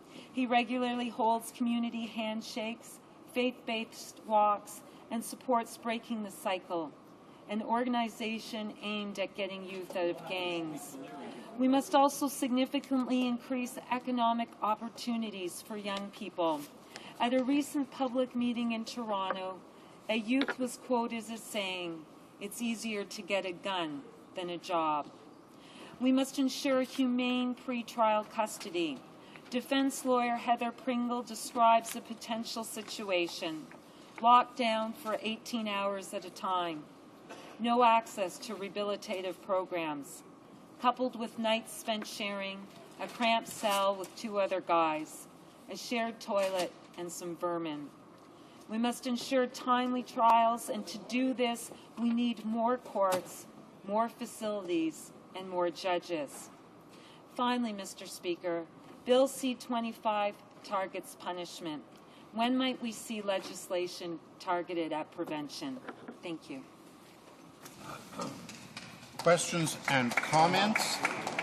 The honourable member for Scarborough Centre. Thank you, Mr. Speaker. Mr. Speaker, I was not just impressed but very moved by the comments in the member from Etobicoke North's presentation on C-25. And aside from her, and at least us on the Liberal side are going to be supporting this, I think, good piece of legislation, she took us in a different area as well. And she talked about preventing, she talked about the future, she talked about how to address the crime that unfortunately is taking place in her riding. And I just want to point a couple of things out and ask her a question, because she talked about Etobicoke North needs investment, and it's part of this infrastructure money that we're hoping this Conservative government now realize that it's not just bricks and mortars, it's human life attached to it. If she could comment on that so that they can be maybe swayed to get this money out faster first.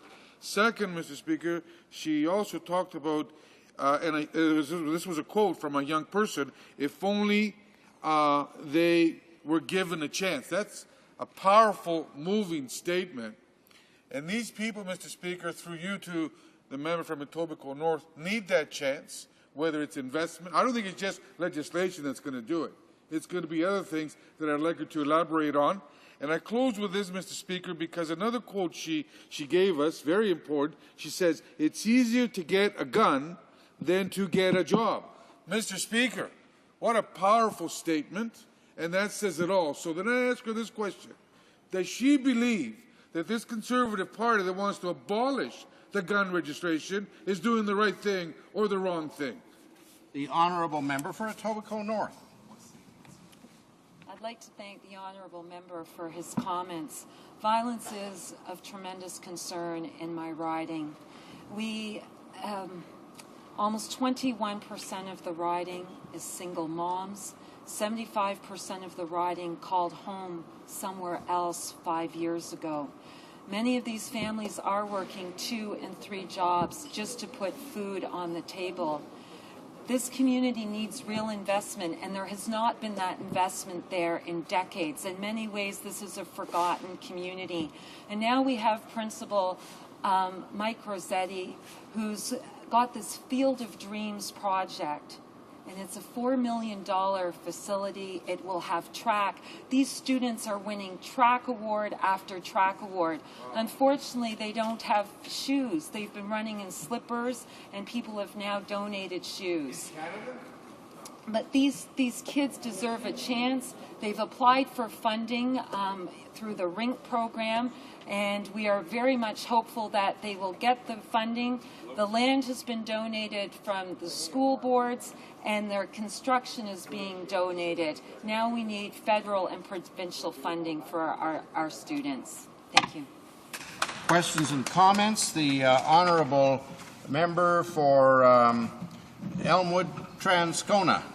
Thank you, Mr. Speaker, and I'm sure the member would like to know that it was the NDP Premier of Manitoba and the Gary Dewar and the Attorney General Dave Chomiak who came to Ottawa on a mission on September 20th of 2007 to push for the very same points that in fact spawned this bill, the elimination of 2-for-1 remand credits. And in fact, she mentioned that Bill C-25 targets punishment, and she wants to know when we're going to be targeting prevention programs. And that's exactly the approach that the Manitoba NDP has taken over the last number of years. For example, what we've focused on prevention with programs such as lighthouses, friendship centers, and education pilot projects, as well as initiatives like the Vehicle Immobilizers Program, intervention with programs such as the highly successful Turnabout Program, and intense supervision for repeated offenders. Suppression, we've been produced targeted funding for police officers, corrections, and Crown attorneys dealing specifically with auto theft. And consequences, we have certainly beefed them up with lifetime suspension of driver's licenses for repeat offenders.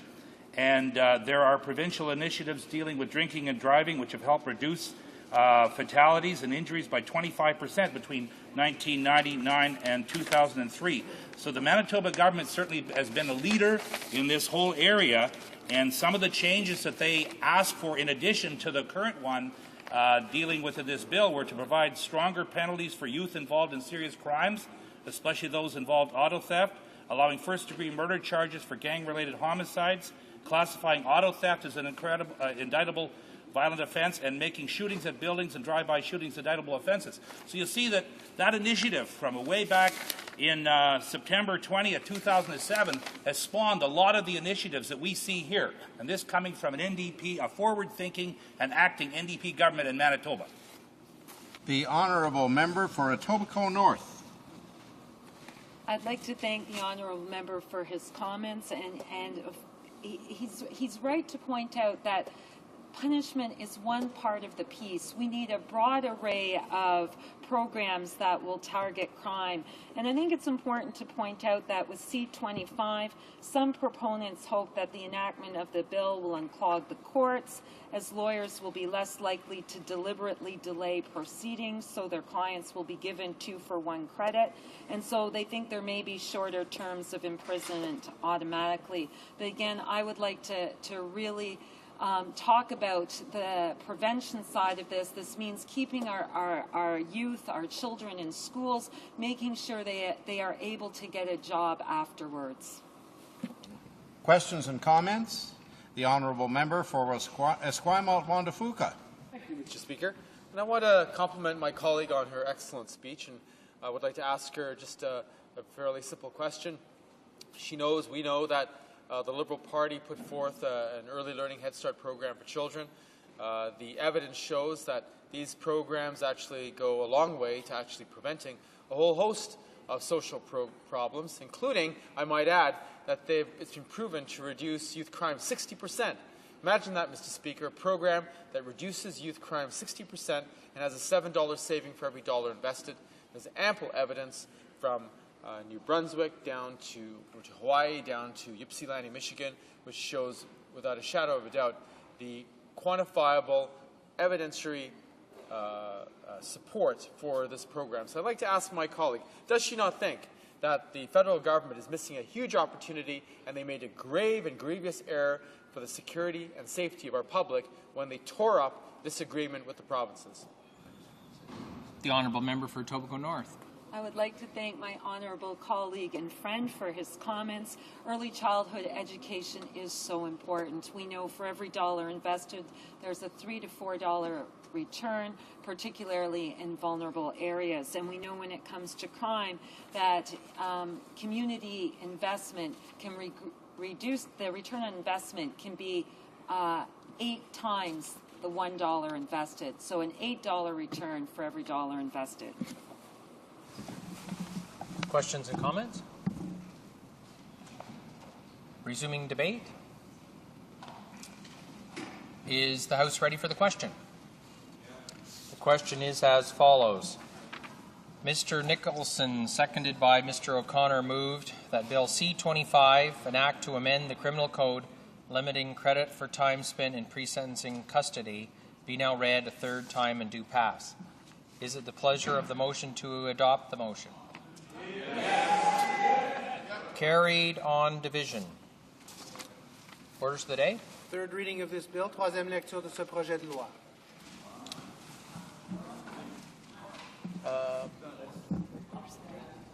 Orders of the day.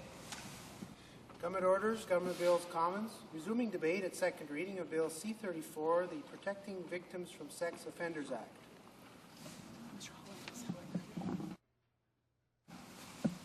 Resuming debate, the honourable member for Ajax Pickering. Thank you, Mr. Speaker. Well, when we think about the sex offender registry and when we think of sex crimes in general, I think all of our minds turn to our own children or to children we know in our family. It's hard to think of crimes that are more reprehensible than those that are of a sexual nature, and particularly those that are in a sexual nature against children. And I think every single member of this House would agree that every effective tool we can put at the disposal of law enforcement officials to make sure that we can A, stop the crimes from happening, or B, that when a crime happens that we can get to the victims as quickly as possible to pull them away from harm, is action that we as a House must take. And we know that the Stevensons who lost their son and all the work that they did in developing Christopher's Law has led in Ontario to some very effective legislation that is used many hundreds of times a day and searched far more than the national registry. In fact, the success of that registry underscores the failure of the national one. It's, in fact, if you look at the statistics, it's hard to believe, but the Ontario registry is used 4 times more in a day than the national registry is used in a year.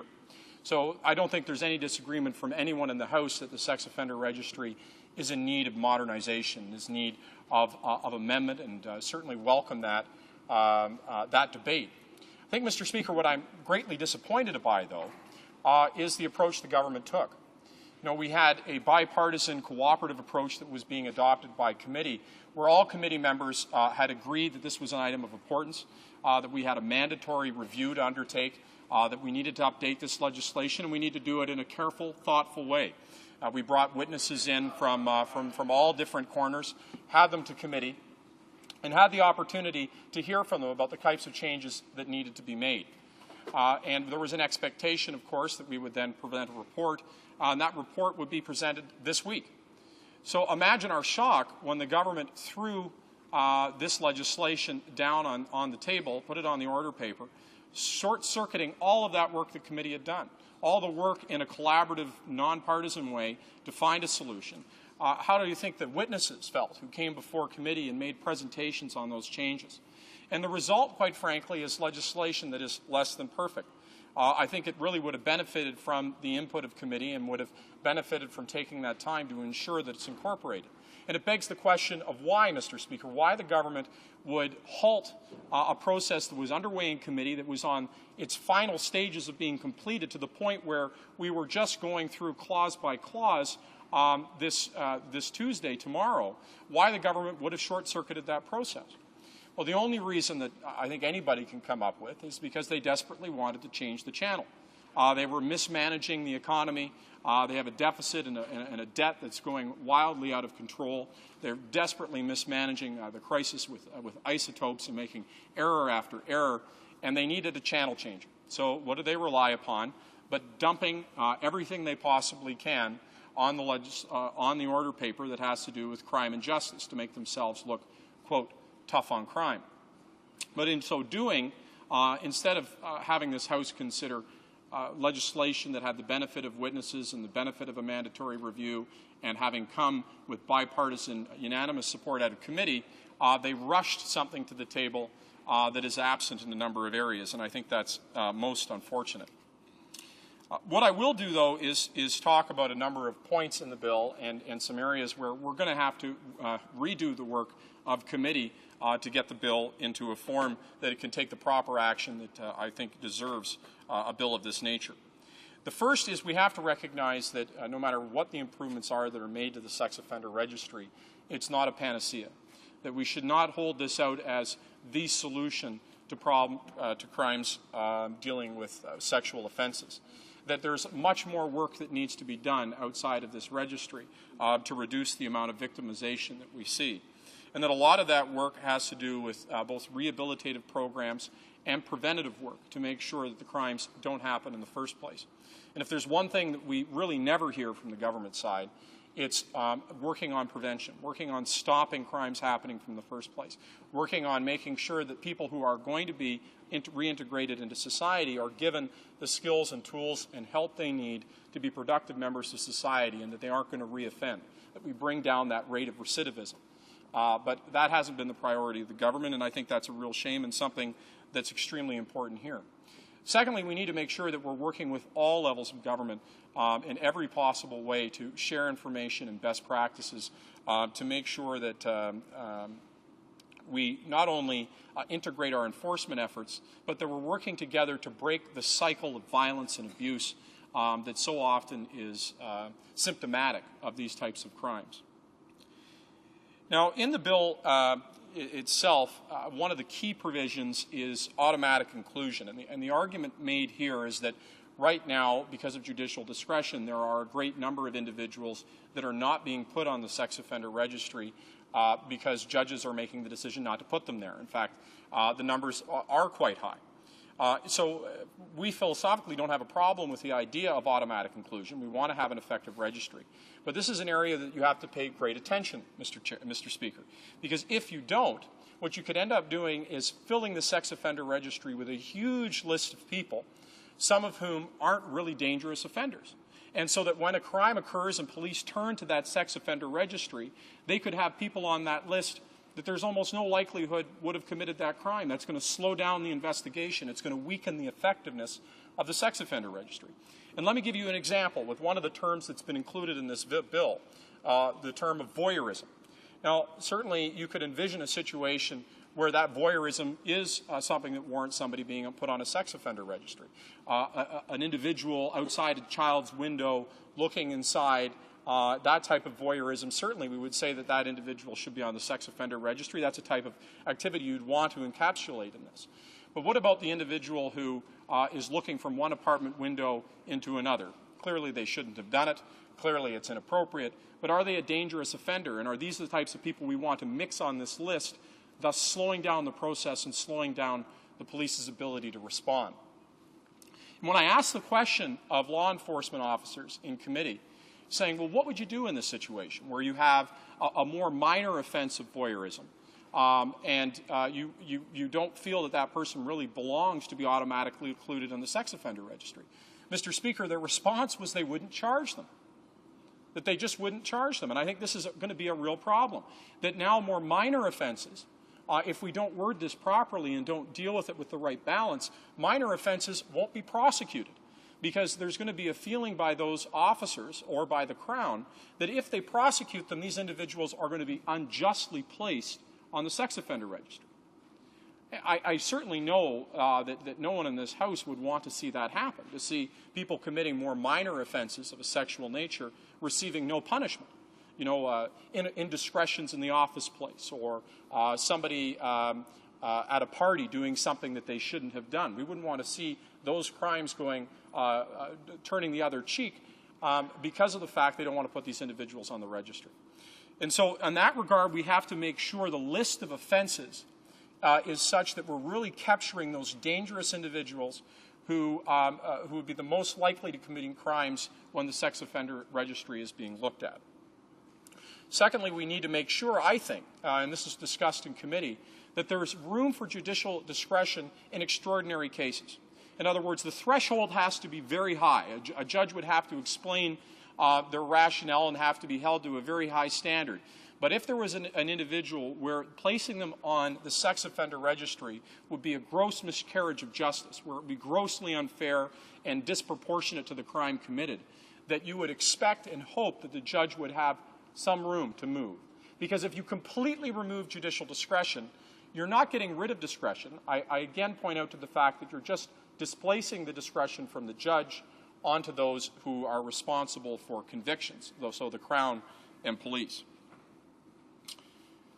This bill, I think, is important and takes a number of the things we were talking about at committee, in that it allows the tool of the sex offender registry to be used in a preventative way.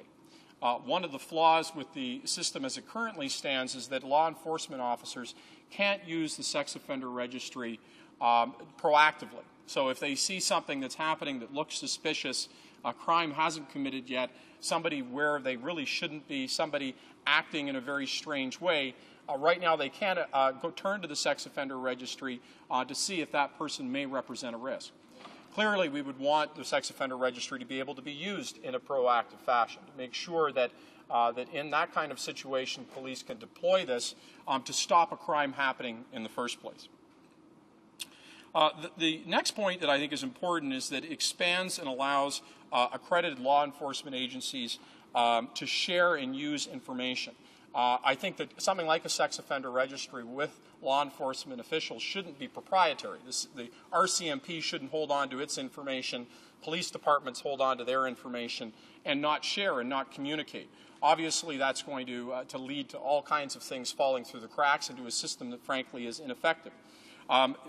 In this case, it expands and allows the information to be shared and utilized. Where we have to be careful and where we're going to want to make sure it's crystal clear in committee is that while there's a sharing of information that takes place, that has to happen inside of police departments. We don't want this information, obviously, to be circulated to the public or to go into hands where somebody might want to take some vigilante-type action or some sort of action acting independently of a police force. In examples where the sex offender registry information has gotten to the public hands, it's led to very bad outcomes. And certainly it does not increase public safety, so we've got to watch that. Another area that I think is important and has been long called for is the need to ensure that if somebody commits a sexual offense abroad and then comes back to Canada, that information is recorded and is a part of the sex offender registry. We don't want somebody going to a foreign jurisdiction committing crimes being able to return to Canada and that information not showing up on our sex offender registry. It was a big hole before. This legislation does address that. The issue of automatic inclusion in the DNA data bank is something that we support in principle, but again, it's something that we're going to have to look at committee to make sure there's a proper balance in effect and that information is going to be used in an intelligent, balanced fashion. What is surprising, though, is, and you know, if there had been anybody listening to what had transpired at committee, they would have heard there were some really key areas that were missed by this legislation, and perhaps it was because of its haste just being dropped to change the channel that this information got missed. But one of them is police have told us, and victims' rights groups have told us how important it is to make sure that vehicle information is included in the sex offender registry. Because oftentimes, you know, it is in fact the vehicle that would be identified first. So the license plate, make, model, year, and other identifying factors, and that information be updated regularly. So that if somebody changes their vehicle, they're mandated to update it with police departments. That was completely absent the legislation. It wasn't there, and frankly, it was surprised that it had been missing. The next point, and there's many areas, I won't cover them all, but another area that was surprising is that there's not really any discussion and coordination with the introduction of this bill in making the investments in things like software and technology. Data is only as good as its ability to be cross-referenced and analyzed and to be able to show to law enforcement officers exactly where they need to be there, where they need to be and when they need to be there. So, for example, to match past offenses against the current situation, against the modus operandi, to have a software system that is able to take all the information that's there and to graphically represent it such that police officers can act instantaneously. Because we know that with crimes of this nature, time is of the essence, that every second that goes by means that there's more and more likelihood that someone who's abducted, as an example, won't be found, or that a perpetrator will get away and never get convicted. So, Mr. Speaker, I think that it's fair to say that it's right to take the legislation that's here and move it to the next process, move it to committee. But it really is unfortunate, and I can't stress this in a strong enough sense, that the government decided to short-circuit all of the work of committee and to present this legislation here. I think it would have greatly benefited from that process. Committee passed a resolution essentially saying that this undercuts the ability of parliamentary committees to function, that it really shows enormous disrespect for Parliament. I can't say that in strong enough terms, that when this happens, the next time we're asked to review a bill, I know that both witnesses and committee members are going to be a little hesitant to move a government item to the top of the bill if the way that committees are going to be respected and treated is to have all of our input tossed out. In fact, worse than tossed out. You know, sometimes we're used to being ignored. In this case, it's worse than being ignored. We didn't even get a chance to present something in order to have it be ignored and not listened to.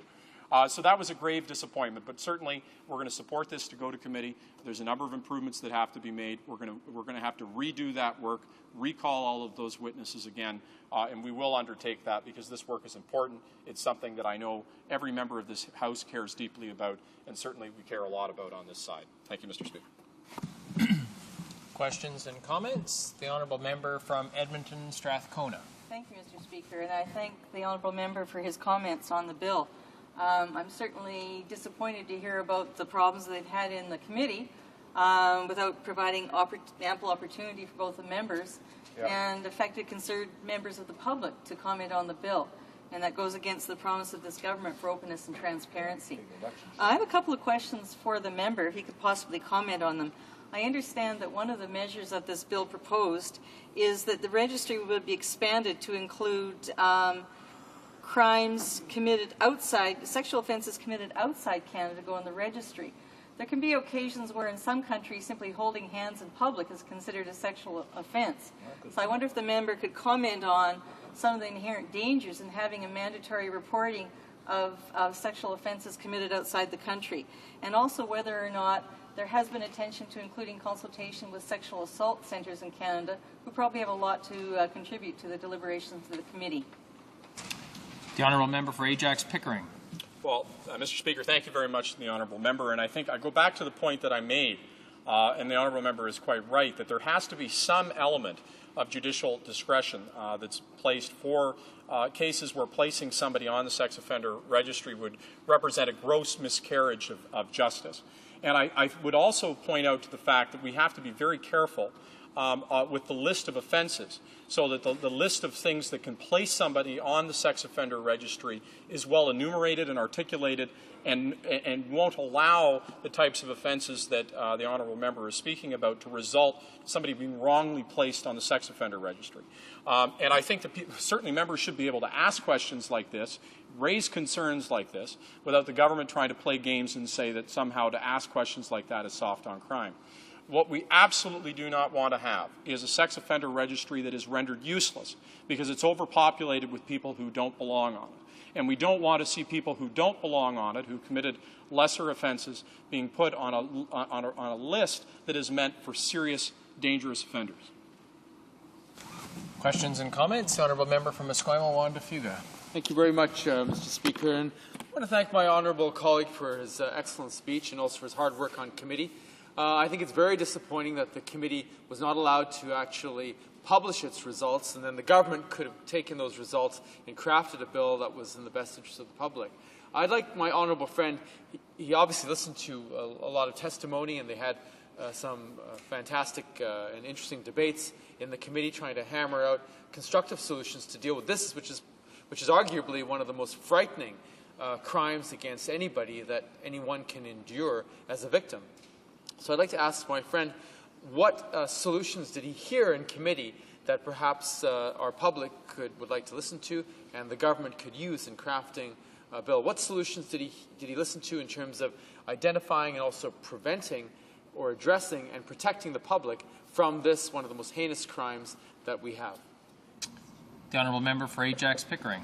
Well, I thank the member for a good question, and I think that one of the things that we heard is that the registry needs to be able to be used on a proactive basis. The legislation, I think, does address that point, and we heard that loud and clear. The whole issue of ensuring that the vehicle make and models were present was incredibly critical. The ability of law enforcement agencies to work collaboratively together to be able to share information and to not exist in silos so that they can move with great haste on information that's obtained and that it's not caught up in bureaucratic red tape. And then the part that really this government has completely ignored, which is investing in breaking the cycle of violence and abuse and ensuring that money is being put into rehabilitation and programs once people are incarcerated, because they do come out. We want to make sure that when they're out that they're ready to be reintegrated into society. And secondly, that there are many areas that can be invested in to stop the crime happening in the first place. And I think that that has to be one of our greatest focuses alongside of enforcement, is asking the question, how do we stop crimes from ever occurring? How do we reduce the rate of victimization? If we really care about crime, we should be caring about stopping crime. That should be our first priority. And so we heard from a lot of different individuals that that's an area being missed and ignored. Questions and comments? L'honorable député. The honourable member for Marc-Aurèle-Fortin. Thank you, Mr. Speaker. I'd like to ask the member for Ajax-Pickering if he has had any explanations as to why the minister wasn't able to answer our questions. Because I was here last week, the minister came and gave a presentation and then left, and we haven't seen him since.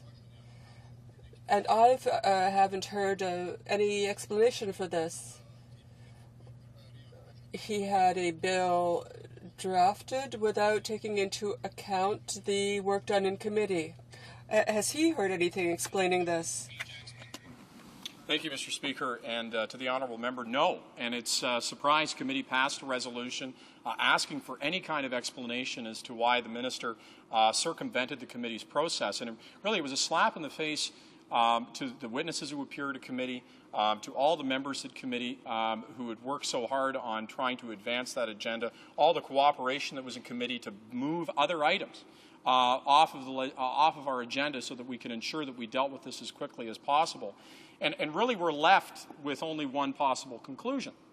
And that conclusion is that they were having a terrible week, that they were getting pounded on issues from the economy to isotopes to missing files, and decided that they needed something to change the channel. And so they used this issue, tossed it into the agenda for political reasons. And I mean, that is reprehensible in my opinion. Because, here you have an opportunity to fix legislation, to work on something that every member of this House cares about and wants to see dealt with, and to throw aside all of the good work that has been done just because you want to use it as a channel changer politically, I think is wrong.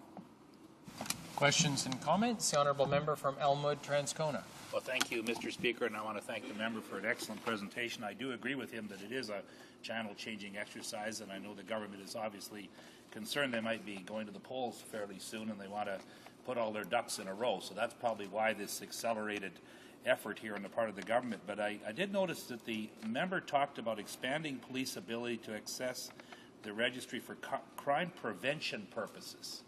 And I'd like him to expand on that, with that particular aspect of the bill. The honourable member for Ajax-Pickering.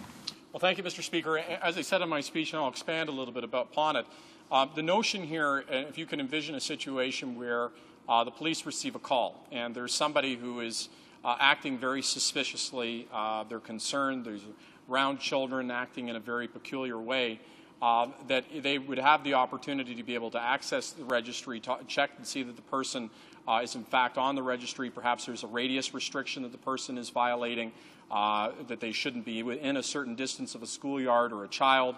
And it allows them to go up to somebody who's suspicious and just check and see whether or not they're on the registry and be able to ensure that if there's an order in effect that can be enforced. We heard again and again that was so important because handcuffing police and law enforcement officials to not be able to use this information in an intelligent, proactive way is a mistake. But I would point out the caveat to that, which is that the information be restricted, as I said before, to law enforcement officials, and that we make sure that it's being used in a judicious and appropriate way so that it doesn't become something that's vindictive or the information is being used proactively in ways not to stop crime but to get back at somebody. We absolutely do not want to see that. Questions and comments? Reprise du débat, l'honorable. Resuming debate, the honourable member for Marc-Aurèle-Fortin. Thank you, Mr. Speaker.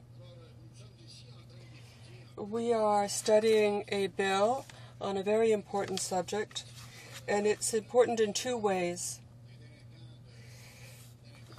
This registry has existed for some time. It's provided for in the legislation. The committee was supposed to study it before the government and to see if we wanted to make amendments to it. It was in the Committee on Public Safety that was dealing with it. The committee had begun its study. It was about ready to finish it, and the minister came, and the bill was there. So he didn't in any way take into account the committee's recommendations. We weren't able to have our say. We did due diligence, but the minister did not see fit to take into account what we thought, the hearings we had, the testimony before the committee. It was not only insulting for committee members, but and we know that in politics you have to be insulted from time to time, and sometimes it's unjust, but we develop a thick skin, and we know that people want to be aware of their voters' opinions. But it's to the discredit of this government. This government works as if there weren't a parliament to which it would be accountable. This is also insulting for voters who, seeing this issue, which they may care about very much, and it's a very important subject, they would like to be able to present their opinion to members so that we can take it into account. And those of us on committee would allow us to make suggestions. But these suggestions are of no use because the minister once again decides to turn a deaf ear and tables his bill anyway. I find this to be a serious subject, but it does remind me of an amusing anecdote that happened in my career. It happened only once in my career as a lawyer. Judge asked us to make representations about sentencing, and after we were finished, both of us, without leaving, he took out a written judgment. So thank goodness there was an appeals court to correct the mistakes he'd made, not taking into account our very relevant comments, the very relevant comments I'd made, and that were never taken into account, but they were by the appeals court. It's also intriguing to see that the minister comes here to defend his bill. He comes at the end of the day when there's not enough time for us to hear his speech and ask relevant questions. It's anticipated that we go on to another subject at a certain time. He's ashamed of his behavior. And well, maybe he's not even ashamed. I don't know. But he's not taking into account anything we say anyway. However, this is an extremely complex bill that he's sending us. This is a subject that could have been explained far more simply. There are a few improvements that I don't want to reveal any secrets here, as long as we haven't produced our report, but there are some improvements, adding, for instance, among offenses for which a judge should order that the offender be on the dangerous offenders list, forcing someone to engage in bestiality. Bestiality is a rare crime, but I only saw one case in 27 years of practice. It wasn't even my case, but it's a case I saw pleaded before me. It had been in camera. The room was full. Every lawyer in the region came and attended this bizarre trial. It was bestiality involving a cow. The person had been taken in flagrante delicto by a young girl engaging in this, and, you know, she was telling this bizarre story, and it was interesting to hear the defense. However, I think bestiality is more a matter of mental illness than crime. This is a crime that is generally committed by people who have a reduced intellectual capacity and are borderline mentally ill. But if they go so far as to force someone else to engage in this activity of bestiality, I think that shows a very depraved nature, and it's important to have them on the sex offenders registry. Now, murder could be added, but murderers, to my knowledge, are condemned to heavy prison sentences, and they're incarcerated for a considerable amount of time. Ensuite, une autre amélioration. Another improvement that was made to the bill, through the bill, is typical of conservative behavior. The law already provided that for the most serious offenses, those that are considered the most serious, but that covers the whole gamut of sexual offenses, but particularly those that involve children, which is totally understandable and desirable. But for all those offenses, automatically, judges were to order that these offenders be put on the dangerous sexual offenders list. But unfortunately, that is not done in all cases. The judge has no discretion except one I'll explain later. So it was determined that Crown prosecutors weren't using that power often enough. So rather than correct the problem among Crown prosecutors, well, this is typical of the Conservatives. They say, let's not take any chances. We solve it here. Well, now it'll be automatic. I don't know what's going to happen, however, if the Crown prosecutors who did not indicate that the person should or should not be on the register, if they don't point it out to the judge and the judge doesn't think of it, what will happen? It will be decided in an administrative manner. Maybe we'll get an answer a little later on that particular topic. But I'm surprised that the government didn't take this opportunity to look at these things seriously. The funding for Crown prosecutors across Canada, including Quebec, are insufficient. And that's one area. Now, I think there's still a fiscal imbalance where the provinces don't have enough money to assume their responsibilities under the Constitution. Even though criminal law comes under federal jurisdiction, the administration of justice comes under provincial jurisdiction. The complexity of criminal law has increased considerably, which gives the Crown prosecutors a lot more work. So it's not surprising that some of them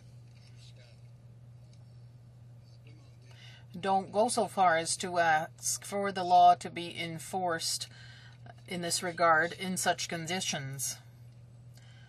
I also think that during our public hearings,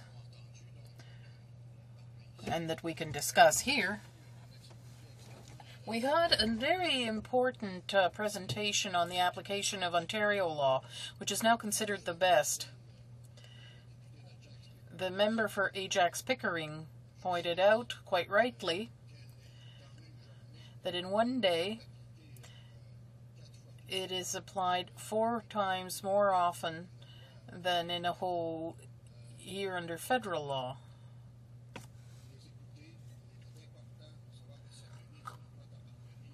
It is important to know that this list should only be consulted by police officers and must be kept confidential. The creation of a register like this has a preventive purpose. It shouldn't be considered punitive or stigmatizing. This would discourage those who are truly making an effort during their sentence and afterwards to correct their sexual perversion. There are sexual perversions that are extremely difficult to correct. It's said that attraction to children, pedophilia, is impossible to correct, but what is possible is to stop someone from putting it into action. So if these people are too stigmatized, if they are harassed by police, they may become totally discouraged, and this will hurt any effort they may make to benefit from the treatment they receive or have received.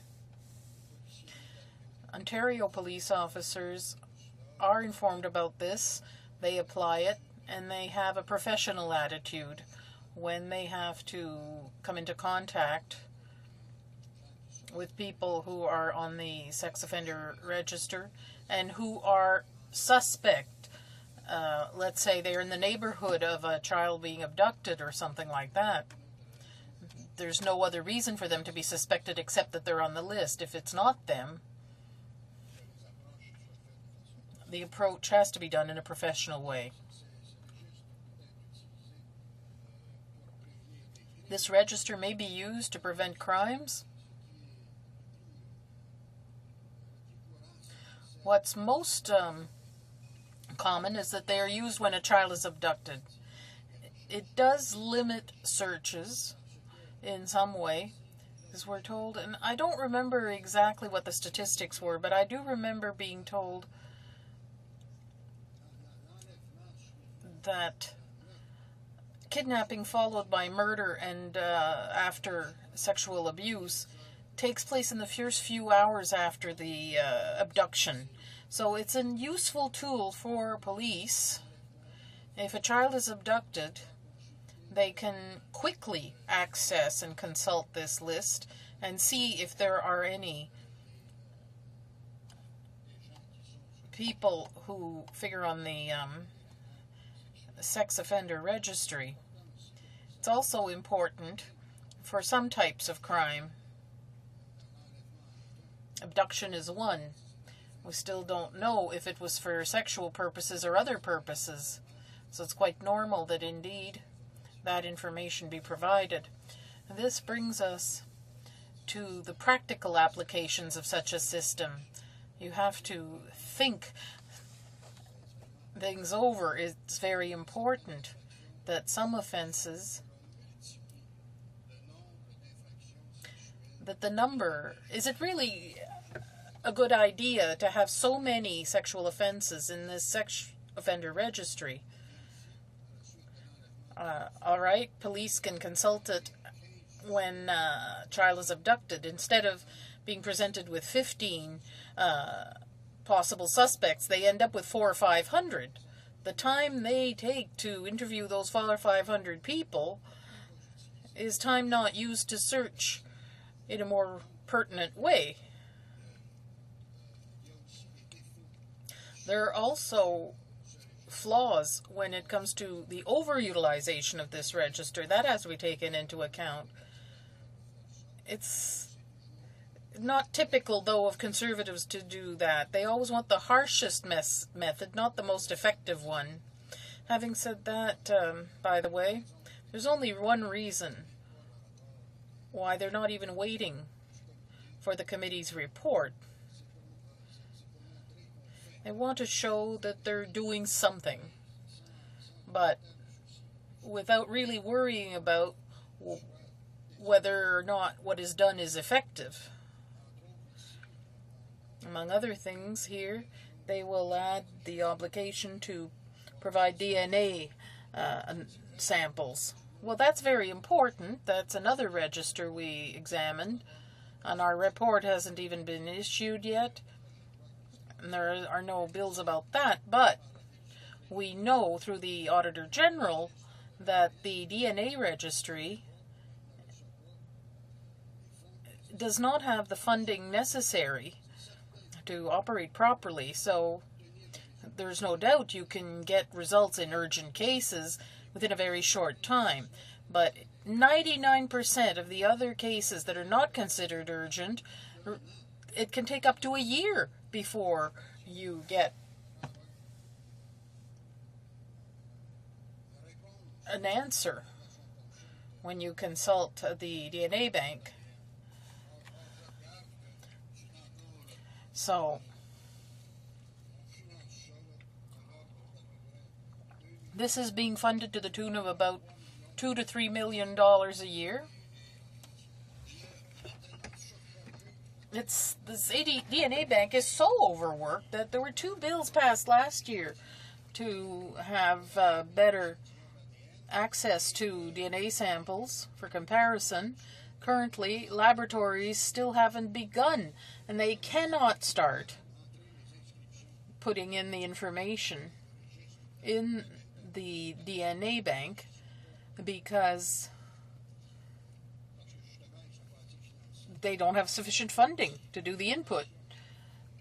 We were also reminded that the training of a scientist capable of testifying in court about DNA takes 18 months to 2 years. So obviously sufficient funding should be provided to make this data bank more operational. This is another case where you get another requirement for expertise to be provided while the government isn't prepared to give the necessary funding to apply this. Well, I think that pretty much covers it. There are other improvements which have not been made through this bill. I think it's a 35-page bill. Seems to me it's could be been dealt with in a briefer way. It's very confusing. The language is incomprehensible for a common mortal and even for those who are used to reading legislation. But I've been telling the federal government that badly drafted laws are misunderstood and then misapplied. We see this again. Crown prosecutors are not applying the law. Mind you, in this case, I must say, it was relatively simple with regard to obligation. So once again, the registries are being overused, overcharged. It seems to me that this increased workload will inevitably harm police use. But of course, it was necessary to improve this act after 3 years. It's like others where we had an obligation to do so, such as the Anti-Terrorism Act. We made suggestions for improvement. None was applied here. We feel that if we'd made a few suggestions, and I won't say if by chance, but we had made some suggestions. If we had, I don't know if they would have been applied. This is typical. When you look at the gun registry, for instance, here you have the registry of vehicles belonging to dangerous sexual offenders, because if a child is abducted into a vehicle, well, it's important when you look at the registry to have information about the vehicle, such as the VIN number or license plate number, in order to see whether that person that owns a vehicle that's spotted is in fact in the sex offender registry, for instance. So we agree with the principle of the changes. The problem is we were prepared to cooperate. We did, in fact, cooperate, but the minister never even pretends to take this into account. And despite the minister, we will do some useful work by making the necessary amendments to the bill he tabled at the wrong time.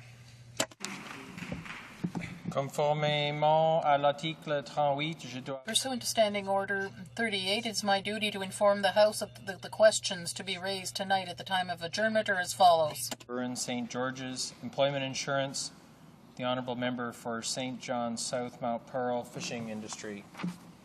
Questions et comments? Questions and comments. The Honourable Member from Kitchener Centre. Thank you very much, Mr. Speaker. I wish to thank my friend who just spoke. I enjoyed his comments and thought that he was being balanced in his remarks. In particular, I enjoyed some of the descriptions that he gave us of the events that he experienced over his years before the courts. I myself practiced almost 30 years before the courts in Ontario, and I particularly can appreciate his disappointment with the judge who, after full submissions, took out a judgment which was previously written. I'm sure I've had that experience myself before the courts, and in fact was somewhat disappointed to have the same experience here in the House last January when, after the government spent several months and many hearings and submissions putting together a budget, we found that the members of the New Democratic Party refused to vote for it without even having read it. I am really grateful to the Minister for having introduced this bill because it seems to have produced a spirit of multi-party cooperation in the House, and I think that's exactly what Canadians have been asking for. My question for the honourable member is, despite whatever criticisms he's been able to find, is this bill sufficiently without flaws that he and his party are going to vote for it? Thank you. The honourable member for Martorell-Fortin. Well, I already answered that question by saying that we agreed with the principle of the bill, but even though the minister didn't take into account the suggestions we will make, he will accept them anyway and implement them. I'm sure there are some that are good. For example, registering the license plate number of people on the register. There are a few others, but I'd like to say something else. The member is being humorous, but they continue. The Conservatives, I should say, often repeat that people didn't read the budget before they made up their minds. Well, I don't know whether the member himself read it, if he can tell us how long it takes to read a budget, but the work of parties is when a budget is handed down. There are people whose job it is to read it, then we meet, we discuss it, and together, collectively, we form an opinion on various aspects of it. I fail to see how one could do otherwise. I think all parties did that. Probably the Conservatives as well. They had the budget explained to them. As a matter of fact, I've been through 2 parliaments.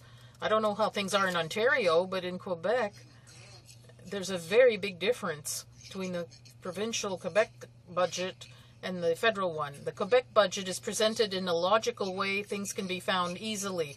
The federal budget is a complete mess. Only experts can understand it. Questions and comments. Pickering. Thank you, Mr. Speaker, and I thank the member for his excellent comments. I think they're very well made, and I look forward to working with them to fix a lot of deficiencies that are there in this bill that was so hastily tossed together. But I guess my question would go to, I think the member rightfully talked about the problem of funding.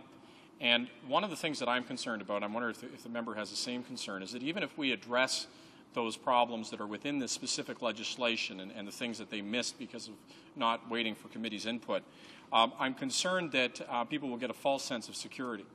Because, as the member rightfully pointed out, that if there isn't the funding to the Crown prosecutors, if there isn't funding onto the DNA data bank, if there isn't the money put behind this legislation to actually give the resources to law enforcement officials and to those dealing with the DNA data bank to do their work, then it really isn't going to have the impact that it needs. We're not going to be making our streets as safe as they need to be. And I think passing this law will give people a false sense of security. I'm wondering if the member shares that concern. The Honourable Member of Marquerel for Marquerel-Fortin. Well, I couldn't agree more with the member from Ajax Pickering. It appears that this is what the Conservatives always do. They introduce proposals that look good to get votes, but then they don't follow up with the necessary funding. They don't put their money where their mouth is. And I think that the whole question of mandatory minimums, for example, I'm wondering whether any of the Conservatives bothered to ask themselves whether that kind of system has worked in other countries and elsewhere before they decided to implement it. At the end of the day, we need to have funding to apply the legislation. Questions and comments? Thank you, Mr. Speaker. And once again, I enjoyed the member's presentation. I know he has a long history in the justice system, and he understands the system very well. And once again, it was one of many well presented speeches that I've heard him make. In terms of the bill, we talk about the access registry and the ability to access the registry for crime prevention purposes, and that's an area that probably needs a lot of thought and development. And it was mentioned that perhaps suspicion would be part of the grounds that we would be using there. I wondered if the member had any thoughts on how expanding the police ability to access the registry for crime prevention purposes would in fact play out over time. The Honourable Member for Marquerel-Fortin. Well, there are two ways this can play out from a prevention point of view, I think. There's one immediate way, and that is when there's a kidnapping of a child.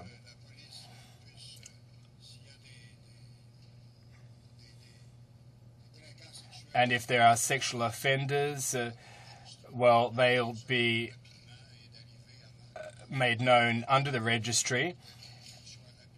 And before a child is abused or even killed, because, alas, that is what sometimes happens, that kind of thing can be prevented. Now, here's another thing. I don't think that we should stigmatize these offenders publicly. But I think that appearing before the police, reporting to the police on a regular basis, that I hope will behave in a professional manner. I think if they perform their professional duties appropriately,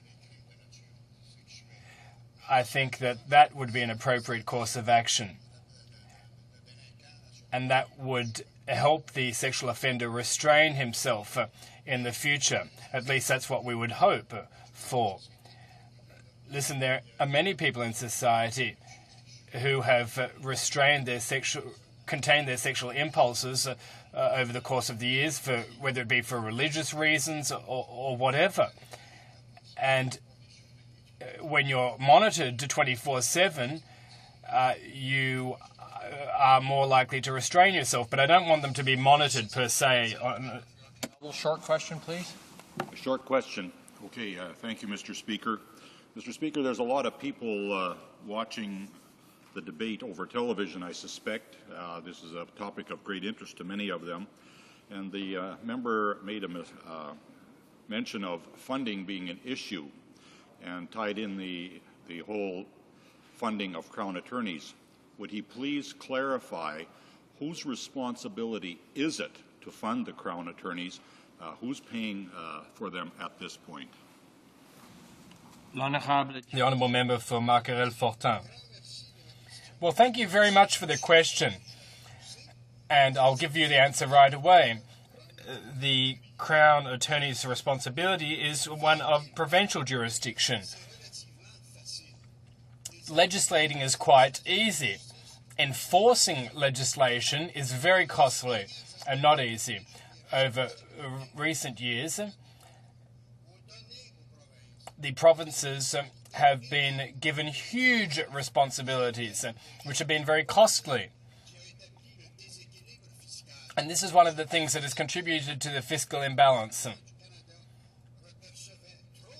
The federal government has levied too many taxes for their responsibilities, whereas the provinces haven't collected enough taxes for their responsibilities. And this applies to Crown attorneys as well as to education and healthcare. Member for Vancouver Kingsway. Thank you very much, Mr. Speaker. It's my pleasure to speak on behalf of the New Democratic Party on the merits and not of Bill C-34, an act to amend the Criminal Code and other acts. As has been previously mentioned by other speakers, this bill amends a number of bills and pieces of legislation, most notably the Sex Offender Information Registration Act, as well as the DNA Data Bank. During the course of my remarks, I will touch on both of those two important pieces of legislation and speak a little bit about how this bill both improves those pieces of legislation and where we believe there are some deficiencies that can be cured by some all-party cooperation at the committee level. I'm going to start first with the Sex Offender Information Registration Act, which came into force on December 15, 2004. It established a national sex offender database which contains information on convicted sex offenders. SOIRA, as it's known, works in combination with sections 490.011 to 490.032 of the Criminal Code of Canada. The purpose and principles of this act, as stated in subsection 2.1, is to help police services investigate crimes of a sexual nature by requiring the registration of certain information relating to sex offenders. Information such as addresses and telephone numbers, offenses, the aliases they may have used, identifying marks, places of employment, tattoos, and when they leave their place of residence are included in the national database. The registry works to enhance public protection by helping police identify possible suspects known to be near the offense site. The above-noted purpose of SOIRA is to be achieved in accordance with the following principles. First, in the interest of protecting society, through the effective investigation of crimes of a sexual nature, police services must have rapid access to certain information relating to sex offenders. 2, the collection and registration of accurate information on an ongoing basis is the most effective way of ensuring that such information is current and reliable. And third, the privacy interests of sex offenders and the public interest in their rehabilitation and reintegration into the community as law-abiding citizens require that this information be collected only to establish police services to investigate crimes that there are reasonable grounds to suspect are of a sexual nature, and where access to the information and use and disclosure of this information is restricted. Now, I was struck during our study of this bill, and I'll speak about that in a few minutes, of the following statistic. Police officers appearing before the committee during its review explained that time is of the essence when investigating crimes of all type, but no more so than in crimes of a sexual nature, particularly in the case where a child has been kidnapped. During her appearance, a Superintendent Lyons presented statistics that illustrate this importance. She pointed out that in cases where a child is kidnapped and murdered, 44% were dead within an hour of the kidnapping, 74% were dead within 3 hours, and 91% were dead within 24 hours. So you can see, Mr. Speaker, that the need to have an extremely quick ability of our police forces to access a data bank of known sexual offenders is critical, particularly in the cases, as I said, where children are involved. Now, in terms of the registry, the National Sex Offender Registry, I'll call it the registry, is administered and maintained by the RCMP on a national basis. And the way that the registry works presently is as follows. Upon conviction of a designated sexual offense that's enumerated by the Act, which is a long list of offenses that are of a sexual nature, which is one category, and another category of offenses under the Criminal Code that are not sexual in nature per se, but which may have a sexual component. As an example, break and enter, where break and enter normally is not a crime of a sexual nature, but if a person is breaking and entering for the purpose of committing a sexual assault, then that provides a secondary group type of offense in that second group for which registration may be applied for. Currently, the Crown may make an application upon conviction for an order requiring the sexual offender to register within the database. Such an order is to be made as soon as possible after sentence is imposed for a designated offense or after the court renders a verdict of not criminally responsible for such an offense on account of a mental disorder. For certain designated offenses, the court shall make the order when the Crown has proved beyond a reasonable doubt that the act was committed with the intent to commit one of the designated sexual offenses. Now, that said, there is an exception, and that is this. When the court is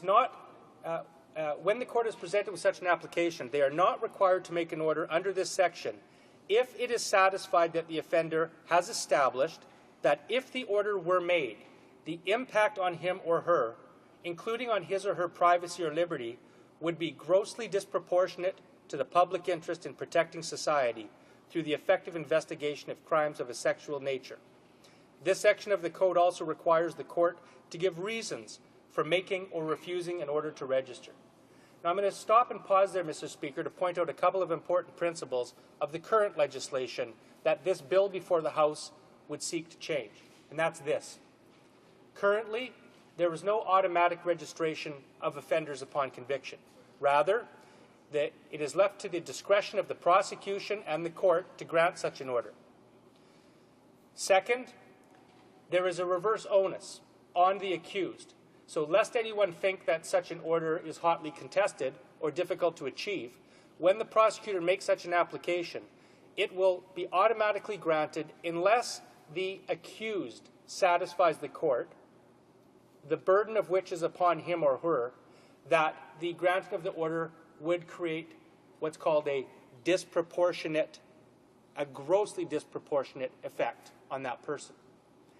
Now, in law, and we know that we have a fair number of lawyers in this chamber, it is an unusual thing where a burden is on an accused, and it's also a very, very hard to meet test when the test is one of gross disproportionality. So, to summarize, the way that the Act works now, a prosecutor has the discretion to make an application. If such an application is made, it is routinely granted unless an accused meets a very, very high test of showing why that order ought not to be granted. Now, in terms of the duration of the orders, you will see why this is such an onerous obligation upon anybody convicted of such. The duration of a registration order is set out in Section 490 of the Code. Now, depending on the offense for which an offender is convicted, he or she must remain registered for one of the following 3 periods. A minimum of 10 years for summary conviction offenses, 20 years for offenses where the maximum term is 10 to 14 years, and life for offenses for which the maximum term is life itself. Now, in terms of the reporting obligations, if a sexual offender is in fact the subject of an order, they have within 15 days after such an order to register with the police a wide variety of information about them. As I pointed them out a little bit earlier, things like their address, things like where they work, things like if they're going to leave their place of domicile for more than 15 days, identifying marks and tattoos, aliases. And if they change any of these factors, those must be indicated to the local police force very, very quickly. So these orders, quite properly, are very serious. They impose serious incursions on a person's liberty and for a long period of time, as they properly should.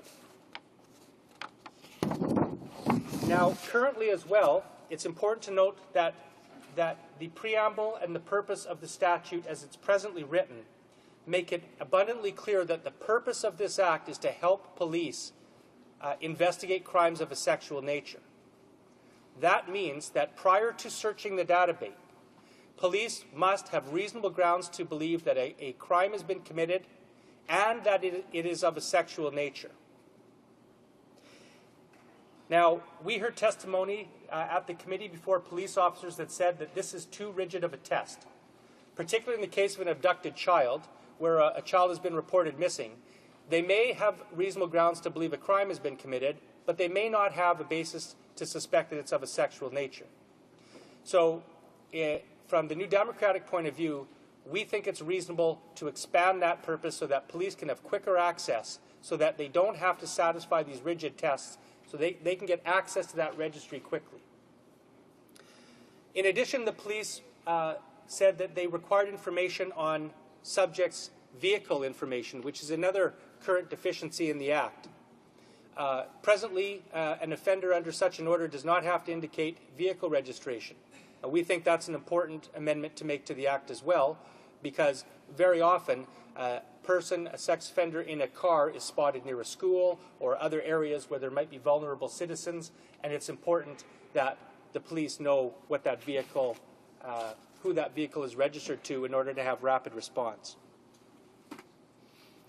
Now I'm going to pause here and talk a bit about principles. New Democrats understand and support the rights of all Canadians to be safe and secure in every aspect of Canadian society, in their homes, in their workplaces, in their communities. In particular, we want women to be free from all forms of violence and harassment, seniors free to walk our streets in safety and respect, and our children to be safe and sound wherever they are. We have heard Canadians speak. They want to feel and be safe. And they are absolutely right to feel this way, Mr. Speaker, and New Democrats have long championed the right of all to live in security. In fact, our party has always stood strongest on this issue because we have always championed the right of every citizen to be secure in every respect, not only physically, but economically, socially, and culturally. We have also heard Canadians speak out on their expectation of crime policy. They want a criminal justice system that is effective, is efficient, and is fair. Because our criminal justice system is an important component in the overall security package. We need laws that are well thought out and clearly drafted. We need a properly resourced police force, a judicial system that can process breaches against those laws effectively and in a timely fashion. And we need policies that are based on sound principles of justice, that provide justice for victims of crime and effective punishment and protection of society. But also, and this is what sets our party apart, I would say, from every other party in this chamber, we believe in prevention strategies. We believe in the rehabilitation of individuals to become law-abiding and productive contributors to society. We believe in fairness, compassion, and a belief that almost every individual who commits a breach of social rules is worthy of an attempt at redemption and the opportunity to get assistance with the issues that so often are the underlying reason for their deviant behavior. And more importantly, Mr. Speaker, we believe that all society has a stake in these principles. Because unless you're going to lock up someone for the rest of their natural life in every case, 99.9% of convicted offenders come out back into society. So we all have an interest in making sure that we do everything possible to keep them from committing another offense. So the issues before us in this bill engages these principles. In some cases, the bill satisfies them. In other ways, the bill before us diminishes these principles. That is why New Democrats are offering cautious and critical support for this bill at second reading. We will agree that there is merit in some of the goals and methods of this legislation, but we will also be looking very carefully at the details and seeking some important clarifications and possible amendments to ensure that this legislation meets the principles outlined above. Now, before I go too far, I just want to briefly mention, Mr. Speaker, when this bill was introduced in this House last week, I sit on the National or the Public Safety and National Security Committee. We had been studying this bill for the previous 2 months. We had heard witnesses come before our committee and testify, police officers, the Office of the Privacy Commissioner, victims groups, criminal defense lawyers. And they came and they took their time and testified to our committee as we reviewed this bill. And I am not cynical yet enough in this House to think that the work that committee does in Parliament and the respect for the committee members, including members on the side opposite, that the work we do is valuable and that the testimony of the witnesses that appeared before us is valuable. While we were putting the final touches on our draft report, Mr. Speaker, yet to be issued to the minister came down with this piece of legislation that amends the very legislation that we were studying. The minister did not wait until, or have the courtesy or respect for the work of our committee to actually wait for us to issue our report and give him the benefit of our recommendations. And I find that disrespectful and appalling. It's disrespectful to the skilled analysts who helped us. It's disrespectful to the witnesses who appeared before our committee. It's disrespectful to every member of that committee. And I have to point that out. Now, there was no urgency to this legislation. There was no issue of national import that required them to act immediately on this. In fact, the review that the committee was conducting was a statutory one. The bill itself required a committee to review the statute within 2 years to recommend how the registry was working. The minister didn't wait for that. Now, I do think there's a reason for this. This government puts politics before good policy making routinely. They have a huge deficit. Over the last 6 months, they went from saying there's no recession, then there's a technical recession, then there's a big recession. First, 6 months ago, there was a surplus. Then there was a $34 billion deficit. Now there's a $50 billion deficit. We have Chalk River mismanagement. Obviously, this government, when they get in trouble on the national stage, goes back to their crime agenda and introduces some hastily put together legislation to try to get people off the real issues facing them. Now, this legislation with respect to the sex offender registry does do some good things. It loosens the definition of when it can be accessed. It widens some of the information, like the vehicle registration I mentioned. It also allows police to notify authorities in other jurisdictions, foreign or other Canadian, when an offender will be traveling to their area. And those are laudable goals that the New Democrats will support. But there are issues with this legislation, Mr. Speaker. First, this legislation proposes automatic registration of every offender who commits one of the enumerated offenses.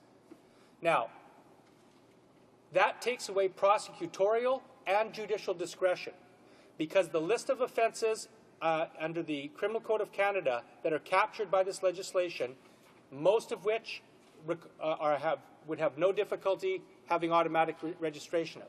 But there's a couple of offenses in there, for instance, sexual assault, that is a hybrid offense. It can be proceeded summarily or by indictment. There may be an occasion where it's not appropriate to make an order against someone convicted of that offense, and it should be up to a prosecutor and the judge to determine when that exception may apply. But this legislation makes automatic registration automatic for all the offenses. And this is part of the side opposite's approach to crime, which is to remove any kind of discretion from the judicial system. Don't trust prosecutors, don't trust judges who actually hear the case before them. This legislation also introduces the concept of allowing access to the police to this registry for prevention purposes. Now, I sat in the committee and heard from all the witnesses, and I can tell you we never heard any real testimony or details about what that would look like. Currently, the legislation has got an avowed purpose of helping police solve crimes. That's the purpose of it. It's not to have police go prevent crimes. What does that mean? Does that mean police can search the database and go out and into the community and just talk to people? There are serious privacy interests at stake here, as well as need to protect the public. There are concerns about this bill's provisions that allow police to automatically register people convicted in foreign jurisdictions who come into Canada. The gay and lesbian and transgendered community is concerned about that because there are crimes in foreign jurisdictions that are not recognized by us here concerning homosexual acts that may be caught by this legislation. So we have to be careful. I'm going to conclude my remarks by talking quickly about the DNA registry. The DNA registry is an excellent registry that this bill also seeks to make amendments to, and the New Democrats support an expansion of the good work that that registry does, which works to not only help secure convictions, but secure exonerations. Thank you, Mr. Speaker. Questions and comments? The Honourable Parliamentary Secretary to the Minister of Health. Thank you very much, Mr. Speaker, and I did listen intently to the member's speech, and I noticed that he did talk about disrespect, and he says that there is no urgency for this law. But I think, Mr. Speaker, he needs to talk to some of the victims' families, because the crimes we're talking about, some of these are the most heinous crimes that you can imagine. He's expressed concerns that the Crown and the judges have discretion as to whether a convicted sex offender, and I say again convicted sex offender, not be registered in the registry. And I remind the member opposite that the victim is never given any discretion at the hands of the perpetrator. I want to know if the member opposite supports the automatic inclusion in the registry of these convicted of sex offences. And if not, then answer why the NDP wants to give the criminals, the convicted sex offenders, more rights than the victims of the crime, people whose lives are often destroyed at the hands of these heinous criminals. Thank you very much. The Honourable Member for Vancouver Kingsway. Well, Mr. Speaker, once again, the New Democrats support and have always supported this legislation.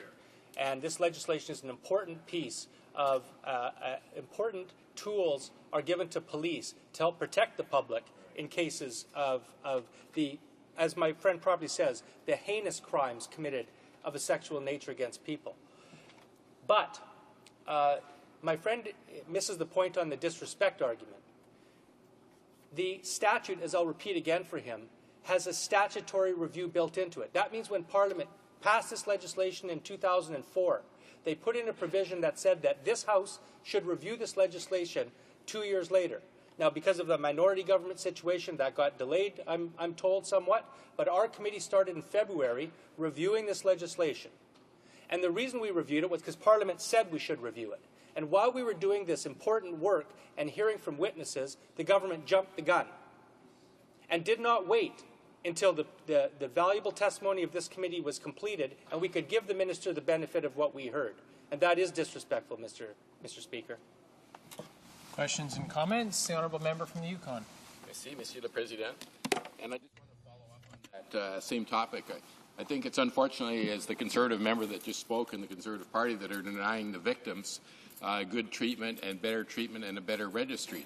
And as you said, it's absolutely absurd that when you're in the middle of a study with the experts and members of Parliament to come up with the best solutions to help the victims, that it's short-circuited with this hastily drafted legislation. And I want to assure the member this isn't, he didn't have to go out like he did. He didn't have to go outside the Justice Department to see bad policy. This has been a history of this whole Parliament, bill after bill of poorly drafted justice bills that had to be amended, turned down because they didn't listen to the experts. They didn't even listen to the Justice Department, and it's why the legislation has been so bad. So I'd like to ask the member, when hopefully they're continuing with their report, did he get any assurances from the minister that he would take the wisdom of the committee and be open to amendments to the bill so we can help victims even more?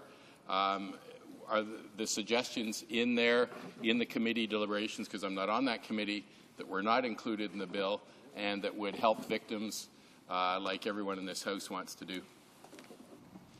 The Honourable Member for Vancouver Kingsway. Thank you, Mr. Speaker. I'd like to thank the Honourable Member for his astute comments and good questions. The New Democrats, and in fact all the members of the committee, I would hope, were working to make this registry even better. Now, as an example, some of the police testified that if you have automatic registration of every person convicted of an offence, that could decrease the efficacy of the registry because they would be registering people that are not appropriately subject of of an order. So let's say an offense is committed and you only have 12 hours. You don't want to waste police time tracking down and talking to people who are actually not proper subjects of such orders. So that wasn't the New Democrats saying that. That was police officers saying it. A member of the House opposite agreed with me in committee when we talked about the sexual assault charge, where he was agreeing that perhaps we should look at not having registration automatic for summary conviction offenses, but making it automatic for the more important indictable offense. So these are the kinds of things that all of the committee members were working on in a cooperative and all-party fashion as we wrestled to make the database better. When the minister came forward again with this legislation that didn't wait for any of this well-thought-out commentary. And to answer my honourable colleague's last question, no, the minister has given no indication to the committee that he will listen with anything. But judging by the way that he dropped this legislation on us, I would not hold my breath. Questions and comments? The honourable member for Elmwood Transcona. Well, thank you, Mr. Speaker, and the member for Yukon and our member are absolutely correct. When they try to even suggest that we're going to study the bill and make improvements, we have members of the Conservative Party chirping from their seats saying, oh, you're soft on crime. And that just points to the political nature of the whole process here, where they short-circuit the process in committee, bring out the bill, because they're just dying to get this stuff out in the public so they can run around and saying, you know, we're strong on crime and you're not. And we know that is a bunch of nonsense, and we are going to get our points out there as well, Mr. Speaker. I want to ask the member a question regarding the DNA database. There must be, at this point, volumes of statistics that relate to how efficient this database is. And I'd like to ask the member whether he's aware of what types of studies are available and how does one go about gaining access to these studies. The honourable member for Vancouver Kingsway. Thank you, Mr. Speaker. And again, an excellent question from the member from Elmwood Transcona. Well, this highlights another problem with the approach of the minister, because one of the issues that the committee was working on was the fact that there are no statistics relating to the efficacy of the DNA data bank. So we asked questions: how often has the data bank been used to exonerate someone and prove someone's innocence? They don't know. We asked how often was the data bank used to secure a conviction? They don't know. We asked how often the data bank may have been accessed and used to get secure a confession when presented with DNA data, thereby saving our judicial system resources and time. They don't know.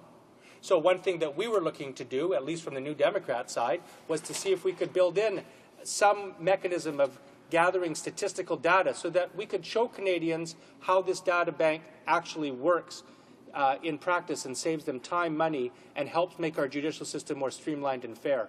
But again, this legislation was brought forward in quick fashion, and therefore Canadians are deprived of that information because of it. Questions and comments?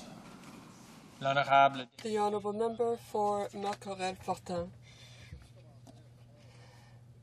Yes, I have a comment. I'd like to congratulate the member for Vancouver Kingsway for his speech, which was very detailed and well prepared. He's a new member who's working with a great deal of enthusiasm. I think that he may, though, have to deal with disappointments with this government, because with the Conservatives, he will discover with time, and this is typical not only of the Conservatives, but of also many legislators in the United States. When it comes to criminal law, they'll take an exceptional situation which deserves an accommodation, and they'll give you an example of the very worst case. So when they draft legislation, they draft it for the very worst cases, and not as you would have it drafted. They would here we're dealing with something which would be a range from the worst to the best. Well, thank you to the honourable member, and I'd like to congratulate him for the fine work he does on the committee. As an ex-justice minister in Quebec, he brings an enormous amount of skill and knowledge to our committee. He's quite right. I mean, unique examples do not make good policy.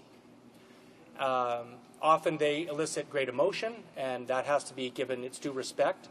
But if we're making sound laws, we have to think about those laws and be intelligent and measured in our response. And that's why I was so disappointed that this government came down with this legislation prior to having 3 months of effort. And again, members on the committee from the government side, they can't say it, so I will. They must be disappointed, and I wonder what they would say if they were on this side of the House and another government pulled that kind of stunt on them, where they had a committee work for 3 months and was just poised to issue a report, and a government came down with legislation that rendered the result of their work utterly meaningless and academic.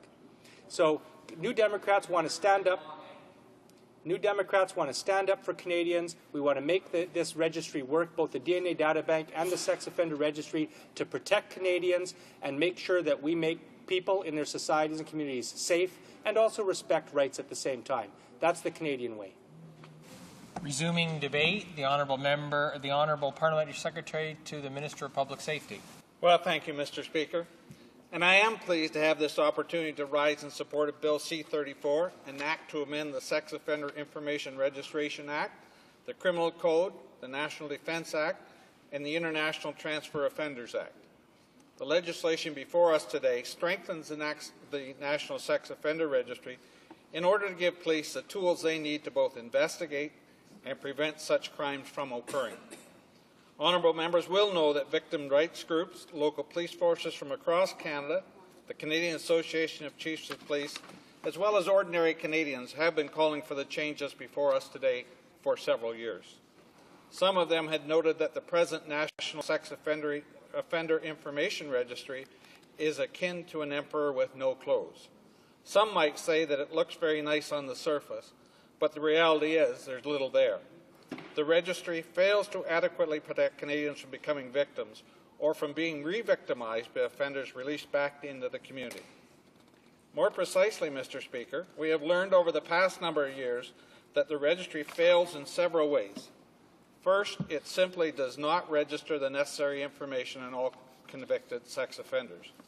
Second, it does not allow police to use the information from the registry to notify other police services in Canada and abroad when a registered sex offender is travelling to their jurisdictions. Third, it does not apply to Canadians returning to this country after having been convicted abroad of a sexual offence. What this means is that the police are not able to identify these individuals as they are simply not part of the registry, despite having been convicted of serious sexual offences. Fourth, Mr. Speaker, it doesn't allow police to use the registry to help prevent sex crimes in the first place. Currently, the registry can only be used to investigate crimes after they have taken place. It's purely a reactive tool. There is no opportunity for this law enforcement tool to prevent what amounts to some of the most serious and devastating crimes imaginable. Mr. Speaker, as we have heard from the Minister, Bill C-34 also proposes to eliminate a loophole in the current legislation which allows some convicted sex offenders to avoid having their information added to the National Sex Offender Registry. Today, the police have no access to information on some convicted sex offenders during the investigation of a crime, either because a Crown Attorney has not sought an order for them to register, or a presiding judge has declined to grant one. Bill C-34 proposed to make registration of all convicted sex offenders in the future automatic, while upholding existing safeguards around access to and the use of this information. Offenders convicted of a serious designated offence under the Sex Offender Information Registry Act will also be subject to DNA sampling, further strengthening the ability of the police to effectively investigate. It should be noted that offences such as manslaughter, which today can be registered if there is sufficient evidence that they were committed with an underlying sexual intent, will not be automatically included in the registry under the proposed changes, but would remain subject to registration if the sentencing court is satisfied that there was an intent to commit a designated sexual offence. Another way Bill C-34 will strengthen the ability of police to investigate and prevent sex crimes is by enhancing the ability of police to share information. The legislation before us today will allow police to use information on the registry to notify other police services about a registered sex offender traveling to their area who is considered at high risk to reoffend. As well, Bill C-34 will allow federal and provincial correctional agencies to advise registry officials when a registered sex offender is either released or readmitted into custody. Mr. Speaker, there are Canadians who are convicted of sex offences in other countries, and when they return to Canada, they are not required to register with the National Sex Offender Registry, leaving another serious gap in the information police have in their disposal to investigate further future sex crimes. Bill C-34 proposes to address this in two ways. Firstly, if an offender is returned to Canada under the International Transfer of Offenders Act, they would be required to register in Canada as if the offence had been committed here. Secondly, if someone is convicted of a sexual offence outside of Canada and returns at the end of their sentence, they will be required to notify police in the province or territory where they reside of that fact and register if they are ordered to do so. In this case, offenders would have the right to apply to the courts to determine whether the foreign conviction was a proper basis for the requirement to register. Mr. Speaker, I said at the beginning of these remarks that one of the most significant aspects of Bill C-34 is that it will allow police to use the registry in a proactive as well as in a reactive way. In other words, they'll be able to use it to help prevent crimes as well as investigate them. One of the top priorities of any government, of course, is to protect the safety and security of its citizens. I have heard time and time again that the government must tackle crime to make Canadian streets and communities safer. And that, Mr. Speaker, is what this government is doing. We are following through with the commitments we made to Canadians in the last election to continue getting tough on crime, especially serious gun crimes and crimes against the more vulnerable members of our society. In the last Parliament, our government passed important laws cracking down on crime, including imposing mandatory prison sentences for gun crime. Recently, our government introduced legislation to automatically make murderers connected to organized crime first-degree murder and to tackle drive-by shootings and other intentional shootings that involve the reckless disregard for the life or safety of others, while further protecting police and peace officers. It is our government's belief that crime prevention is a critical component to our efforts in getting tough on crime, and is one that our government is committed to strengthening. Strong crime prevention initiatives help to make sure that people can walk the streets without fear. They help to build safer streets and communities for everyone. They keep Canadians safe in their homes, and I believe all of us want to make sure that crime prevention extends to preventing crimes of a sexual nature that can sometimes result in irreparable trauma, pain, and suffering. This is one of the many things the bill before us will do today. Mr. Speaker, the bill before us today strengthens Canada's National Sex Offender Registry. It implements reforms to further protect Canadians from offenders who commit heinous sex crimes by ensuring that the police have the tools they need to do their jobs effectively. It implements changes which have the support of victims groups, police forces, provincial and territorial governments, and thousands of Canadians right across this country. I therefore urge all honourable members to work with the government to quickly pass this legislation and send a message to all Canadians that their safety and security is of prime importance. Thank you, Mr. Speaker. Questions and comments? Resuming debate, the honourable member for Brampton West. Thank you, Mr. Speaker. Mr. Speaker, I'd like to thank the Honourable Parliamentary Secretary for his speech. As he knows, we serve on this committee together. And when it comes to this particular issue, we have much in common. I firmly believe that amendments were needed in terms of this legislation. The problem is that the method of how it was done and the exact substance of what is put before Parliament. Now, I want to start with some history. This is actually the second attempt of the Conservatives to get this right. They attempted to fix the legislation by way of Bill S-3, which received royal assent on March 29, 2007, and was proclaimed on September 12, 2008. So they've tried this before. As you can tell, they did not get it right, or they wouldn't be back before Parliament in such a short period of time. Now, you would think that because they had to come back before Parliament in such a short period of time, they would take all reasonable steps to ensure that these amendments would actually be proper and helpful. That would include, as you would expect, a study by the relevant parliamentary committee, which is what took place. We had a number of days that we studied this within the last couple of months. And we were in the process, I have a draft report, we were in the process of reviewing the draft report so that we could provide it probably within a couple of weeks for the benefit of the minister before the providing of any legislation. And you can say whatever you want, you can call it disrespectful or contemptuous or use whatever phraseology you wish, but the short of it is, it's just not smart. What they've done is they've put forward legislation without the benefit of the study that was almost completed, with the draft report, with the benefit of experts and questioning and all the information disclosure that comes forward in such a process.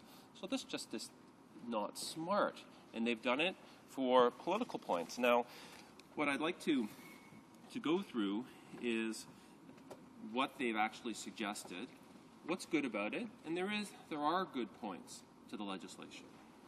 What's weak about it, and what I think needs to be improved. Now, in terms of what the committee determined was that the Ontario system is much better. And essentially the statute that was, it's a 2000 statute, is called Christopher's Law, and we know the history about that.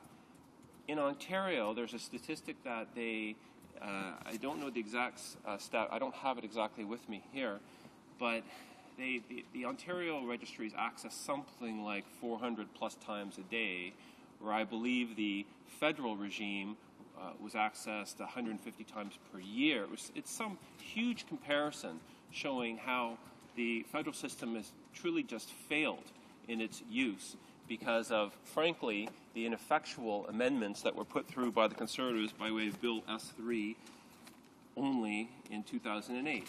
So here we are again. That's fine. They need to be fixed. I support that. But let's do it in a smart manner, which is not what's occurring here.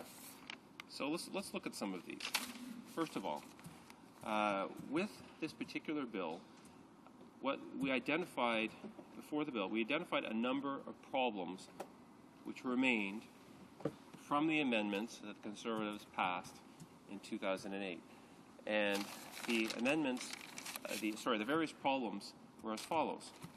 The main problems. One, there was an issue in terms of mandatory inclusion. So there was not automatic inclusion for these various offenders in the registry after they were convicted. You had to actually apply, the Crown had to apply for this to take place. One of the problems with that is that the practice came up that a lot of Crowns would negotiate the not including of the individual in the registry as part of a plea bargain. Or Crowns would simply forget to make the request, or judges would not grant the request and include the offender in the registry. All problematic. So I very strongly do support the inclusion, the mandatory inclusion of these various offenders into the registry system. But let's look at what's really happening here, because the Conservatives like to say that they're law and order, and the opposition parties and the Liberals do not support such an agenda. But let's look at what they're really doing. Although they have mandatory inclusion, they have put in specifically all kinds of loopholes. You can seek to be exempted from the mandatory inclusion. You can appeal the mandatory inclusion. You can seek to be removed after a period of time from the mandatory inclusion. The mandatory inclusion expires automatically after various periods of time.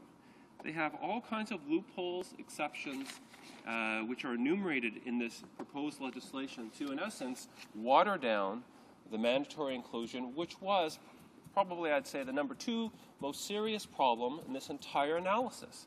So although they will go out and eventually knock on doors and say they put a mandatory inclusion into the legislation, they will not be able to legitimately say that that's what they did because they put all these various exceptions in the legislation, which I frankly do not understand. I think it's just wrong. Now, I do want to digress for a moment and tell you why, in my view, this particular legislation needs to be as strong as possible while protecting the rights of persons under the Charter, obviously, but why it needs to be as strong as possible. And I didn't know these statistics before the committee had held its hearings, but I found them shocking, and I think Canadians need to know this, why we need to support a very strong system. And in particular, this relates to children and abductions.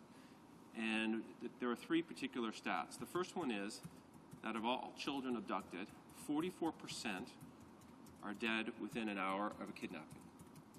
The second is 74% of all children are dead within 3 hours of a kidnapping.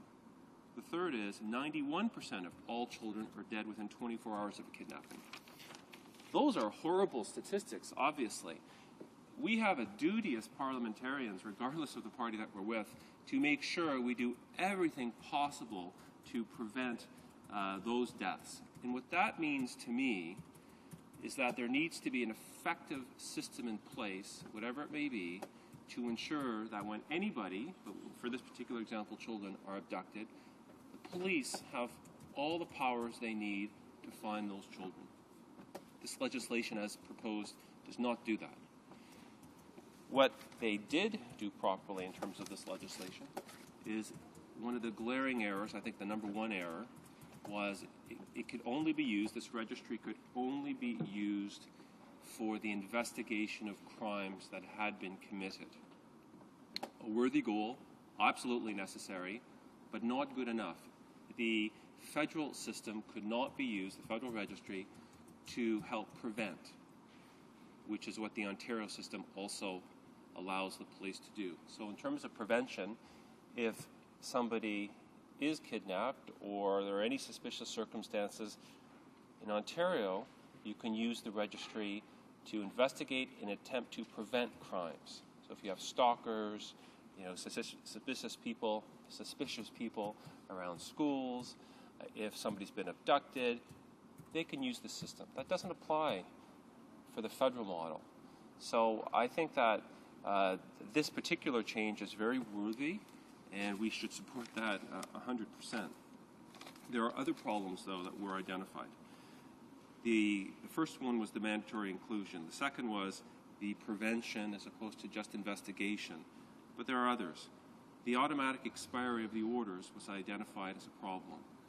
From my perspective, if somebody's been convicted of a serious offense, I don't know why they would have an automatic expiry.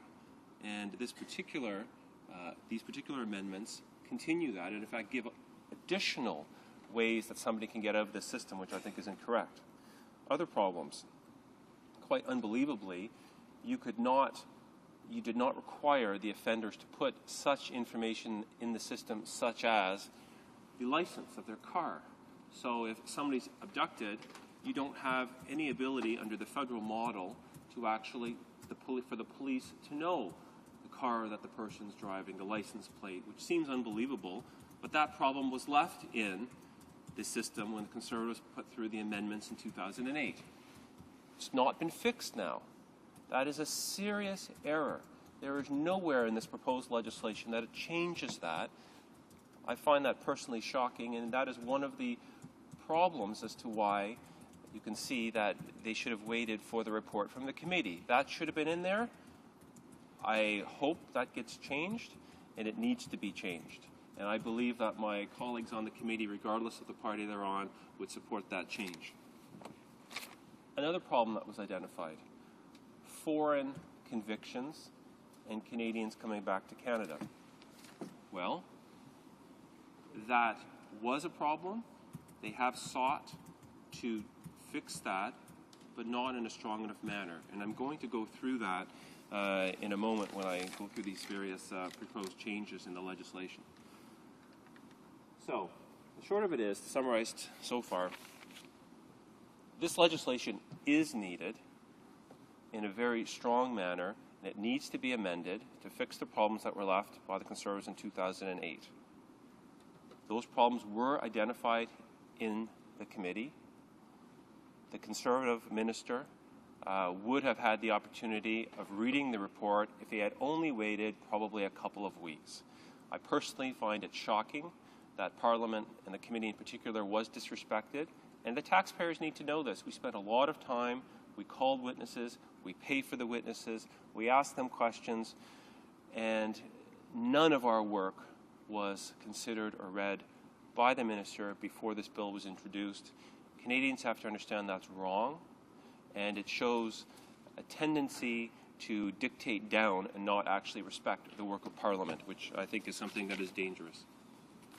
Now, in terms of this legislation, I've already indicated that in terms of prevention, that was a glaring omission, which is now something that we have, and I think that is a very, very worthy change. In terms of the foreign criminals now, there is a problem in that what they've done is, although they will be required to register, they specifically say here that this only applies to persons who come to Canada after this legislation is passed. Now, if somebody's in Canada already and they're a serious sex offender, or whether they come after this is passed, either way, they're a risk to society, and I believe our obligation is to protect Canadians. Those people should be required to register, and it truly has nothing to do with when they arrive in Canada. Now, in terms of automatic registration, what people need to do when they're reviewing this statute and deciding whether it should be supported is to look at all of the exceptions.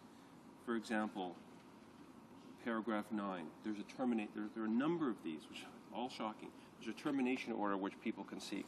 There's an exemption order under section 12. There are appeal provisions here. There are so many different loopholes that there's a litany of what these offenders can do to try to get out of the system, which is not what the committee discovered in terms of what needed to be done. You have the automatic, identified one of the problems in terms of what the committee found was the automatic expiry of the registrations. Well, they're here. There's nothing's changed. If you look at section 490.02904, you'll see, sub 3, that all these automatic expiries are there. You can have exemption orders under the paragraph that just follows, 490.02905 sub 2. So in essence, there's exception and loophole upon exception and loophole for these offenders to try to get out of the registration system, which is not what I believe the committee would support in its report, which is obviously still being worked on, but almost done. Now, in terms of, there's a form here, Form 52, Order to Comply with Sex Offender Information Registration Act. And even in that form, it says under Section 6, you have the right to apply to a court to terminate this order and the right to appeal the decision of that court. So they're advising people, as soon as they're told to register, that they can try to get out of it immediately. There are also mandatory provisions here for the court. Under 490.02905 sub 2, the court shall make an exemption order. It's not even discretionary. It's requiring a court to take somebody out of the system based on those various criteria. So in terms of saying, the Conservatives saying that they've fixed this problem and now it's automatic inclusion, it's just not true.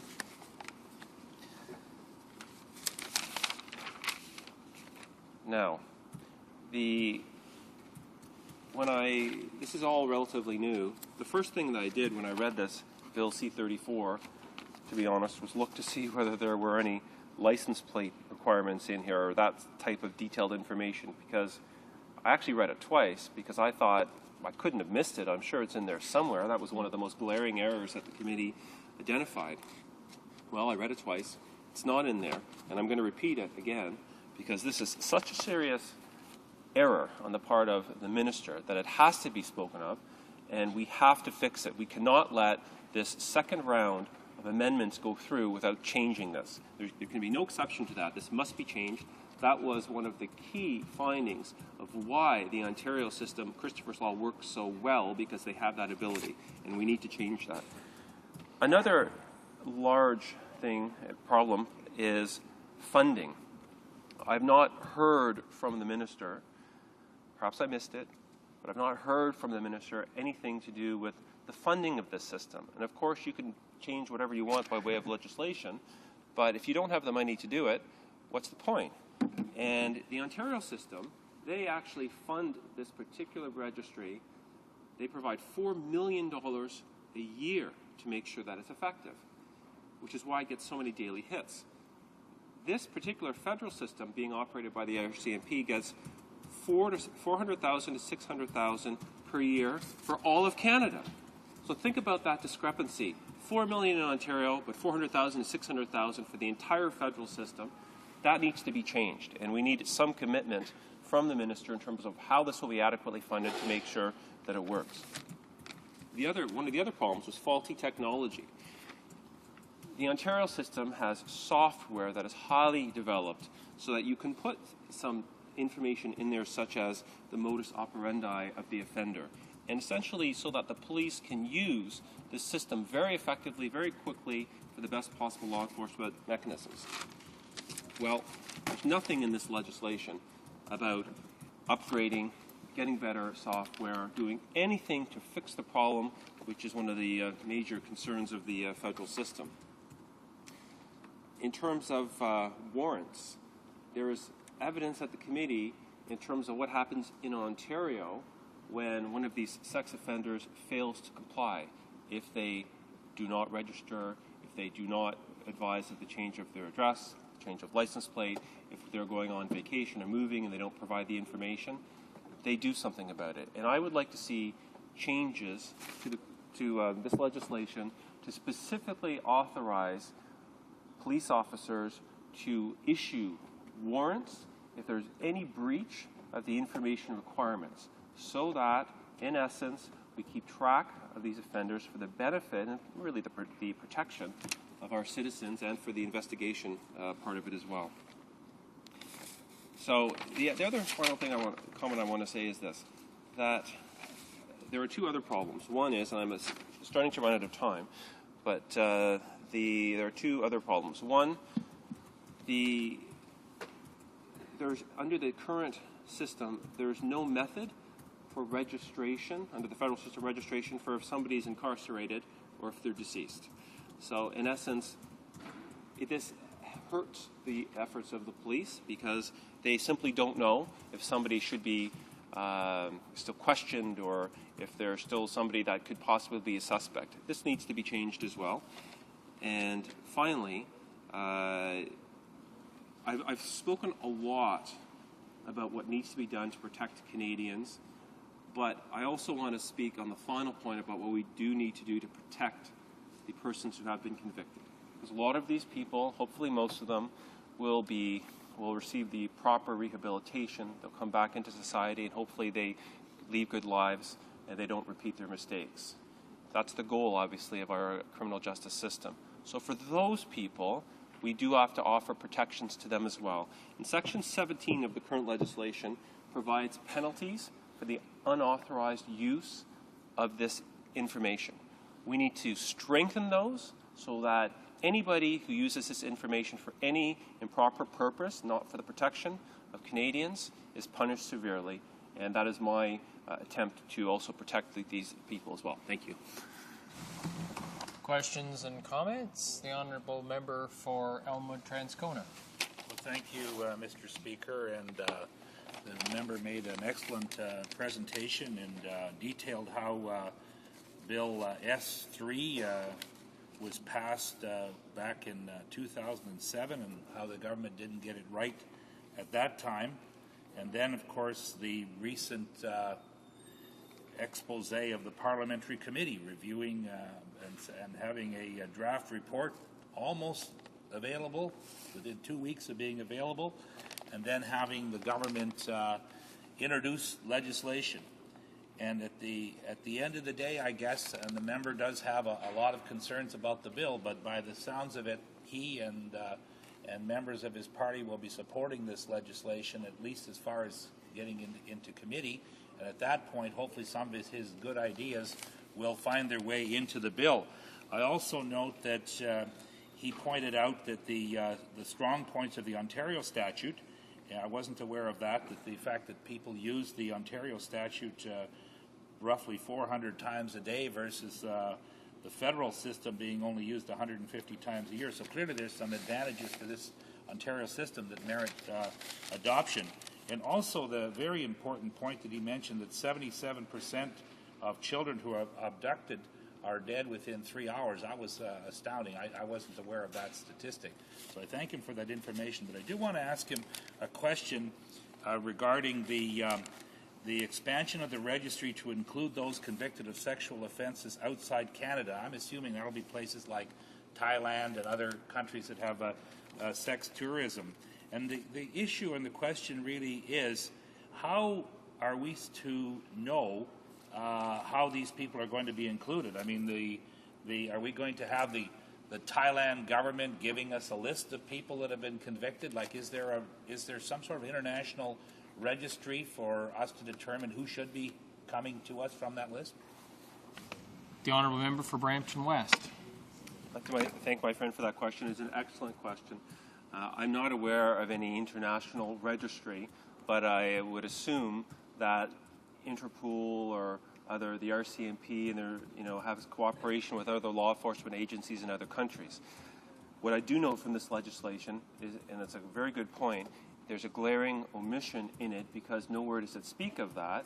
And in fact, what it does is it says that there's a discretion given to the minister, saying that in essence there has to be the equivalency of what would be included under our legislation. So there's no specific hard information or guarantees of what would be included. I think that whether it's in the legislation and through regulations, they're going to have to get a lot more detailed. They're going to have to think very seriously about how they're going to get this information. Perhaps there'll be an information requirement for people returning to Canada in terms of advising of whether they've been convicted of these offenses. It's a good point, and something that I think the committee will have to study if this legislation gets through, which I assume it will. Thank you. Questions and comments? Resuming debate, the honourable member from Esquimalt-Wanda-Fuga. Thank you very much, Mr. Speaker. Mr. Speaker, it's a pleasure today to speak on Bill C-34, an act to amend the Criminal Code and other acts protecting victims from sex offenders. I have to say, we all know one of the most grievous, heinous, most despicable, and appalling crimes that can be inflicted on another is to commit sexual violence against them. Too often, many of these victims are actually children. I think it goes to say that for everybody in the public and all of us here in the House, we have to wonder some of the penalties that are meted out to individuals who have been convicted of sexually assaulting a child. One often wonders, particularly in cases where there are repeat offenses, where the offense is obviously grievous and exceptionally harmful to the child, that one wonders and one stands actually in utter dismay at some of the extremely low and slight penalties that the offender often gets. And it's often the case, Madam Speaker, to see that many of these people who are convicted of an offense of assaulting a child, that is not their first offense. In fact, there's often a long history of offenses, repeat offenses, that go on and on and on before that person is actually convicted. For the victim, for the child, it can leave long-lasting, indelible, profound, and harmful effects on the individual. You can often see it as adults, in fact. And in treating patients as adults, through teenagers and as adults, you often find, Madam Speaker, in those who have been sexually abused, an array of internal trauma that has not been dealt with, that has been buried because of shame that the person feels.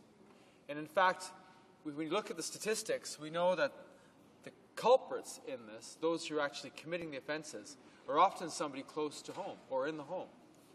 In fact, if you look at the array, if you look at the individuals who, particularly children, who have been victimized, you find that they often know the person who has assaulted them, which makes it an even more complex and more and a more horrific situation by virtue of the family members that are also affected by this most grievous of issues. We support this bill, Mr. Speaker, and we support it because it goes to improving a registry that was put forth some years ago by the then Liberal government in an effort to be able to help the police, assist the police in being able to enable them to deal with sex offenders.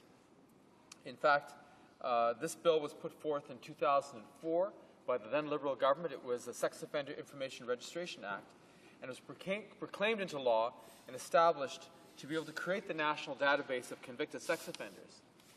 The government of the day, Mr. Speaker, in fairness, tried its best to be able to put together a registry that would meet the needs of the public and meet the needs of the police. But what we found over time, and with the very earnest and professional expertise of our police officers across the country, is that the registry did not work to the extent that we had hoped. And in fact, what there were a number of errors that prevented, in fact, justice from being done, and in particular, crimes from being prevented. So I'll go through a few of the key points here, Madam Speaker, on this bill. This bill amends the Criminal Code, the Sex Offender Information Act that I mentioned before, that was put out in 2004, and the National Defense Act, because that's separate but deals with the same issue, to enhance police investigation of crimes of a sexual nature and to allow police services to use the national database proactively to prevent crimes of a sexual nature. Now, this is a key point, Madam Speaker, to use it proactively, because the current database only enables police officers to access the database after the fact. It doesn't enable them to be able to look at the database and rule out or rule in people of interest to prevent a crime from happening. And this is an important and positive change in this bill. The legislation, Madam Speaker, also provides that sex offenders who are subject to a mandatory requirement to comply with the Sex Offender Information Registration Act are also subject to a mandatory requirement to provide a sample for forensic DNA analysis. We also, Madam Speaker, are a little bit perplexed by the fact that the government has the parliamentary committee right now looking at this issue. They've almost completed their study. They're going to provide with constructive solutions. The government could have taken those solutions and crafted a bill around them, but chose not to. That is, I think, an unfortunate omission on their part, but I'm sure that the committee's findings through this House, Madam Speaker, will be brought up by my colleagues, and we will be able to offer the solutions to strengthen this Act in the service of our citizens and to prevent these heinous crimes from being committed. The National Sex Offender Registry, Madam Speaker, is a national registration system for sex offenders. It has a number of parameters that you have to put in: name, date of birth, address, identifying marks, etc. And this is put into that database as it stands. Nothing will change with respect to that. If you look at the numbers of people that we have right now, we have about 20,000 sex offenders in Canada. Unfortunately, in this current situation, many of them fall through the cracks, and some of the sex offenders are not on the database. Unfortunately, Quebec has the largest number of individuals who are sex offenders who are not on the registry. And I know the members from the Bloc Québécois, MPs from Quebec and other political parties will find this of interest, and I'm sure it binds us together to try to deal with this. Other provinces, too, have hundreds of individuals who are not on the current registry, which creates a huge and gaping hole through which it needs to be filled to ensure that these people are all on the same list. If you look at there's 20 criminal code offenses in this, Madam Speaker. I know that there's some concerns that offenses of a lesser nature shouldn't be on this, but that's a debate that I'm sure will take place in the coming weeks. There are, if you look at the number of offenders that exist and what the rate of recidivism is, there are about a group did a study of 4,700 offenders, and what they found is less than 25% of them actually reoffend. And of those, a smaller percentage actually reoffend if they receive treatment. But I have to add a caveat in this, because we know that a lot of them are very difficult to find. Convictions often happen after a series of offenses have taken place. So I have to take a look at that data very clearly, Madam Speaker, because I think it behooves us to make sure that we're not misled by what actually is on there. You've also spoken about a few gaps in terms of dealing with sexual predators that go abroad. This is a very serious problem, because we know, and we've seen cases in Thailand, which is a center for the sex trade in the world, and an area where pedophiles gravitate to. Did you know, Madam Speaker, that right now our Canadian police officers are forbidden to tell the Thai authorities when a sex offender is going to their country? This issue has to be dealt with, and maybe one of the venues for this would be through Interpol. At Interpol, we could work with Interpol more closely to be able to have a better sharing and collaboration on information about sex offenders. So in effect, what we could do is connect around the world with other countries so that sex offenders can be monitored when they leave our borders and go to other countries, and that the country that they're going to will be aware when a sex offender is coming into their midst. Similarly, we need to know when sex offenders are coming to our country. Now, this is a very important information in terms of public knowledge. The other thing we need to do, which happens with terrible infrequency, is the number of individuals who commit sexual offenses abroad but pay no time in prison, are not incarcerated in prison. In fact, they don't come to the attention of authorities at all. So sexual predators have been able to go into various countries of the world, countries with a weaker judicial system than ours, and be able to prey on children. That's what's going on today. It is not a small problem. It is a huge problem. It occurs in many countries of the world, but particularly in Southeast Asia, but is also occurring in other areas, for example, in West Africa. And I might add, in Central America and South America, Colombia is a country where it's known in the northern part of Colombia where sexual predators go. And they go there because they know that they're not going to be found, they're not going to be convicted for the offenses that they are committing against the most vulnerable individuals in society, children. The other issue is victims' care. That what we would like to see is also a much better system of caring for those victims who have been subject to sexual abuse. I remember, Madam Speaker, one of the most, an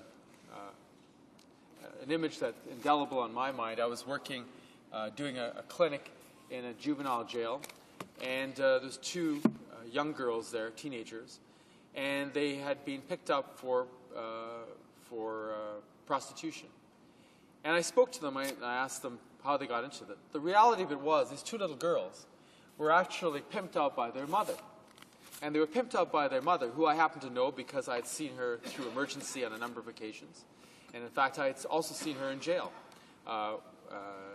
working in that jail, running a clinic in an adult jail. But these two little girls, who were just teenagers, were pimped out by their mother to pay for her addiction, her drug addiction. And they were too young to actually make any kind of really qualitative and effective decision on their own part. But no one was there, Madam Speaker, to actually ultimately prevent what became a horrific situation. One of those girls ultimately, as a teenager, wound up being murdered. The other one, because her mother introduced her to IV drugs, wound up having a massive stroke and was paralyzed in half of her body. And I saw her one day when I was doing rounds in the hospital on the pediatric ward. That was their fate, Madam Speaker. And it is not uncommon. If you look at the tragic and horrific stories of many of the people you find on the street, you'll see too often that many of those people have been sexually abused too. And if you look at sexual abuses, while this doesn't exonerate them from the crimes they've committed, they also have been sexually assaulted as children. So sexual assault as children begets sexual assault later on in too many cases. Again, it's not an excuse, it's an observation. But it's an important observation because it asks the pointed question that don't we, if we're trying to prevent one of this series of crimes, some of the most horrific crimes you can imagine, does it not behoove us to be able to do that which prevents somebody from being sexually abused in the first place? Indeed, this particular bill will, I think, go a part way to doing that with respect to dealing with the ability of police officers to get information and investigate, rule out people or rule in people who might be of interest, and hopefully preventing something from happening down the road. We also we need to look at something a little bit simpler, in fact. In Hawaii, the Hawaii Healthy Start program, what they did was they looked at families at risk. And what they used mentors, women who had actually had their children, and they used them as a mentorship program to deal with families at risk. And what they found was truly extraordinary. Did you know, Madam Speaker, that there was a 99% drop in child abuse in those families that were privy to that mentorship program? Imagine that. A 99% reduction in child abuse, because what they did in Hawaii is that they brought these women who were middle-aged, who'd had their children, and they used them to act as a mentorship program for moms and dads to be able to guide them in the family. And as a result of that, they found this extraordinary reduction in child abuse. And we know that if you can reduce child abuse in children, if you can reduce the abuse of children, then you're going to reduce the incidence of adult abusers later on. And that is indeed something that we need to embrace. It's something that I know some of us have been speaking about in this House for a very, very long time, more than 15 years, in fact. And what we need to do, I think, Madam Speaker, and while this is a provincial responsibility, it would be a stroke of leadership on the part of the federal government to work with willing provinces to be able to adopt such a program. I know my colleague from Toronto had introduced and worked with the provinces to develop the early learning program, Head Start program, early learning national daycare program for kids. And this, Madam Speaker, if we introduce this other aspect where needed, it could be something that could be very, very useful. The other issue I want to talk about is the issue of First Nations communities. The trauma that's taking place right now on First Nations communities is something that in too many communities is a national blight. And while many of us aren't aware of this because we don't see it, if you go on some reserves, and some reserves are extraordinary with wonderful leadership, with great social outcomes, the reality of it is, amongst First Nations communities, the incidence of child abuse, sexual abuse, violence is much, much higher than in the non-Aboriginal community. And this goes for First Nations on and off reserve, the off-reserve community being one that is often ignored. If you look at the jail population, those that are incarcerated, you find that the population of First Nations individuals in that environment is actually much disproportionate to their numbers in Canada. So while the Department of Indian Affairs has chronically poured a lot of money, or used a lot of money, should I say, to try to address these issues, we have not seen the outcomes that we should have. And the reason for that, in large part, is the fact that the Indian Act, I think in many ways acts as a rock around the neck of First Nations communities. And in fact, while we're going to have a change in the leadership at the Assembly of First Nations, many of those individuals who are running to be the national chief of the AFN are speaking very publicly about the need of a new relationship between the people of Canada and First Nations communities across our land. What we can't do, Madam Speaker, is stick with the status quo, because the status quo creates a milieu that actually, in many ways, breeds a dysfunctional environment, that whether you were Aboriginal or non-Aboriginal, in that environment, anybody would actually be suffering, I think, from many of the same maladies that we see today. The fact that we somehow treat First Nations people as peoples apart and treat them differently is in some ways respectful of the place that they are in the history of our country, but also the negative side of that is that they actually represent a place, they've been treated in a way that as second-class citizens, in my view, because they have to do things that we as non-Aboriginal people don't have to do. And in those obstacles that they have, it significantly impedes the ability of them to be able to be the masters of their destiny. I've worked on First Nations communities, Madam Speaker, in some of the worst and toughest in our country. I've flown up into the northern parts of British Columbia. I've done house calls in rooms that 10 people are in to treat grandmothers and grandfathers who are sleeping on urine-stained mattresses in hermetically sealed homes that you and I would never live in, where it is boiling hot in the summer and freezing cold in the winter, where children are sleeping on a pillowcase with a tiny little threadbare blanket around them. When I saw that, Madam Speaker, it's one of the reasons I got into this, because it is fundamentally, completely unacceptable that these circumstances are allowed to exist in our country today. Who speaks for them? Who is going to go and enable that child to be able to have a future that any individual in this country deserves to have? That is a quintessential question, and there are solutions out there, and there's many dynamic First Nations leaders who are willing and able to be able to provide those solutions, but we just have to listen and work with them to implement those solutions that will give that child, those children, a chance. In my riding on Vancouver Island in the Esquimalt-Waundifuka, I have the Pachidet First Nation, and on that reserve there are horrific conditions and have been of suicides, children committing suicide, suicide pacts, sexual abuse, violence, and substance abuse. As hard as one tries to break through that, their community is never able to get quite the resources or the relationship that's required by the Department of Indian Affairs to deal with their plight. I would only impress, Madam Speaker, in closing, that it is absolutely crucial, as a matter of fundamental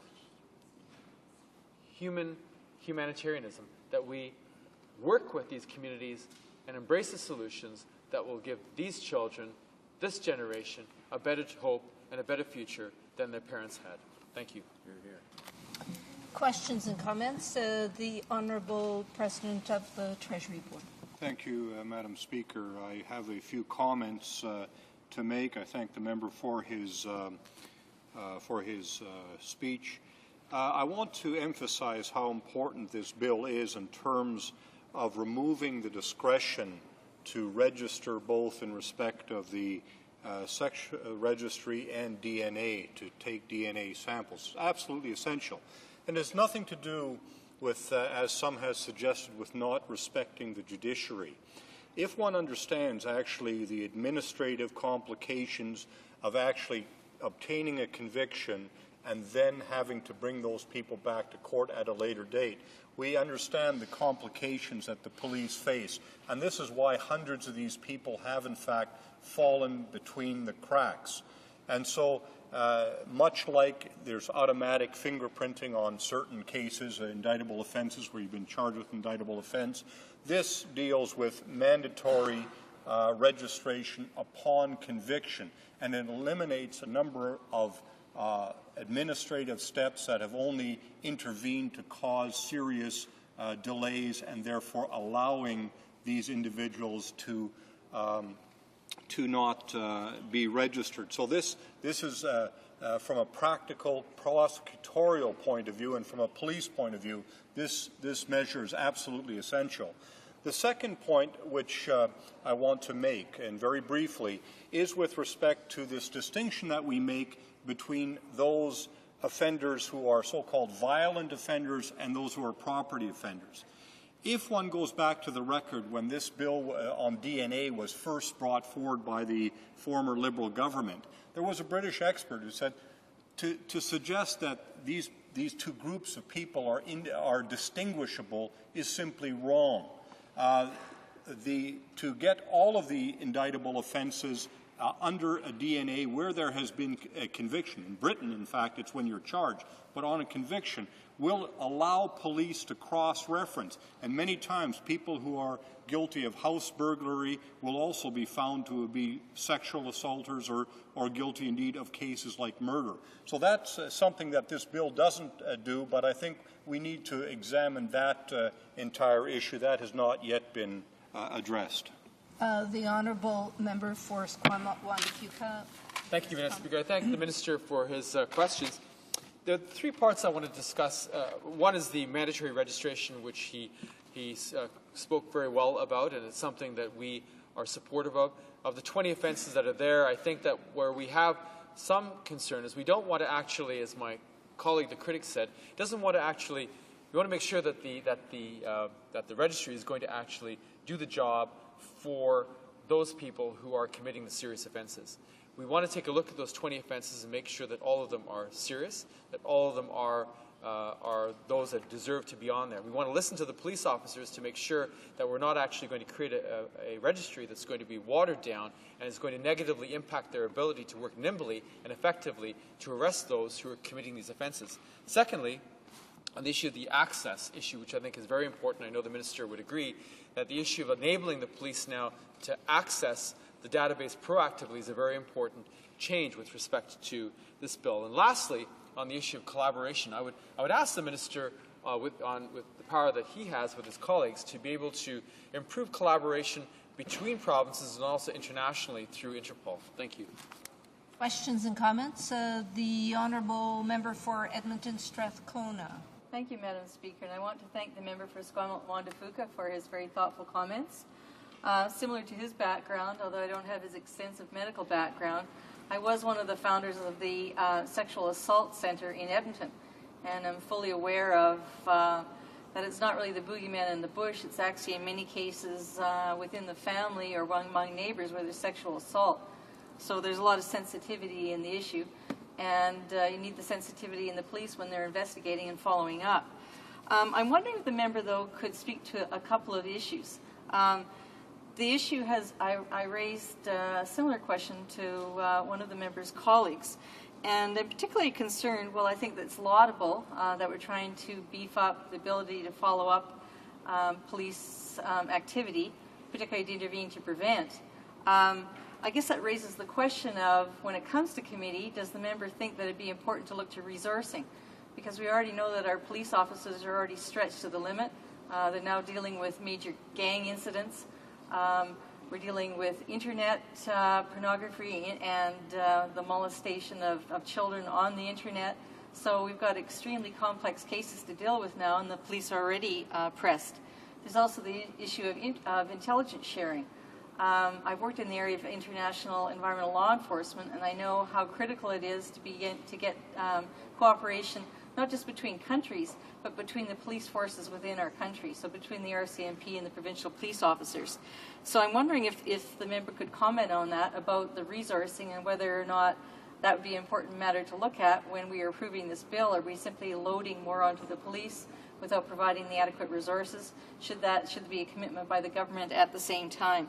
But also this issue of where it's going to be necessary to report sexual offences occurring outside of Canada. As I mentioned previously, in some countries, simply holding hands in public is considered a sexual offence.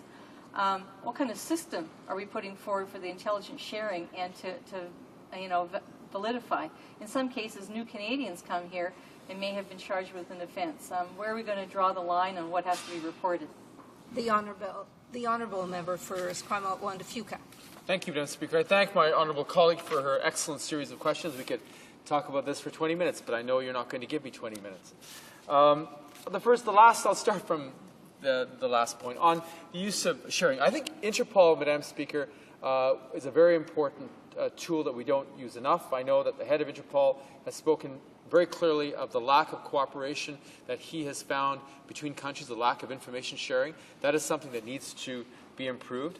The member is absolutely correct. What's happened is that the range of offences have changed into the 21st century, but we're using 20th century resources for 21st century crimes.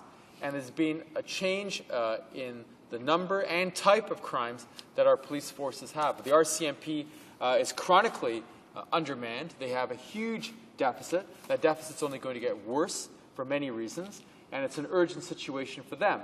So they're now dealing with the issues of terrorism, gang warfare, and internet. The police need, I think, 4 basic things. One is the disclosure issues that have to change. The manpower resources have to be there. IT and internet legislation has to be modified to be able to ensure that our police are able to follow those who are committing crimes and being able to monitor the new IT tools that they have. The legislation hasn't caught up to the new IT tools like Blackberries that we have today. And that, Madam Speaker, in a nutshell, I think are some of the solutions that will address the members' concerns. Merci beaucoup. Questions and comments? Questions and comments? Resuming debate, the Honourable Member for Don Valley West. Thank you, Madam Speaker. I'm very pleased to rise and speak on this proposed legislation, and will state from the outset that I will be supporting it to go to committee for consideration and for hopefully improvement. Because I think while this legislation has some of the bones that we need to have in improving the sex offender information registry, it is sadly lacking in some other areas. But the first thing I want to comment is simply the process by which the Minister and the government brought this piece of legislation into the House today. And as a member of the Committee on Public Safety and National Security, I must express both my outrage at the fact that our committee is undergoing a statutory review of the legislation. We began that review after a decision was made in February to do that, and we have spent a considerable amount of time listening to witnesses, deliberating, and we are in the final stages of actually creating our report. And even as we are writing that report, the Minister is presenting legislation in the House for consideration. And I think this is an affront to all parliamentarians because it is incumbent upon us as parliamentarians to ensure that due process is always followed. This is a hefty revision to the Act. This has obviously been in the works for several weeks, if not months, and we were in the final stages of coming up with important suggestions on how it is that we can actually change the legislation. Much of it is being done by the government's amendments, but much of it is not being done. So that's the first thing I want to register, is that, in fact, I think it is unfair to committee members on the government side and on the opposition side to actually not have taken into account the legislative review that we are undertaking right now. In that review, we've obviously heard that the current sex offender information registry is sadly lacking, that it is not helping police. In fact, the police have told us on a number of occasions that it has not helped them at this point solve any crime, that no victim has been helped, no offense has been stopped by the sex offender registry as it is now in place. So we have already reached a decision in committee that this bill needs to be changed. We need to address some severe lackings in the bill. At the same time, I want to put on the table that this bill is not, as it is being presented today, going to solve all those problems. And hopefully our work at committee can begin to address that. The process question aside, and I will look forward to the motion from the committee that will be brought forward to the House for its consideration on the fact that the government is not paying attention to parliamentary committees and, in effect, not listening to the people through their elected representatives. That question aside, I want to bring up some issues that I hope are addressed in committee that will be considered to make this legislation more effective. We begin by saying that absolutely, when offenders are found guilty, they do surrender some of their rights. It is also important to say they do not surrender all of their rights.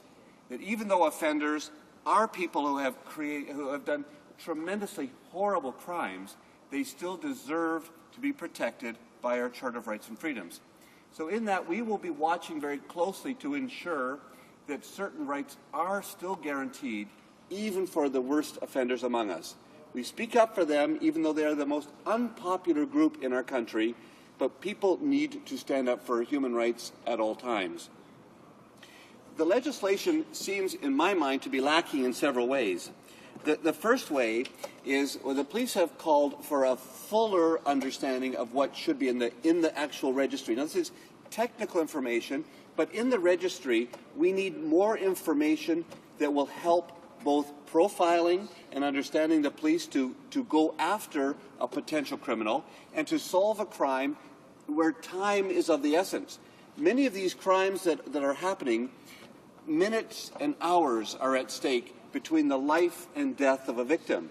That means we have to give the police every opportunity to find and apprehend a potential criminal, a potential person who is undergoing a crime at that moment, give them every opportunity.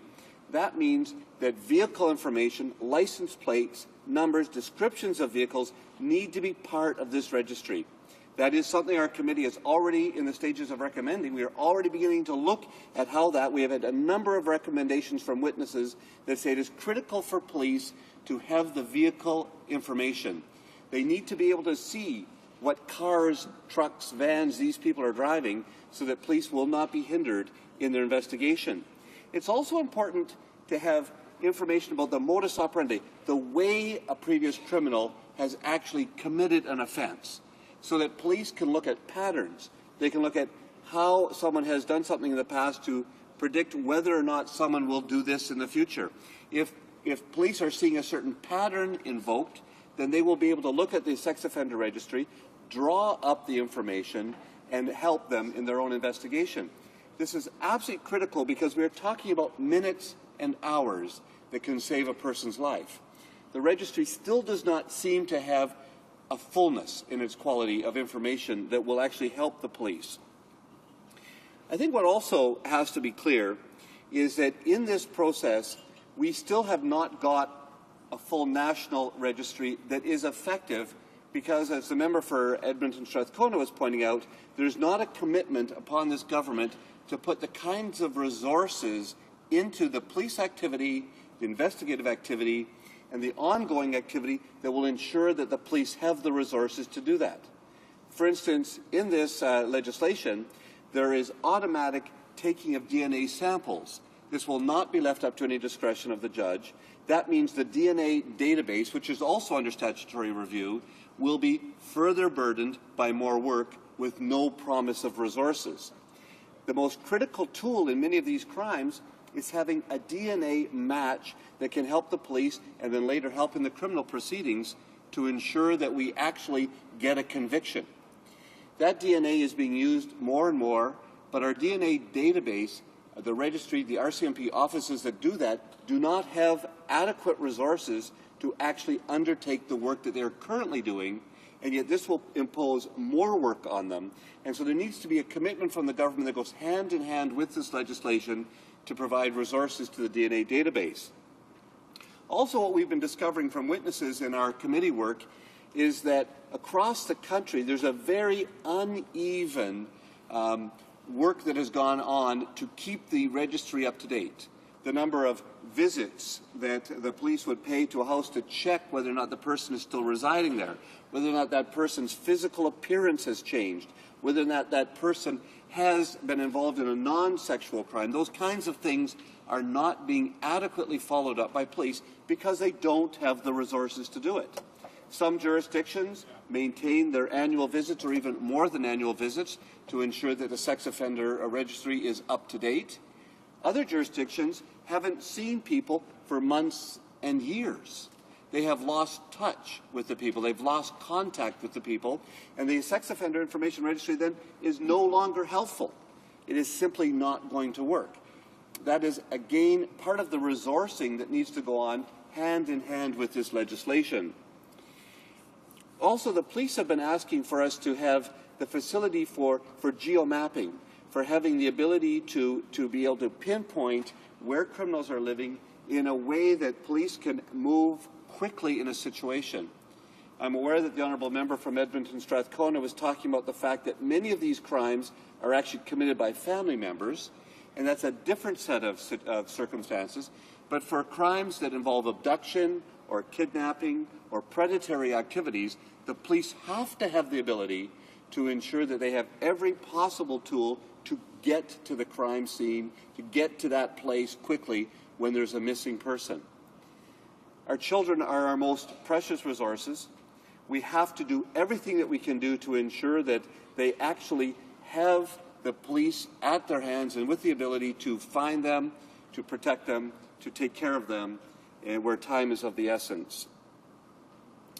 I want to close with where I started on this topic, and that was to talk about the rights even of offenders. And I know it's an uncomfortable subject for most people in the House, because we have to ensure that even though we are taking discretion away possibly from judges in these cases, we still must protect the privacy. I'm glad that the legislation seems to imagine that this is still not a publicly accessible registry, but is for the use of police officers only, that it is incumbent upon police officers to maintain that privacy, to secure the information that they are carrying around with them, and to take every possible chance to ensure that even those who have committed the most heinous of crimes have their human rights protected. It's uncomfortable for us to talk about it, but we surely must be part of that. The reason we need to be part of that is not only for their rights, but because we know that offenders tend to reoffend when they are under stress, when they are feeling further victimized. And if we want to actually prevent this kind of crime from happening, we have to ensure that we are approaching it with fairness, with a preservation of human rights and civil rights, and that offenders even are part of our community as well. Thank you, Madam Speaker. Questions and comments? The Honourable Member for Fundy Royal. Thank you, Madam Speaker. And I listened to the member's speech, and again, it's I guess it's pretty typical of what I would expect from the other side. We do appreciate the support for the bill, but a number of issues were raised. Challenges with the current sex offender registry, maybe for the information of the member, but the problems the current registry has and the lack of completeness in the registry that's been so detrimental. What police have told us over and over, the problem with the lack of completeness in the registry is the way it was drafted initially. It's left too many loopholes, and that is why this bill will require mandatory inclusion in the sex offender registry for someone that has committed one of these crimes and in the DNA data bank. He mentions resources. Again, it was under the previous Liberal government where resources for police were cut to the bone. And he also mentions the discomfort in talking about the rights of criminals. Well, look, we have no discomfort on this side. What we've been talking about is the rights of law-abiding citizens, the rights of Canadians not to be victimized. That's why this piece of legislation has to be improved, because we respect the human rights of all Canadians and the rights of all Canadians to live in a country where they feel safe. So my two questions for the member is, has anyone on his side explained why there were so many glaring holes left in the original registry that this bill is attempting to plug? And also why, through the 90s, funding for the police and the RCMP was slashed to the bone? The Honourable Member for Don Valley West. Madam Speaker, this government and its members seem to have always got the ability to forget that this is now, it's not then. This government has been in place for 3 years and have had the opportunity repeatedly to bring their agenda about. They seem to forget that they are the government, and we have respected that they are the government, that they are simply not acting as the government. I was not here when the previous legislation was enacted. I am not going to defend it, nor do I feel the need to. The electors of my riding have sent me here to try to improve the legislation and to actually make a positive contribution about from today to the future, and not to be turning the clock back. They may want to change the channel. Please, order. I would ask the Minister to restrain himself.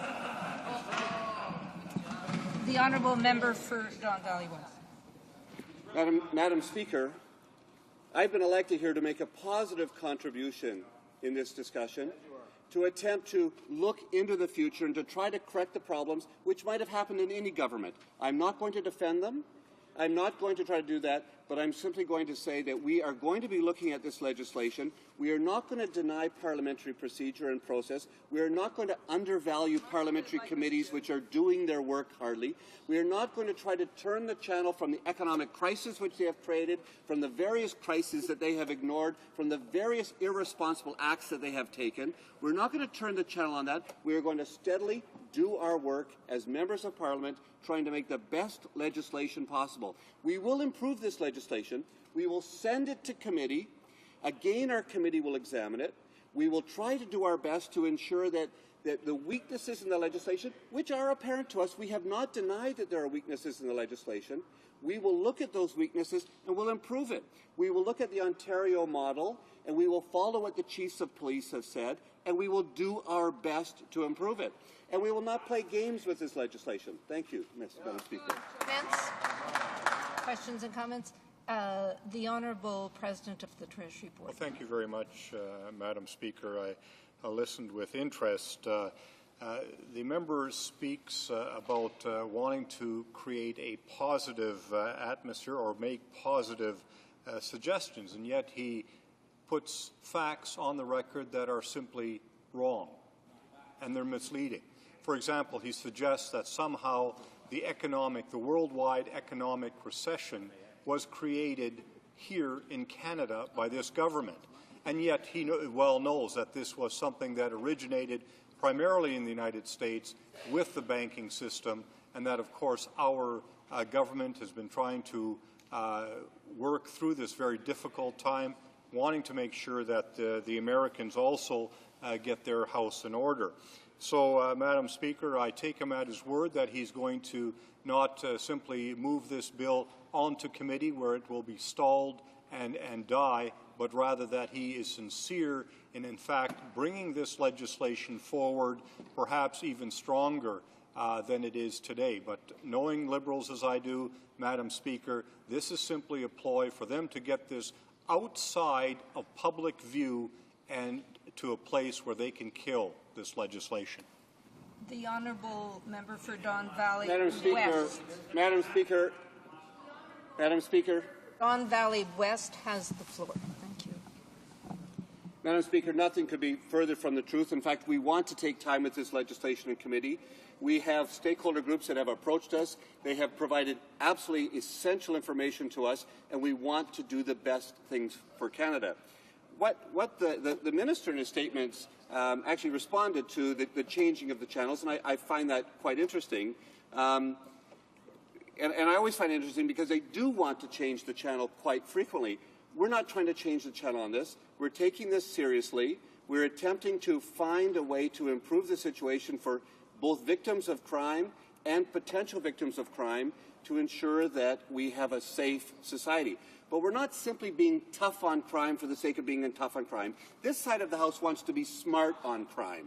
We want to actually listen to experts. We want to find out what are the causes and the root determinants of crime and behind crime. We want to listen to criminologists. We want to listen to the best, and we'll take their advice. We'll listen to the facts. We won't have knee-jerk reactions. We'll try to do work with diligence, intelligence, compassion, and dignity. Thank you. Questions and comments? The Honourable Member for Yukon. Yeah, I'd just like the member to... brief? Okay, if the member could just follow up as his first perception of with his experience in policy, of the terrible policy making of this government and justice, with so many bills not going to the experts, not even listening to the department, so we're having to cancel their bills or amend them because they don't make at all any sense and they're not helping protect people. They're actually making society more dangerous. Very true.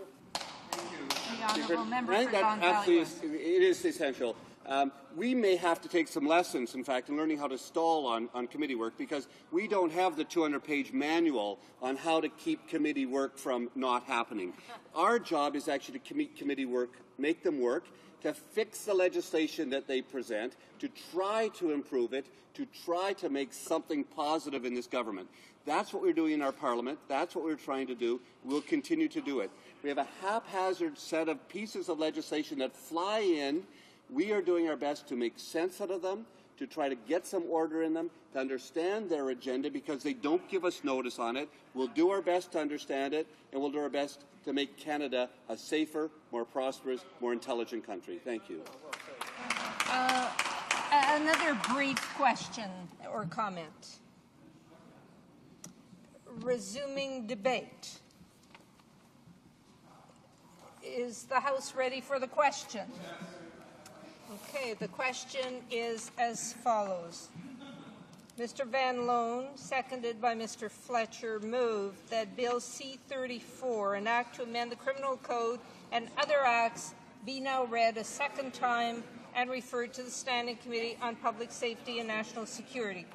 Is it the pleasure of the House to adopt the motion? Yes. Adopted. Second reading of this bill, deuxième lecture de ce projet de loi. En conséquence, ce projet. Accordingly, the bill stands referred to the Standing Committee on Public Safety and National Security. Orders of the day. Ordre émanant du gouvernement, projet de loi. Government bills, commons. An act to amend the Criminal Code, investigative hearing and recognizance with conditions. Okay. Monsieur Nicholson. Mr. Nicholson, seconded by Mr. Clement, moves that Bill C-19, an act to amend the Criminal Code, investigative hearing and recognizance with conditions, be now read a second time and referred to the Standing Committee on Public Safety and National Security. Debate. The Honourable Parliamentary Secretary to the Minister of Justice. Thank you. Thank you, Madam Speaker. Pleased today to speak about Bill C-19. This bill seeks to reenact in the Criminal Code the investigative hearing and recognizance with conditions provisions. Many honourable members will be aware of this subject matter as it has been before Parliament and before our agenda from time to time in recent years, most recently as Bill S-3 in the previous Parliament, which was passed by the Senate and debated at second reading in the House. Madam Speaker, I'm pleased that the government has reintroduced this bill. Further demonstrates the unwavering commitment of this government, and I should add, our Minister of Justice, to give law enforcement agencies the tools needed to safeguard our national security while respecting human rights. It also offers Parliament the opportunity to reenact those important provisions. I sincerely hope that Parliament will seize this opportunity. In the time available to me today, I would like to discuss the nature of the investigative hearing and recognizance with conditions. In addition, I would like to revisit very briefly previous parliamentary debates on these matters to emphasize that the provisions contained in this bill, while substantially similar to those that were debated in the sunset debates, are also somewhat different. This bill responds to many parliamentary recommendations that have been made previously. This bill proposes to reenact the investigative hearing provisions which would allow the courts, on an application by a peace officer, to compel someone with information about a past or future terrorism offense to appear before a judge to answer questions, and when requested, bring anything in the person's possession or control to the judge. The investigative hearing would be an information-gathering tool in respect of terrorism offenses. Its purpose would not be to charge or convict an individual with a criminal offense. The focus would be on questioning witnesses, not on cross-examining accused persons. The bill would also seek to reenact the recognizance with conditions as a measure that would be intended to assist peace officers to prevent imminent terrorist attacks.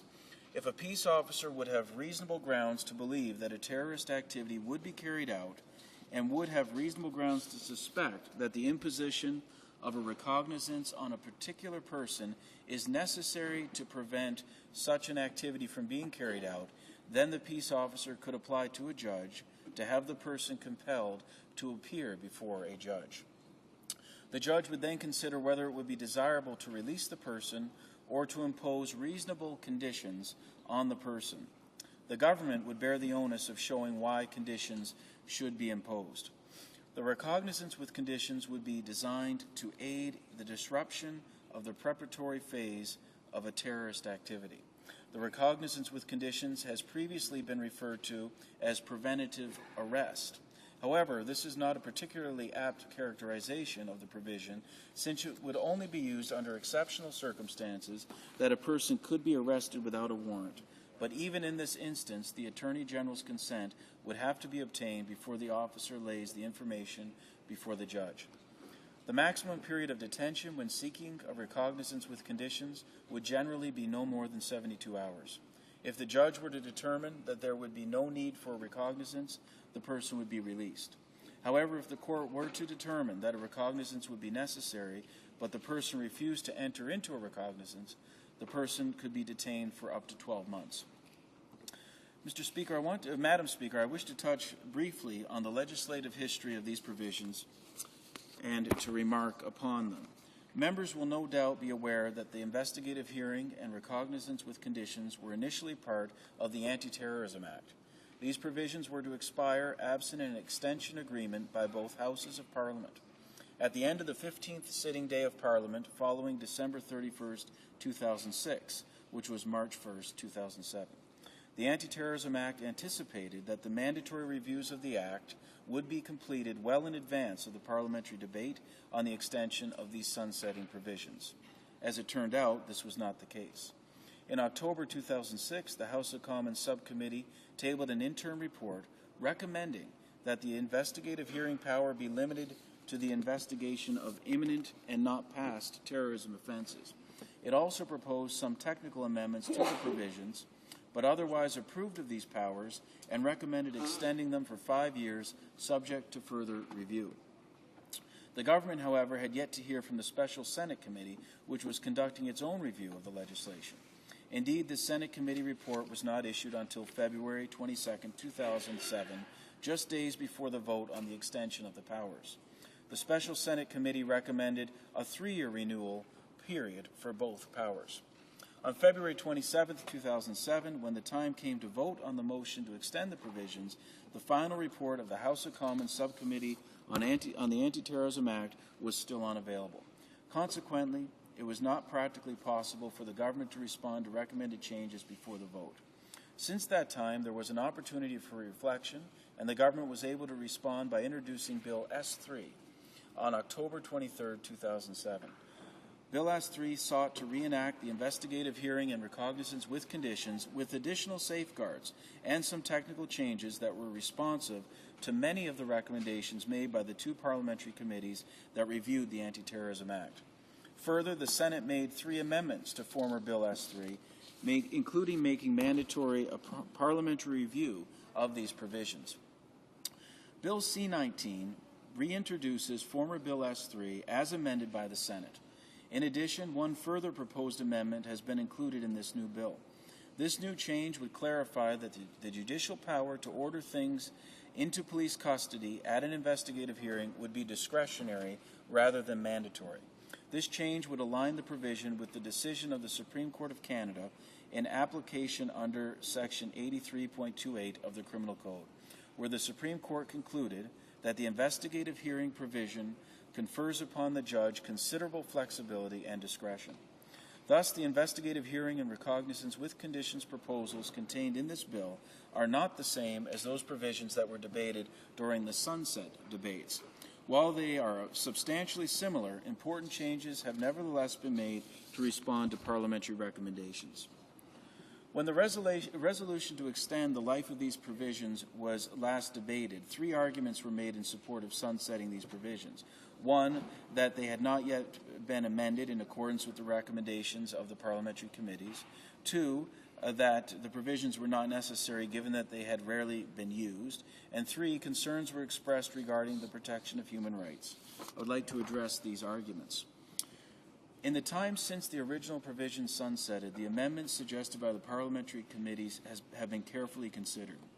The large majority of these recommendations have been addressed in this bill, including with respect to a mandatory review, annual reporting requirements, and various technical amendments. Moreover, as I had indicated, this bill also includes the Senate amendments that were made during its consideration of former Bill S3, as well as the additional amendment that I have highlighted.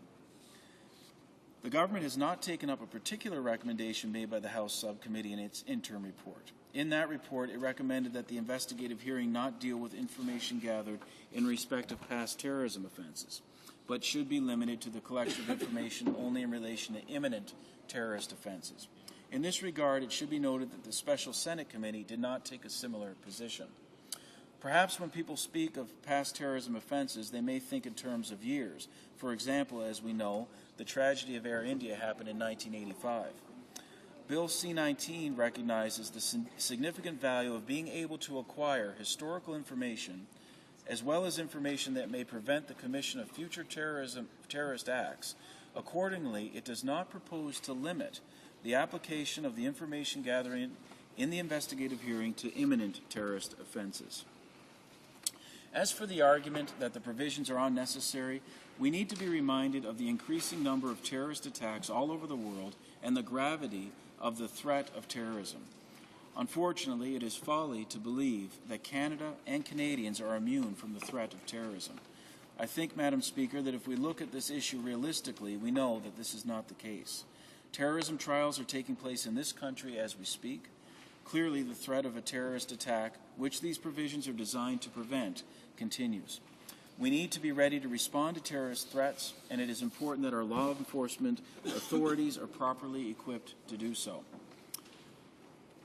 Both the investigative hearing and the recognizance with conditions as provided for in this bill would be replete with human rights safeguards. With respect to the investigative hearing, these safeguards would include the following. There could be no investigative hearing without the consent of the relevant Attorney General. Only a judge of the provincial court or of a superior court of criminal jurisdiction could hear a peace officer's application for an information gathering order and could preside over an information gathering proceeding. There would have to be reasonable grounds to believe that a terrorism offense has been or will be committed.